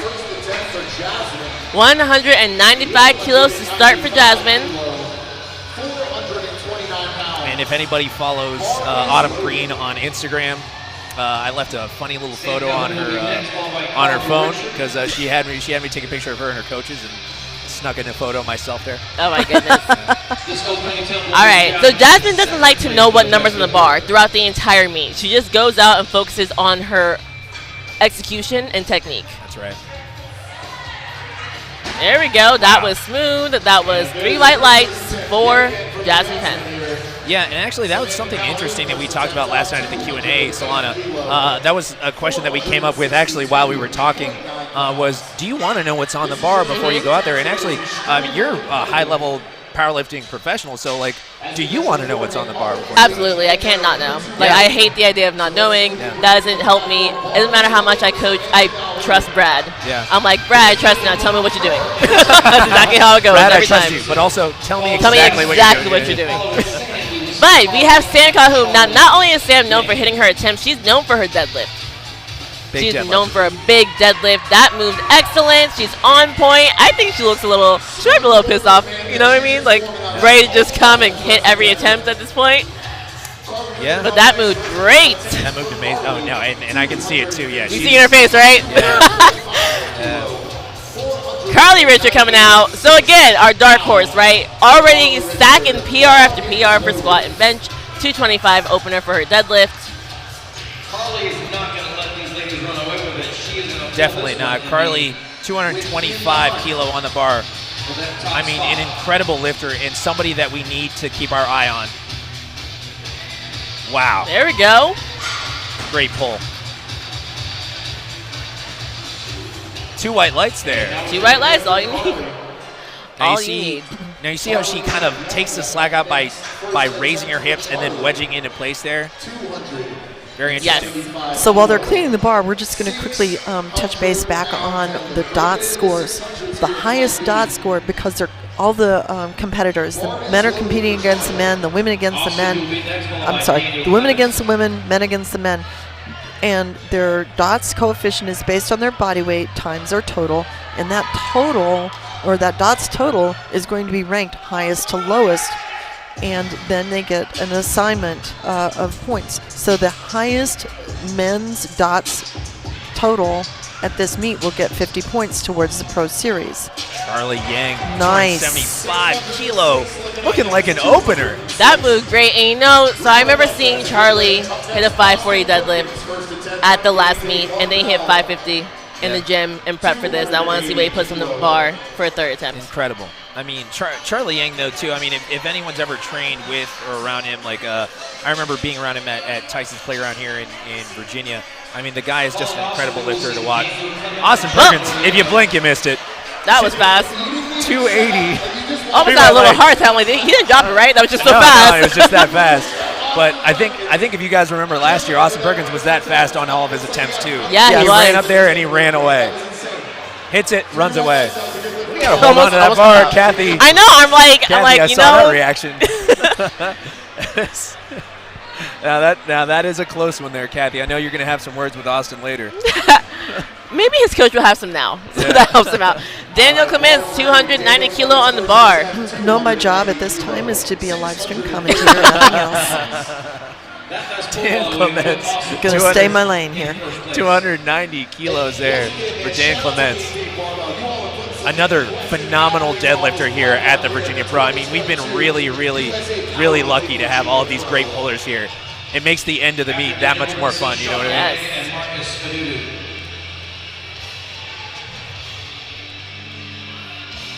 There we go. Oh! Wow. You know so what, that's though? like when you go up so fast that you get the whiplash and come forward again. Yeah. And that's a variable that really only happens with sumo. Yeah, that's true. That's true. So we were talking about earlier. That's true. Let's watch the replay. Yeah, see, he just right. so fast and then he went forward. Yeah, a little bit of oscillation there. So, and interesting you mentioned that. But, I mean, we talked earlier. Oh, hold on. Turn it up. I know, but I was going to say, but with Dan, you want to talk about pretty pulls. Dan also has a very pretty pull, much like Ricky Cho. Different, obviously, over-under, but still a very, like, technically sound lift, albeit missing it there. But now, Noriega. Mr. Hamstring Poppy, an Elvis Crespo fan, clearly. Shout out Suavemente. There we go. And 3 white lights. 3 white lights. Dímelo, Papi. Love it. Dímelo. Nice and snappy. He's got a nice wide stance. Suavemente. All right, Marcus Adudu coming out. 305 kilos on the bar.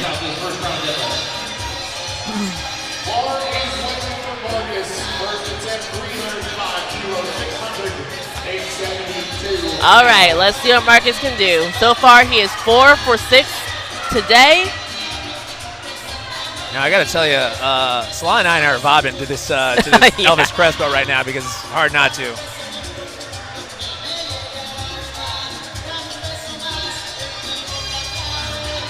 Let's Marcus see it. Adudu. Now, I will say, at Carolina Primetime, he left a lot of juice in the tank for that deadlift. 305, and that was smooth. So I want to see if he can get a PR today. That was 672.5. All right, now we're getting to some more heavy hitters. So we got Ashton Rooster coming out, starting with 332.5 kilos.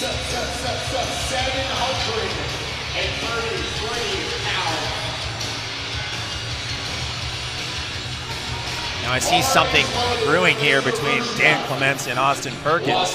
Pretty interesting as the dots forecaster starting to come in. Yes, I'm trying to look at every single first attempt before I really get into dots, but I'm paying close attention to them. Yeah. Women and men. Remember, y'all, the highest dots on the men and female side will win. $5,000. Oh, say it again, Kathy. That's $5,000. Let's go. And that was excellent. Good lift for Ashton. And we're talking about a sport, guys, that, you know, that kind of money wasn't around too long ago. So it's like $5 grand for a lifter. I mean, that's huge. Very excited. Yes. All right, so now we have Bob coming out, 340 kilos in the bar. Super Saiyan Bob. Ladies and gentlemen, we could be entering, or we have entered possibly, the Bob era. Let's see what we can do. Let's see how fast this moves. It'll be very telling for the rest of the meet. It will. Yeah. Let's see it here, Bob. Also, a very pretty pull out of Bobb Mathews. One of my favorites as well. I mean, double overhand hook grip, takes the slack out. His technique has changed so much for the better in the past 2 years since he's been with Marcellus. Yep, there it is. There we go. And see how he hangs on to the bar now? So he missed.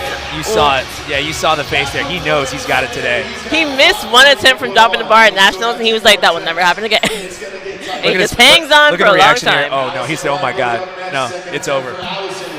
All right. All right, so here's how the dot scores are shaping up now, ladies and gentlemen. Austin Perkins has a 551, and he's forecast to have a 566. Daniel Clements, we still need him to get on the board, but then he would be right behind at 560. And at the leaderboard, we've got Bobb Mathews working on a 572 and Ashton at a 568. So altogether, that's 12 points between them. Yes. We talked about it before on the preview show, but I mean, initially we only had them like 6 points within each other. It's starting to turn out that way. Yep. It is. All right. Dr. Weinberg is on the platform right now.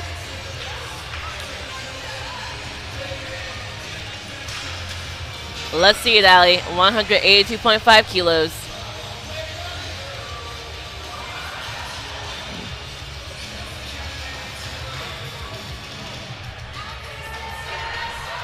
There we go. Oh, yeah. Allie Weinberg. Dr. Weinberg, 3 white lights there. Having a great day so far. Green up next, second attempt from Autumn.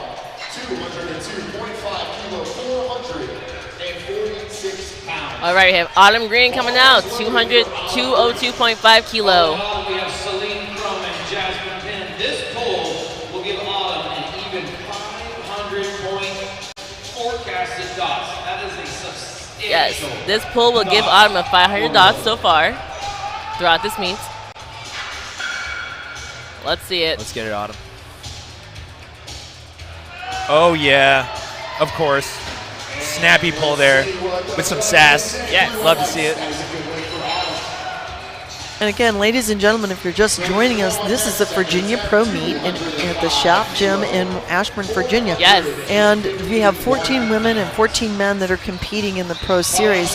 And at the end of the day, they're not competing based on weight class. They're competing based on a DOTS formula. The DOTS is based on their body weight, which gives us a coefficient. And that coefficient times their total gives us a DOTS total. Then we put the highest total for the men down to the lowest, the highest for the women to the lowest, and that gives us the ranking. And then we give them assign them points based on that ranking. Yep. And top 5 men and women get money. Yes, indeed. All right, so we're on to Celine Crum. 205 on the bar. Let's see it, Celine. She's been executing beautifully. She is currently our leader regarding the DOT score. And what would she, as first place, what was the dollar value that she would win? $5,000. Grand. There it is. That was a beautiful second. That was an excellent second. Yep, there we go.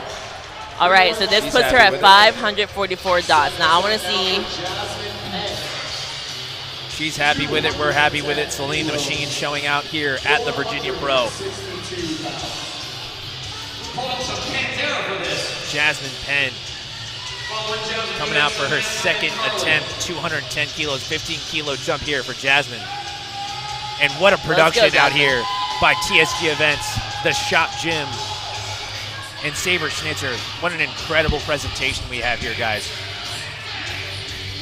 Let's go, Jasmine. I hear her peers screaming for her. Let's go, Jasmine, let's go. Yep. Oh, yeah. Jasmine. There you go. Okay, 2 white lights. That's a good lift by a 2-to-1 decision. That's right. All right, now it's time for Sam. So I already hear Team Sam Strong screaming in the background. And this is where DOT starts to really shape up here. So 220 kilos, 484 on the bar. Sam Calhoun, Sam Strong. And like I said before, she's known for her deadlift and her execution. She gets set, reaches down, just pulls it up. Oh, yeah. She's nodded her head before it's even past her knees. And that's moved great. Okay. Whew. Yeah. So that now gives Samantha Calhoun a 531.32, and right above her is Jasmine Penn at 531.448. Yes. And So it is still super tight. remember, Leah, we were talking about how Jasmine Penn can pull an upset and sneak in the top 2. And it's starting We're to gonna take see shape what a little bit. happens. It's starting to take shape here a little bit. Carly Richard just came out and got a, no, she is on the platform now at 237.5 kilos. This is 523.5 pounds, and she's lifting in the 90 kilo class.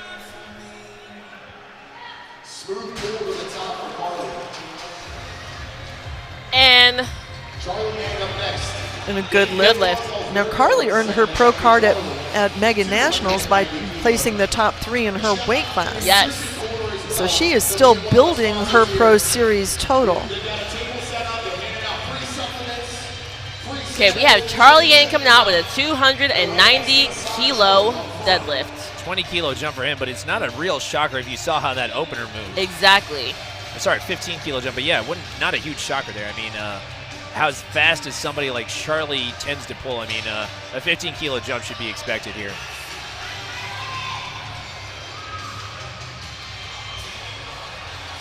Let's get it here, Charlie. Charlie, also a software engineer.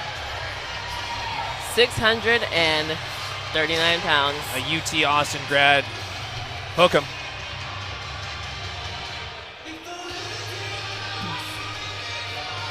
Let's go, Charlie. This is matching what he did at Nationals. I mean, 639. Incredible. So fast off the floor. 3 white lights, of course. Okay, he's getting a PR today. Like I said, I saw him pull 650 in training. Do you think he'll surpass that for his third? Yeah. Okay, me too. Yeah. I say by 2.5 kilos. Yeah, I was going to say, it'll be a 2.5 kilo. Yes. But yeah, I think so. And it's there today. Yeah. I mean, he looks awesome. Up next is going to be Austin Perkins, and I have to do a shout out for him. He said, I asked, anybody want to do a shout out to? He said, yeah. To Rachel Perkins, Gamma. That's adorable. Gamma. If you blink, you'll miss this one too, probably. Okay. Hold on to that bar. Thank you. He did. I told you. I was like, Joe's going to tell him. 3 Wow. That was an excellent adjustment. He held on to the bar. That Shout was out Joe Stanek, his coach. That was an excellent adjustment. Well, that's one thing about Austin. He's a very hype lifter and a hype human being in general. Yeah. You've all seen this. Yeah. Joe is a great game day handler specifically for Austin because he's great at calming him down, but still making sure that he keeps the energy he needs. Like, he's just really great at literally handling him as a human. And also, just shout out to Austin for being coachable more than anything. That's important, too, as an athlete. Here comes Dan Clements, the shadow himself, missed that first attempt, honestly, just because it was really too fast, if anything. So 305 kilo here. And he went up by 15 kilos. Sure enough. Yes, but like we said, you should go up. Like, why would you not go up and move fast? There's only one reason why you don't go up, and that is because of the strength. Because you can correct the technicality. And 3 white lights. We're good. Okay. I have no words for that. His heart rate can drop back down. Wow. No matter what heel total, and we'll see where he stacks up. I mean, Dan Clements, you can't say enough good things about this guy as a lifter. It's incredible. Looking at the woman, I mean, Celine is far ahead right now. It looks like it's her meet. It really is. It's hers to lose here. Now, here comes Hamstring Poppy, Sean Noriega. And someone is making a move to the top. 4 lifters out. Nori. Clarity. This song. He always plays this song for one of his attempts. Hey. The man knows what he likes. Great pull. There we go. Okay. I think he's good. Okay, we're good. We're good. I saw the knees. Oh, okay. All right.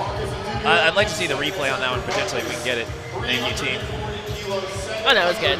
That was good. No, but I can see what you're talking about. And thank you again to our production team, getting these awesome camera angles and also these awesome replays. We really appreciate it. I know the viewing audience appreciates it, so it's amazing to be able to get this here at the Virginia Pro. I mean, like you said, TSG Events is doing their thing. Absolutely, and you know what? We're getting a chance to see the video wall too, as it does the replays and it does everything else, and it introduces the lifters, and I think it's doing a great job. Oh yeah. Marcus is doing 5 kilos less than his best that he hit about 8 weeks ago at Carolina Prime Time, and like I said, he left some juice in the tank at that meet. I think he will surpass his best ever deadlift today. But let's see how this one moves. Muscle man Marcus right here. He always does the first attempt really light, and the second one's a big jump. There we go. That was good. Yeah. 3 white lights. Do you think he'll get a PR today? His best 345. Yeah. I think it's happening today. He's got the juice. That looks very powerful. Yeah. It looks controlled. Yeah. All right, Super Saiyan Bob. Let's see it. 362.5 kilos on the bar. Let's get it, Bob. Okay, he went up by 22.5 kilos. Austin went up by 37 or 35 kilos. Both Bob and Ashton are not letting And our announcer, both Jason and Nick Hammer, are doing such an outstanding job Nick of is awesome. announcing. Yeah. Let's go. There we go. Oh, that moved good. All right, Bob. 3 white lights. We saw the tongue out. Solana, we know what that means. You guys are in trouble. There we go. He walked away with confidence, too. Yeah. I'm just watching how these dots stack up. Let's see. We have Ashton next. I was asking Bob earlier, so how does this meet set, as you look towards the Arnold, what about him? He said, every meet sets me up for my next meet. I like it. All right, let's see it. 306, 7.5 kilos. It's a winner's mentality, truly. This is 810 pounds for Ashton. Ashton under a lot of pressure here on this pull, 367 kilos. It'll move him to second place right now if he gets it. Okay. And sure enough, let's see what the referees say. Good lift. All right. Okay. We are starting third attempt deadlifts. There's a couple of special rules we need to share with you who are watching from home. The lifters have declared what their third attempt deadlift is going to be. However, they can change it. They can change it twice. They can change it up. They can change it down. There's only 2 rules you have to follow. 1, we load the bar from lightest to heaviest, and if 2 people ask for the same weight, then the lowest lot number goes first. Yes. So you have a natural order of the bar load, and you have to follow that. So you can go down, but it has to be within that natural order. The other thing is the bar cannot be called ready for you, so you have to be ready to turn in that attempt. But the third attempt deadlift is where every strategy tool comes into play. There might be changes, there might not.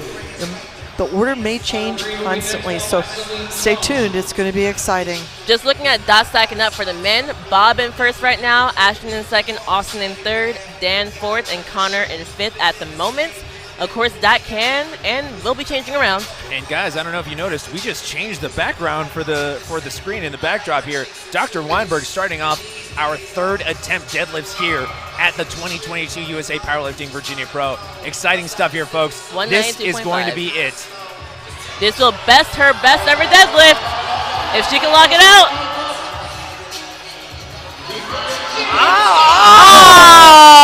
Oh!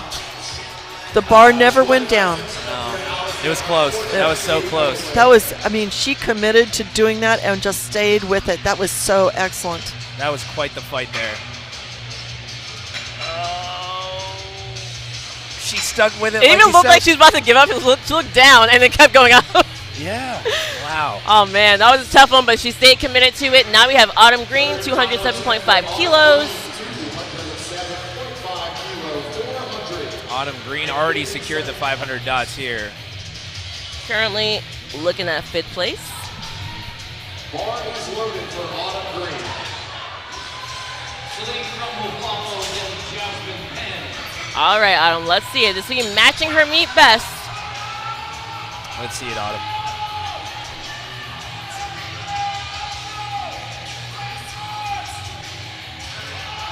Let's get it. Oh, that was Wow, easy. let's go. Wow. 3 white lights. Beautiful ending for Autumn Green, coached by PR's Performance, Steve Genovi. 9 for 9 day. 9 for 9 day. 9 for 9. And American squat record. I mean, Autumn Green, you can never say it enough, but I mean, it's just like every time you watch her, it's like you always think, man, how does she keep doing it? How does she keep, I mean, it's predictable at this point, right? I mean, she's so amazing. Wow. Celine Crum here, guys, lining herself up to potentially take the dub. Oh, absolutely. If things go right. Let's go. Okay, she's already got the highest dots that we've got going on. What she's trying to do is go from 544 to 552 because there are 2 others that are right behind her trying to go for a 541 or a 544. So This could secure. This matches her best deadlift. First place is on the line, $5,000. Let's see her lock it out! And she always does! She always does! 9 for 9, give it Wow! 9 for 9 Celine with, the Machine again! with a 505, no, I'm sorry, a 512 kilo total. That's 1,129 at a body weight of 67.5 for the most in that weight class. Wow. 552 dots. 552 dots. And 2.5 kilo total PR. So she's PR 3 meets in a row and did all 3 meets in 6 months of each other. I mean, that is how you earn a nickname like the Machine. Yeah, obviously. it really is. Yeah. Like, she is the Machine. Yeah. Jasmine Penn, 220 kilos right now on the bar. Let's see her hit this. Jasmine. All right, Jasmine is trying to work on a 541 dots total. So she's got this on the platform, and right behind her will be Samantha Calhoun. And a deadlift PR. Let's see, come on. It looks like it. Looks a little soft on that left side. Not sure. I see what you're talking got the about. hips through.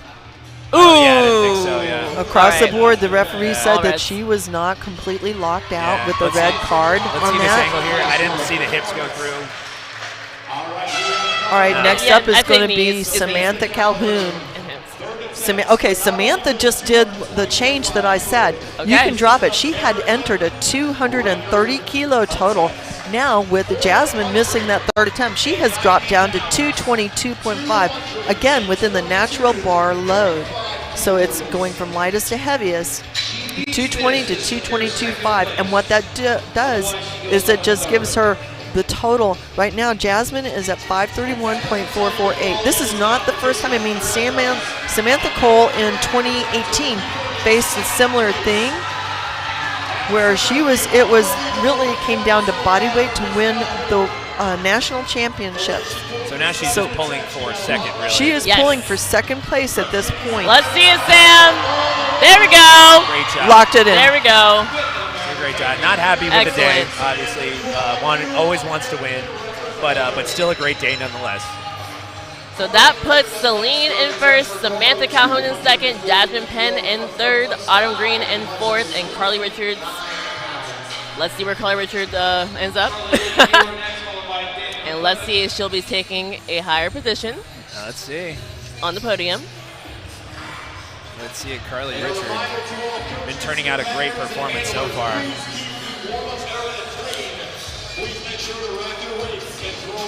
What position did you put Allie in?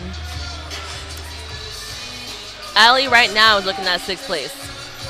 Wow. Let's go, Carly. And yep, all right. That moved great. Finished it out with a 5:03. That's my breakout performer there. Carly Richards. And she just moved up to 4th place, pushing Autumn Green to 5th place. And shocker, I'm pretty sure that's Excellent. yep, that beats her dots just very slightly, but still beats her dots. And it beats her best total by 5 kilos overall. Yep.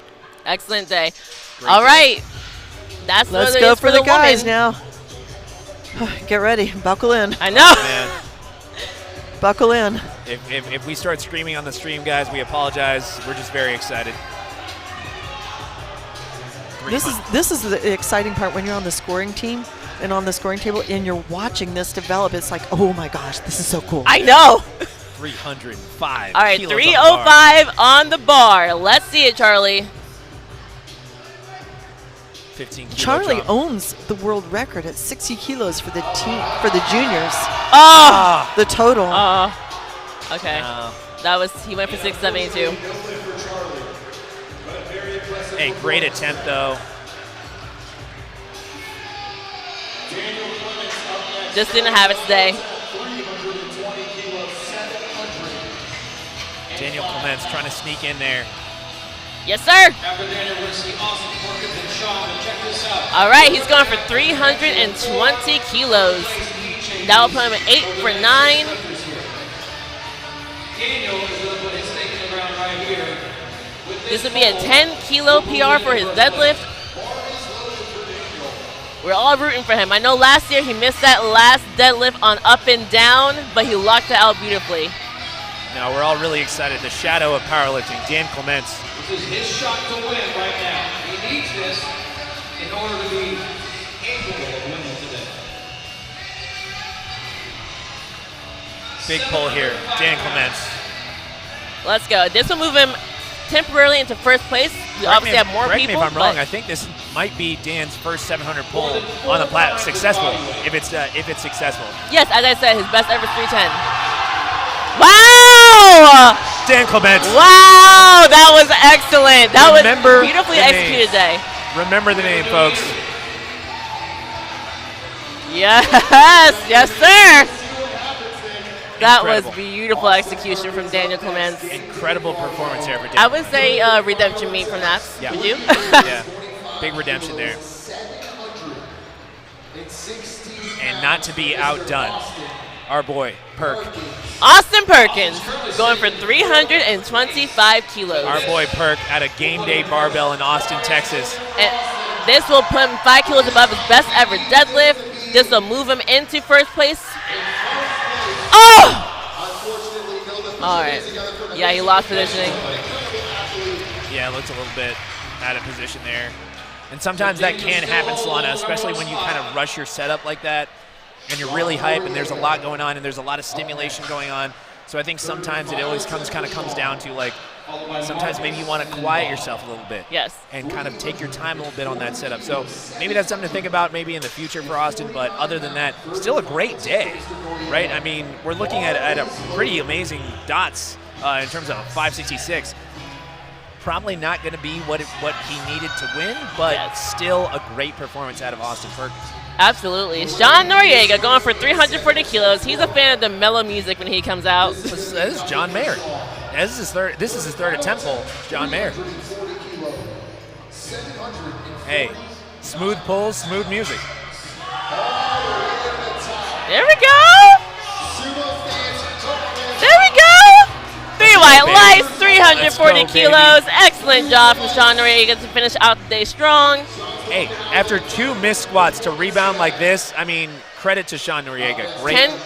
Great performance. 10 kilo meet PR for that deadlift. Great performance there. Excellent job. Here he comes, Muscle Man Marcus Dudu. All right, he's going for 357.5. Now that would be a 12.5 kilo meet PR. I told you he had a lot left in the tank from that last deadlift. I told you at Carolina Prime Time he left some on the table. So he's coming to get it off the table and eat it.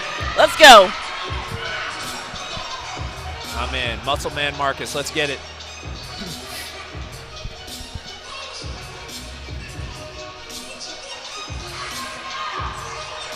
Some great shots we're getting here from our production team here at TSG Events.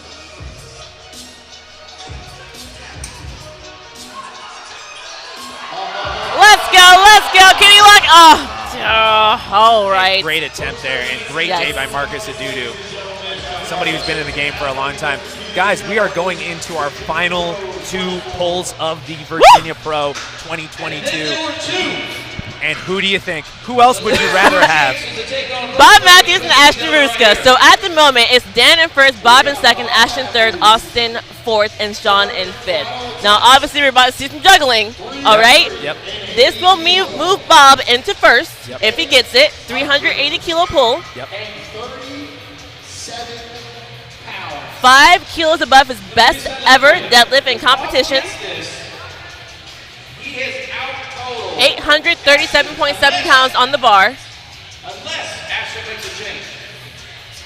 So he needs this, but that second move, good. I have confidence. How are you feeling? I do too. And honestly, and we talked about this, Solana, days leading up to this, honestly, is Bob has shown that he's just built different entirely. He's a guy who's been training. He's been thinking about this. He's been watching Ashton's lifts. He knows what he can do, and he knows what Ashton can do. He's going to do it right here at the Virginia Pro. 380 kilos on the bar. Bobb Mathews.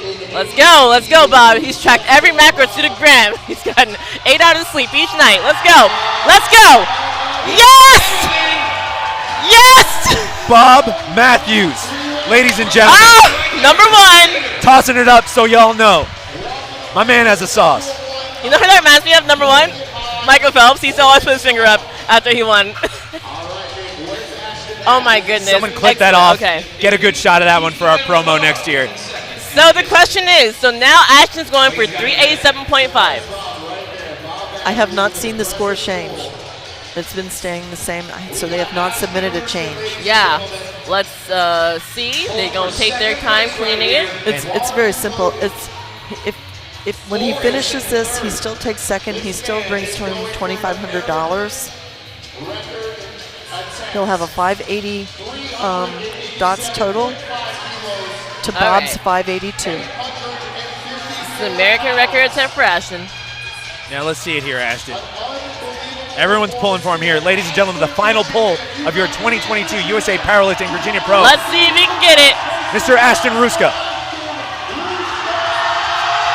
Oh! All right. Great showing here by Ashton Ruska. Wow. Guys, Incredible. Where do we end up? So we have Bobb Mathews takes the win, as you predicted. Fist bump. Okay. Second place, Daniel Clements. Third place, Ashton Ruska. Fourth place, Austin Perkins. Fifth place, Sean Noriega. Wow. I think somebody left off Sean Noriega off the top 5, if I'm not mistaken. Okay. Maybe. But anywho, at the end of the day, this was incredible. And I just want to go over the women one more time. First place, Celine the Machine. Second place, Samantha Calhoun from Virginia. Third place, Jasmine Penn. Fourth place, Carly Richards. Fifth place, Autumn Green. This was amazing. I mean, Kathy, after watching all of the flights, all of the lifters, and seeing how it all shook out, I mean, any thoughts on it, like how everything kind of turned out? It was everything you'd hope a pro meet would be. Yeah. And it definitely did some changes to the pro leaders scoreboard, if you would. Let's hear so it. Bear with me, guys. I'm trying to doing the math on the fly here. But Samantha Calhoun is still going to remain on the top. She has 150 and 50. 150 from the Arnold Sports Festival and 50 from the Mega Nationals. Celine is now tied for second at 90 with Gabby Martinez. So she's got 50 from this and 40 from the Mega Nationals. But the real changes are Jasmine Penn moved from 8 because this is her second meet altogether. She's moved up now to literally the 5th place. Wow. Incredible stuff, the guys. 5th place. So she's now has a 75 point total because she placed 3rd here, which gives her 40 points for her Pro Series. So she's moved up to the 5th place. And then right behind her, interestingly enough, is Autumn Green, who placed 5th, and she has 35 points added to her score of 23. Well, you take the top 2. I'm sorry. Mega Nationals has to stand, so actually she has a total of 39, which still moves her up to the 7th place. So she bumps a bunch of other people down. So there was a lot of changes going on. So the roster for the Arnold Pro Series final for the women, it made some significant changes today. It really did. Absolutely. I'm still doing the math on the guys, so come back to me. All right. No, definitely. I mean, so Solana, I mean, we talked about our top 5s before the show, and it pretty much kind of shook out exactly how we saw it anyway. And some jostling around. Jostling happened. Yeah, right. Not quite. But not exactly how we saw it. But the names were still pretty much the same. I mean, we talked about Bobb Mathews was our projected winner. Sure enough, he did. But second place, I mean, Dan Clements. I mean, obviously we kept talking about how great he is and how he can always get in there. But I don't think any of us really thought that it was potential for him to sneak into second. For him to do that, a testament to his execution, a testament to Matt Holden's game day handling and everything. But also, like, it took a little bit of Ashton missing some lifts. It took a little bit of Perk missing some lifts. So it's like, I mean, we did see a couple of things out there. And that also worked to also Nori's advantage as well. Because, I mean, I think otherwise, if they have their days that they're expecting, maybe Nori gets pushed outside of that 5. Maybe someone else sneaks in. But, I mean, any thoughts on how things turned out for the men? So overall, just like you said, Daniel Clements, I mean, incredible job. I did not see him getting second, but he was never underestimated. We know he's strong. We know he can execute. We know his last one didn't go as well. That doesn't matter because today he showed out. Ashton Ruska, incredibly strong lifter. I did not expect to see him in third compared to Dan Clements, but that is absolutely just still had an incredible day. Really was pushing his lifts. Austin Perkins, now we knew, right? Yep. The best prep of his life, really strong, but he still has to execute every single lift. Yep. I knew that it could be a potential, I'm not sure, once that third squad didn't get past, which is why I talked about a lot on the previous show. Will he hit death and hit every single squat attempt? Yeah. And that would really lay it out for what's going to happen. Yeah. So I think he just needs to get back and work a bit more on execution on game day and the hype and just how to handle himself on game day. But still, I mean, he came back from hernia surgery. Like, he was told he'd never lift again from his doctor back in, like, May? Yeah. That's insane. Yeah.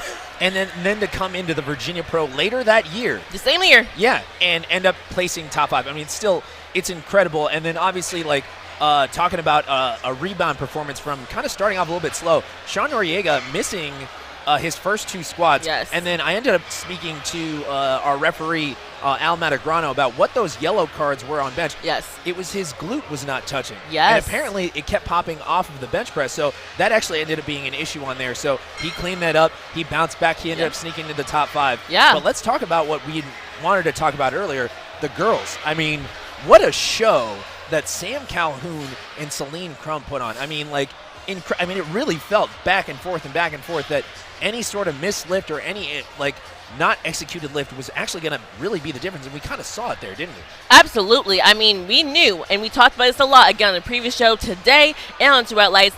They need to hit every single lift, and the first person who misses is at a big disadvantage. Yeah. So once Sam missed that third squat, we both knew, okay, all right, now Celine has to miss. Yeah. In order for Sam to win. That was the reality. Yeah. And Celine, the machine, did what she does. Yeah. 9 for 9. And so from there, Sam went in, did what she needed to take second place, nothing more. She had more left in her, but not enough to surpass Celine. So overall, I mean, just incredible performance from both of them. And then you have Jasmine Penn coming in third place.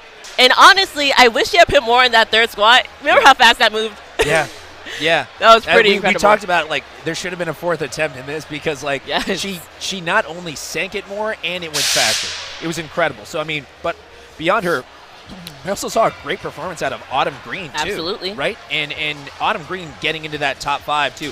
And where did we round out again? Remind me on our girls. So we had Celine Crum, Samantha Calhoun in third place. That was taken by Jasmine Penn. Then we had Carly, and then we ended up with Autumn Green. So Carly pushed past Autumn. Wow. Now, again, this is her third meet ever. Incredible. Okay, incredible that she was able, and then she had whatever coach she had, I'm not sure who it was, to help jostle her into that positioning. A lot of newer lifters don't have that. Yeah. And I did clean up my numbers regarding the women. Let's hear it. So Samantha Calhoun is still at the top of the leaderboard with a perfect 100 because you always take the top 2 scores of whatever they did. But Celine moved into, as I said, a tie for second place with 90. She gained 50 points off of this, plus her 40 from Mega Nationals. But Jasmine Penn was the one who really moved up tremendously. She moved up from the 8th place where she only had 35 points. Add the 40 from today, that gives her a 75. That puts her now in the 5th place as on the pro leaderboard. Incredible. But we're not done. We're not done. No, Carly Richards coming in 4th gains 35 points on the score, plus her 1 from Mega Nationals gives her a 36, which now puts her on number 9 on the leaderboard.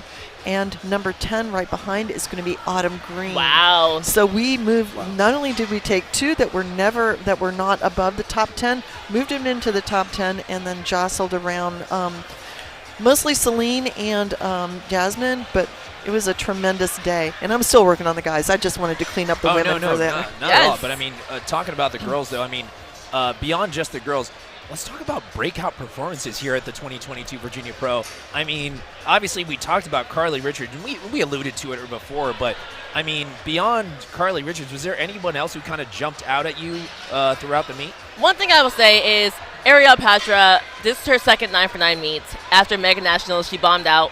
Right, so she's no longer in contingency for the Pro Series. But after CPT, I said, okay, now can you do it again? You know what I mean? Like, can you do it again on a bigger stage? More people, it matters more. Yeah. She came out, I mean, PR'd every single lift, went 9 for 9, moving up with the 484 dots. So that was really big for me to see. Yeah, for me, it was Tracy Gilliard.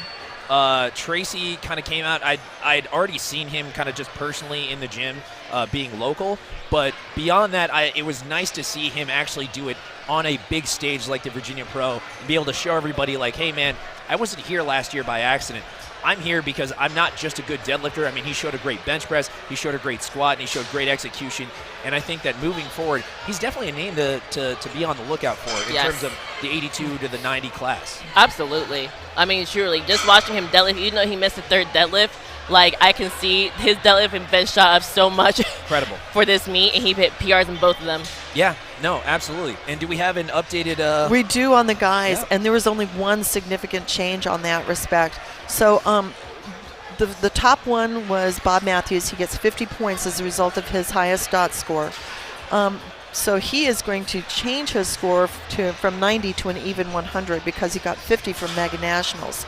Ashton Ruska, he's going to maintain what he had because you always keep the higher of the two, and he earned 50 points at the 21 Virginia Pro, so he'll maintain that 50 points from there. So he maintains an 85 from that and Mega Nationals. Sean Noriega competed at the UBU Orlando and came in second on dots and earned 45 points. So he will maintain that instead of the 30 from here where he placed fourth.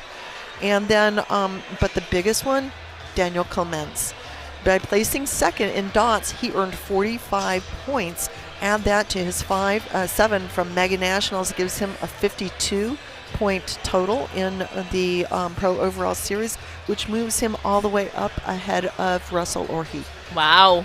Incredible changes. Never heard of him. So he went from 13 to number 9. Wow. So that his performance today was really significant with that. Now this is all still just preliminary. The official numbers come out through the USA Powerlifting National Office and their Pro Series, but these are preliminary. These are not official, and in no way should they be considered that. But the invites are to the Arnold Pro Series finals are based on the top 10 leaderboards for the men's Pro Series and the women's Pro Series. So that's the updates on that. Tomorrow we've got the Masters lifting. Absolutely. And if we had world record people lifting today, we've got more lifting tomorrow, and they are incredible. I mean, I'm super excited to be able to do this again tomorrow. I know we're all going to be back for the Masters Pro. We hope you guys will join us as well for the Masters Pro. But one last time, let's recap who's our top 5s. Bobb Mathews gets $5,000. Daniel Clements gets $2,500.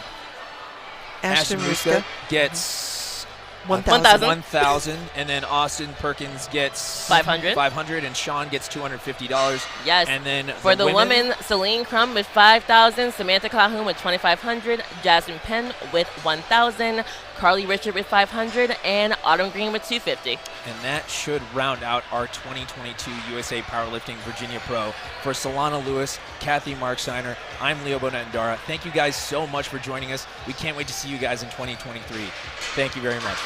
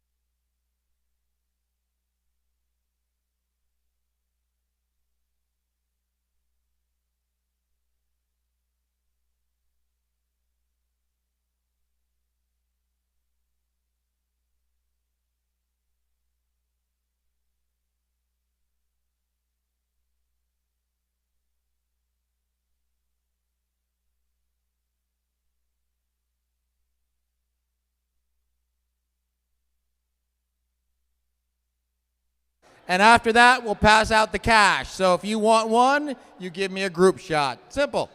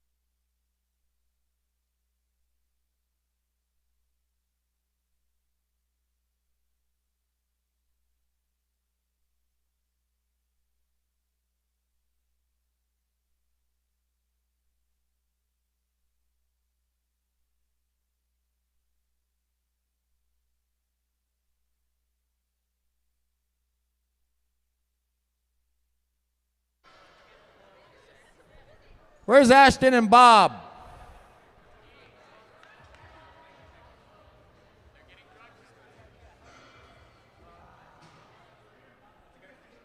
right, hold on 1 second on the pick. All right, folks, listen up. I'm not allowed to do combined best lifter awards because of the drug. Saber, I got Sean Noriega running up here right now, and you said Ashton and Bob. Got I'm not allowed to do combined best lifter awards because the USAPL is getting sued in Minnesota for discrimination and all that kind of crap. That's why I made sure, and DOTS sucks as a formula. That's why I kept men and women separate. The problem is that I'd already bought the overall best lifter award. So what we're gonna do is after we pass out the cash and all the medals, we're gonna go hide over and warm up, and I'm gonna pass out some more awards, okay? Cool? All right. So everybody got their cameras ready? Oh my God. Stop it. It's my fault. It's my fault. Take the pick. We got Ashton. Is Ashton in there, Saber? Yeah, there we go. Cowboy himself, Ashton Rushka.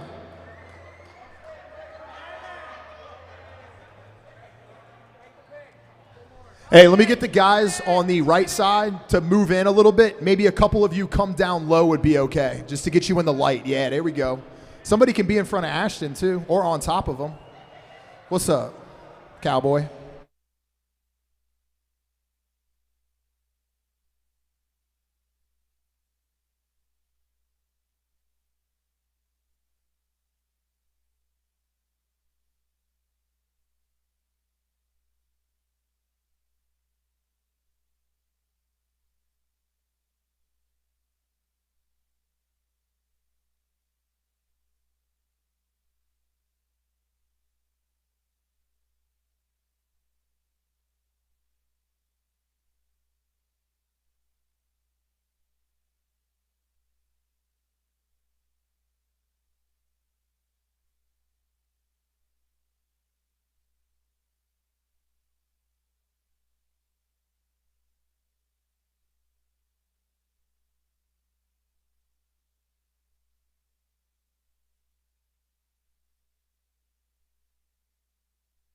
Place, Ariel Patra. Red box, red box. Yes, ma'am, there you go.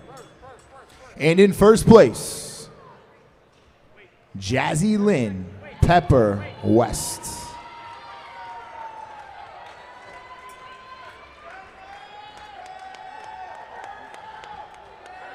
Awesome job.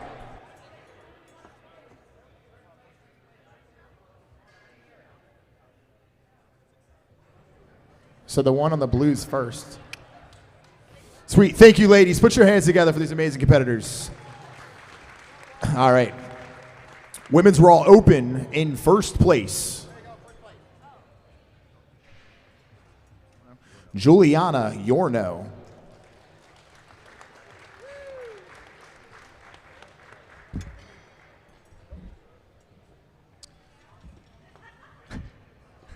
You're good to go. Thank you. All right, women's Raw Open 60-kilo weight class. In first place, Rose Hang.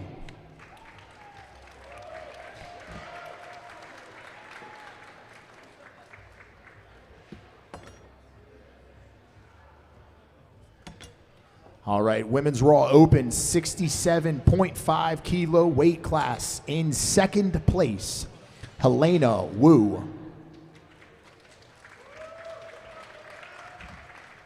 And in first place, the Shop Gym very own Megan McDonough.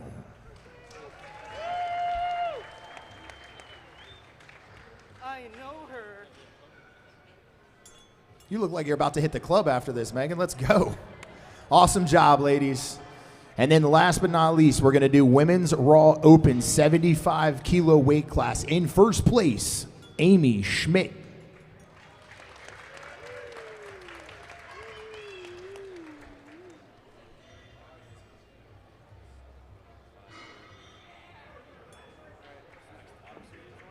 Awesome. Okay.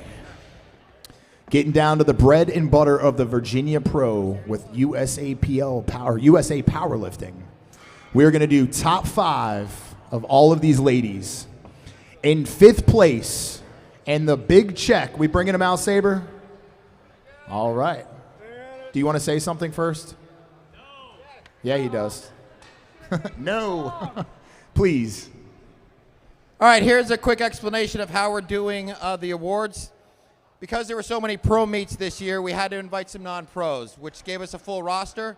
Non-pros aren't eligible for pro points. Pro points are what gets you into the national championship, which is the Arnold in April.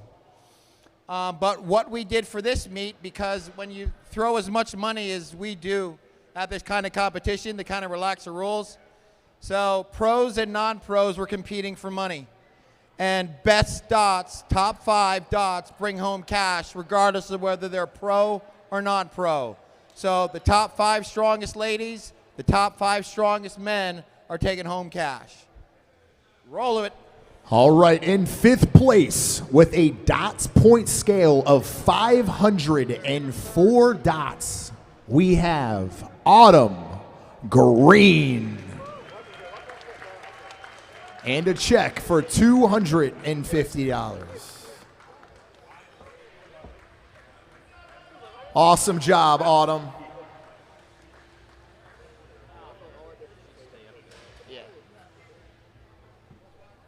All right, going on 4th place with a dots of 506. Carly Richard.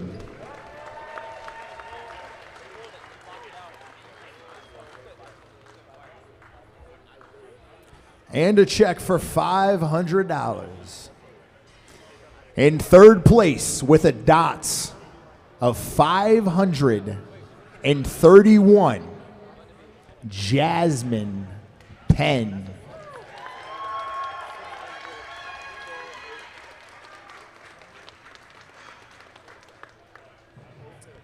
In 2nd place, just 2 points above, Samantha Calhoun.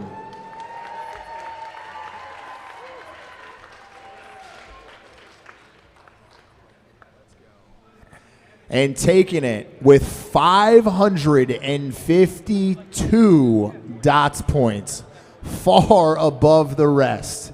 In 1st place, Celine Crum.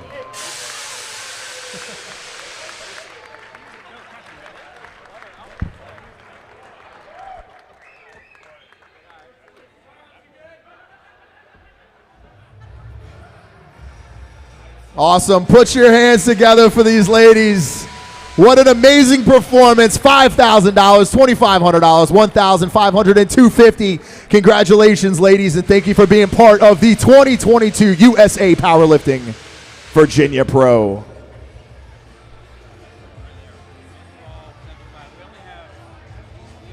That's it.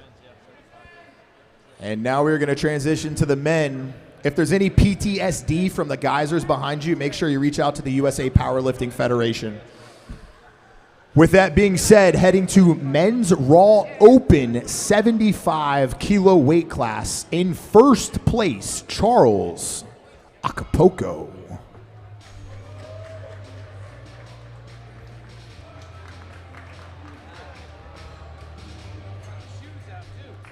Yeah, Nick's making a comment. He brought the shoes out too. Looking good, Charles. Yes, sir. Put your hands together for Charles. All right, in first place, 82.5 kilo weight class, Richard Cho.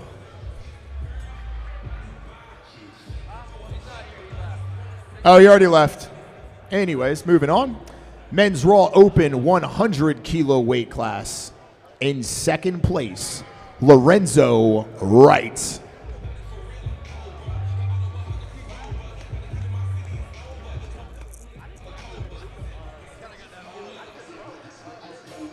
And in first place, men's Raw Open 100 kilo weight class. Yep, stay up there. We're not done yet. One more. In first place, Connor Borkert.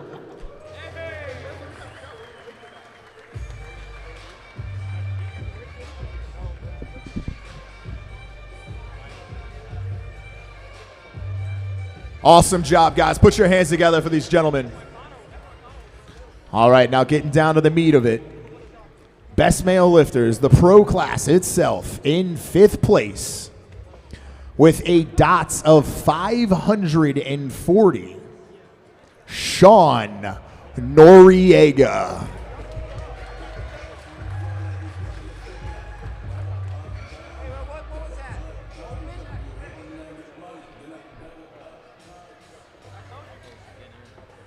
In fourth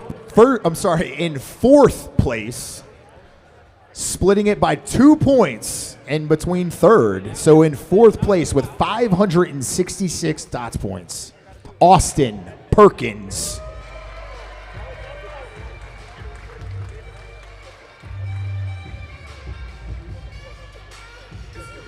Now in third place with only 2 more points than Austin, with a total of 568 DOTS, Ashton Rushka.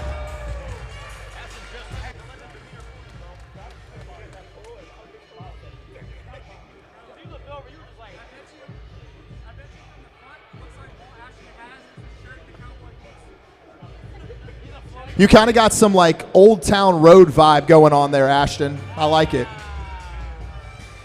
In second place with a DOTS of 572 points.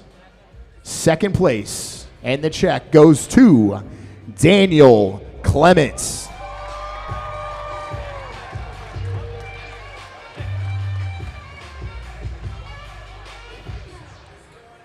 All right, ladies and gentlemen, we're bringing it to first place. The check for $5,000. We already know who it is, but let's make some noise. With a DOTS of 582. That's 10 points above second place.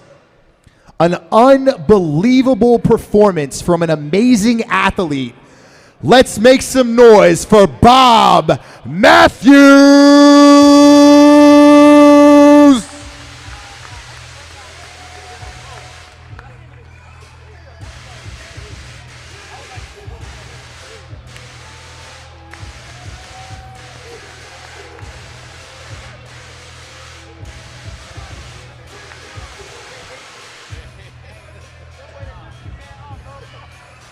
All right, once again, ladies and gentlemen, put your hands together for these amazing competitors.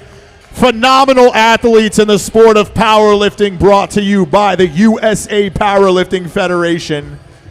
Thank you to our Virginia State Chair, Saber Schnitzer. Thank you to TSG Events for the production. Thank you to the Shop Gym for hosting this. We are going to be live tomorrow for the Masters portion of the Virginia Pro. Once again, live tomorrow for the Masters portion of the Virginia Pro at noon. Thank you again for coming out. Drive safe and stay tuned for 2023. It's going to get bigger and there's going to be a whole lot more money coming at you. So with your MCs, myself, Jason, and Nick, we're out. We'll see you tomorrow. Thank you.